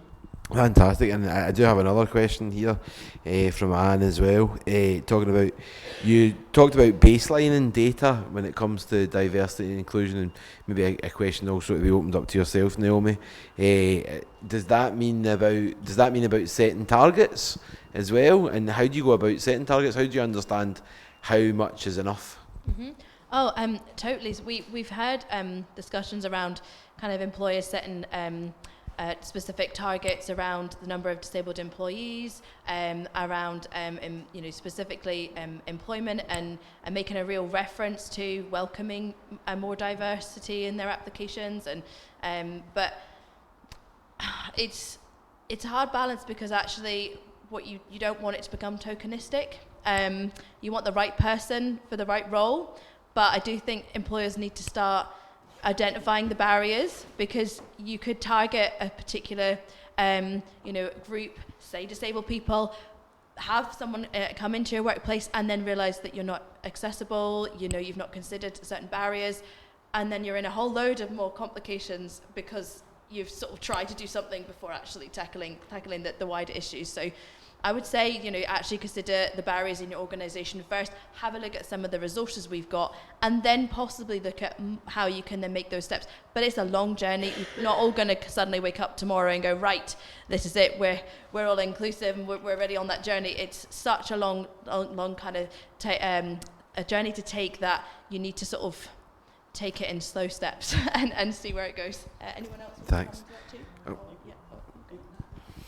I just wanted to say just a little thing about baselining data, which we actually deliberately chose not to do right at the start, because we wanted our team to feel comfortable enough to share what is really sensitive information. And so we only did that for the first time in January, after we'd been on the journey for quite a while. And even then, we made it completely anonymous, confidential, and optional, and we got a 90% plus response rate. We're not publishing it, although the advice is that you should. because we're a small team and we feel like people could be identified within those numbers. So I think I think it's really important. It has given us very useful information, but we're being very careful about how we then treat that. Yeah, fantastic. Thanks, Colin. Thanks, Lindsay. Do you mind if I bring Alex in a second? Is that okay? Just the only thing, you need to come up here, Alex, because the online won't hear you. So anybody who's coming in for online. I'll say it. Oh, well, I mean, just a really quick tip on how to make your information more inclusive for many people is just change your font size to size 14 and make it a sans serif font like Arial or Calibri in your emails, in your communications. It makes such a difference. And then it'll really encourage more of your colleagues to do the same, and then your customers will think about it too. That's just a really quick tip that my lovely colleague Alex likes to really bring home. Thank you. Thanks, Alex. Alex is from Inclusion Scotland, for anybody at home. Can I just answer that question about data-driven and baseline? We would highly recommend having a baseline target, because a lot of equality outcomes under the equality duty for public bodies in particular, in the equality outcomes they say we want to increase the ethnic minority workforce, for example. They don't actually put a figure on it. So how do we know in 4 years' time that the workforce has in fact increased? So I think measurable targets important, but more importantly, once they put a target in, they got to be realistic to know what the existing ethnic workforce is. So how do they know, even if they put a 4 or 5% increase, that basically they're going to achieve that if they really don't know what the starting point is? So target is important, and I think it's important to measure and track progress, but at the same time, you can only track progress if you know what your starting point is. And how did somebody go about setting a target, Colin? Should they be looking to be as representative as the numbers within wider society, or how do they think about timescales? A bit of both. I think it's, obviously the census is there, and you can look at the census in terms of the ethnic minority population, the percentage. There might be regional variances as well. So Glasgow, for example, is 12%. So it's not just about 4% across the board. So you've got to represent your locality. And I think these are the factors you need to consider into setting targets. And as I said, you set a target of, say, we know a lot of public bodies put in a 5% target, represent the UK, the actually Scottish census figures, but it actually needs to be representative where they feel they're at. It's like, they shouldn't be putting themselves to fail. Okay, so they shouldn't be setting too big a target because it should be realistic. And I think that's really a tip for a lot of public bodies, but maybe for the third sector as a whole. Fantastic, thanks very much, Colin. And I suppose just in closing, I would really encourage people to reach out to organisations like SEMVO, to reach out to Inclusion Scotland, some of the fantastic organisations that Lindsay mentioned, like Radiant and Brighter, like Black Professional Scotland. I know we had representatives from Decamai watching us online as well. There are some great people out there. I think sometimes we feel as social enterprises that we have to become the masters or the experts of everything in-house, and we don't. As it comes to building a more inclusive economy, it's really about building those networks and those partnerships as well, and I think nowhere more is that relevant than in the field of inclusion. So I'd like just to ask you to give a big round of applause to the last panel for today. Thanks very much. And I think we've got maybe about 20 minutes to go back into the facilitated groups. Just to be sure, Douglas Westwater, if you're up the back, I will be coming back to ask you if you had that. He's not even here this time. There you go, Douglas is doubly shamed. So he has been grounded for not doing his homework. So everybody else, don't be like Douglas. It's not enough to be nice and great and professional over years. You have to participate in these discussions as well. So just leave you in your facilitated discussions for the last sort of 15-20 minutes of the day.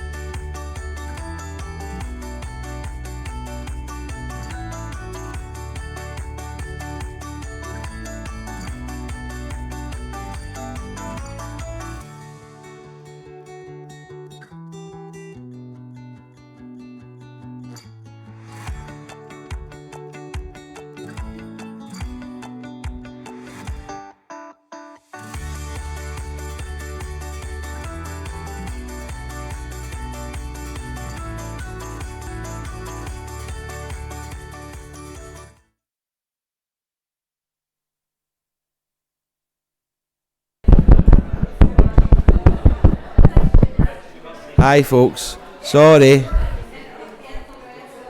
Sorry to be the head teacher again for the last time for the day.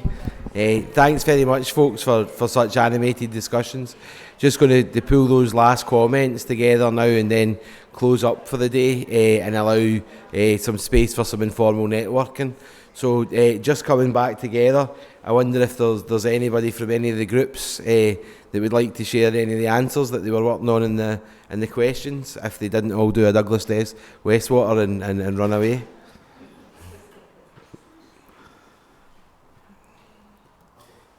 Yeah, there's Mark. Joe? I think do a Douglas is gonna have to be brought into the social enterprise lexicon from now on.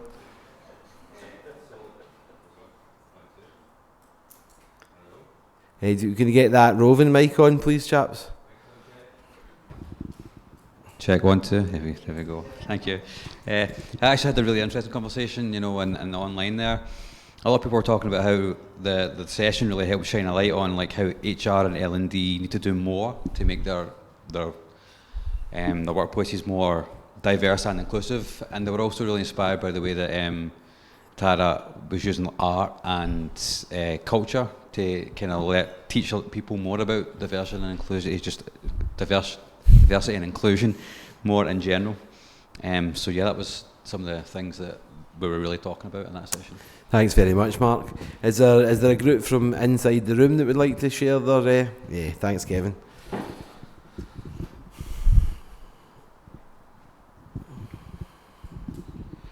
So in terms of takeaways, a wee bit of discussion about anything that we heard that reinforced thinking going into it and anything that changed. So some of the things kind of changed impression was around about the terminology and also, new words, new concepts like employability, but helping to change people's approach or perspective to an issue as much as the terminology itself.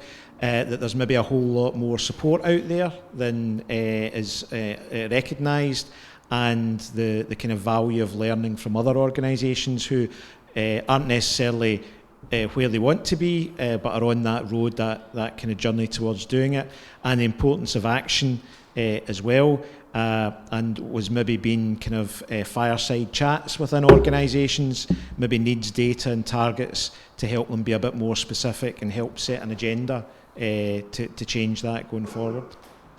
Fantastic, thanks very much, Kevin. Okay, anybody else from any of the other tables or anything else online, Mark? No? Yeah, okay, we'll do one last feedback from online and then I think we'll call it a day. Yeah, no, the mic's coming. Thank you again. Another thing that was kind of discussed was, how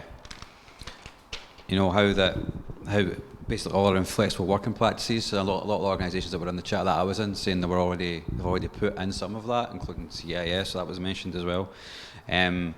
But some of them still felt as though there was a little bit more work to do and kind of around this idea of bringing your full self to work, and that does mean accommodating, your life and everyone's different lifestyles, so there's a lot of discussion around about how we need to, most organisations need to do a little bit more around that.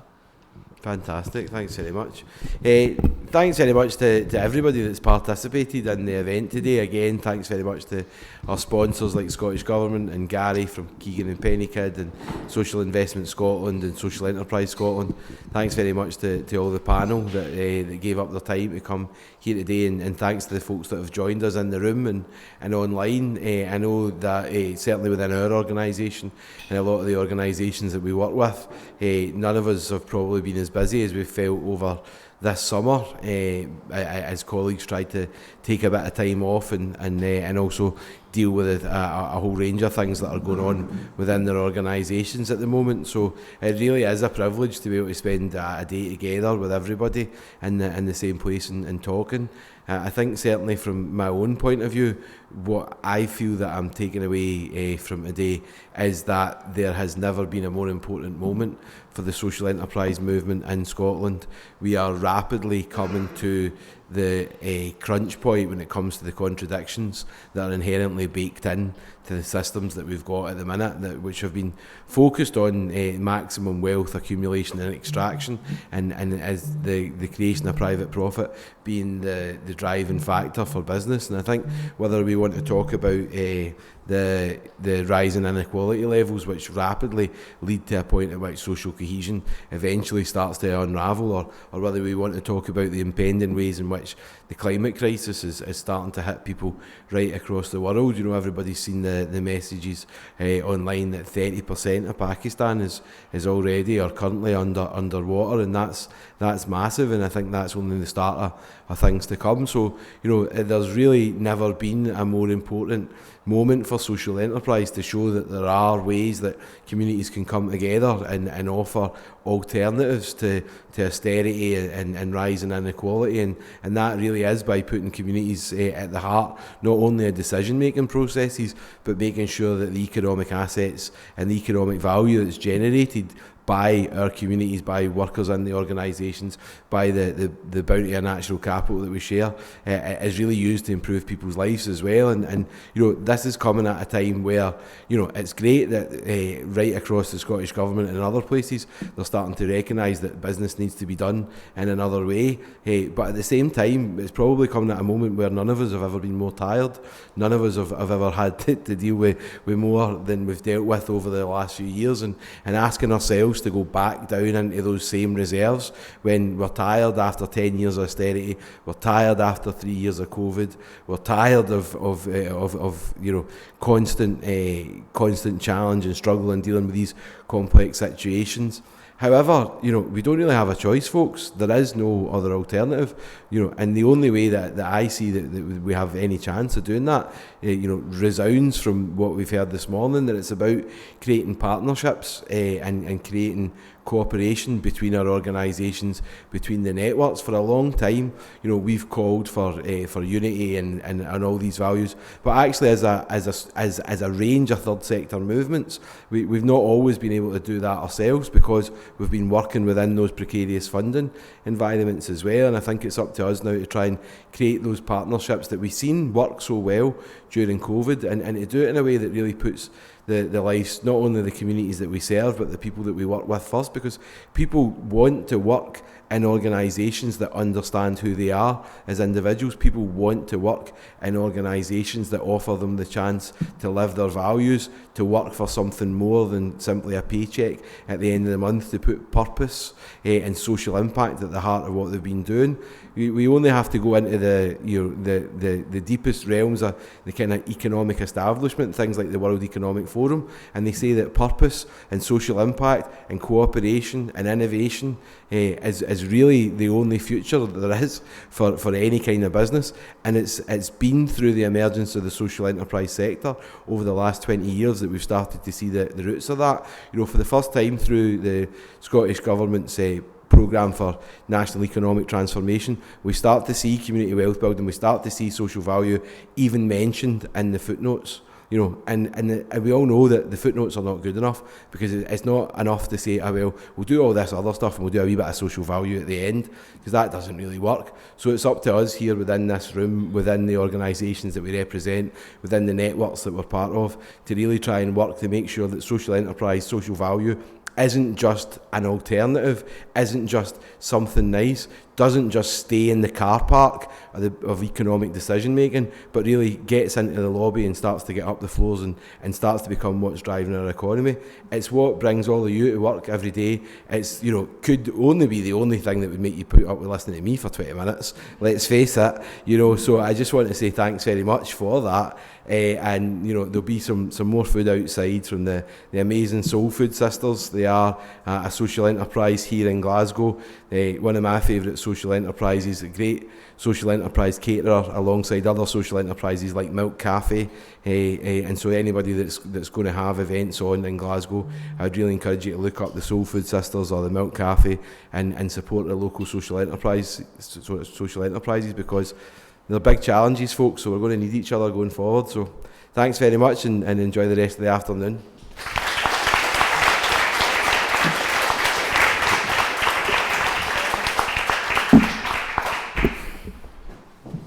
Oh yeah, sorry. And Joe is mouthing at me that if you don't do your feedback, you cannot have any pakora or hummus wraps or any cookies. So there are feedback sessions there, and they will be collecting them in the queue for the food. So please don't do a Douglas. Get your feedback filled in.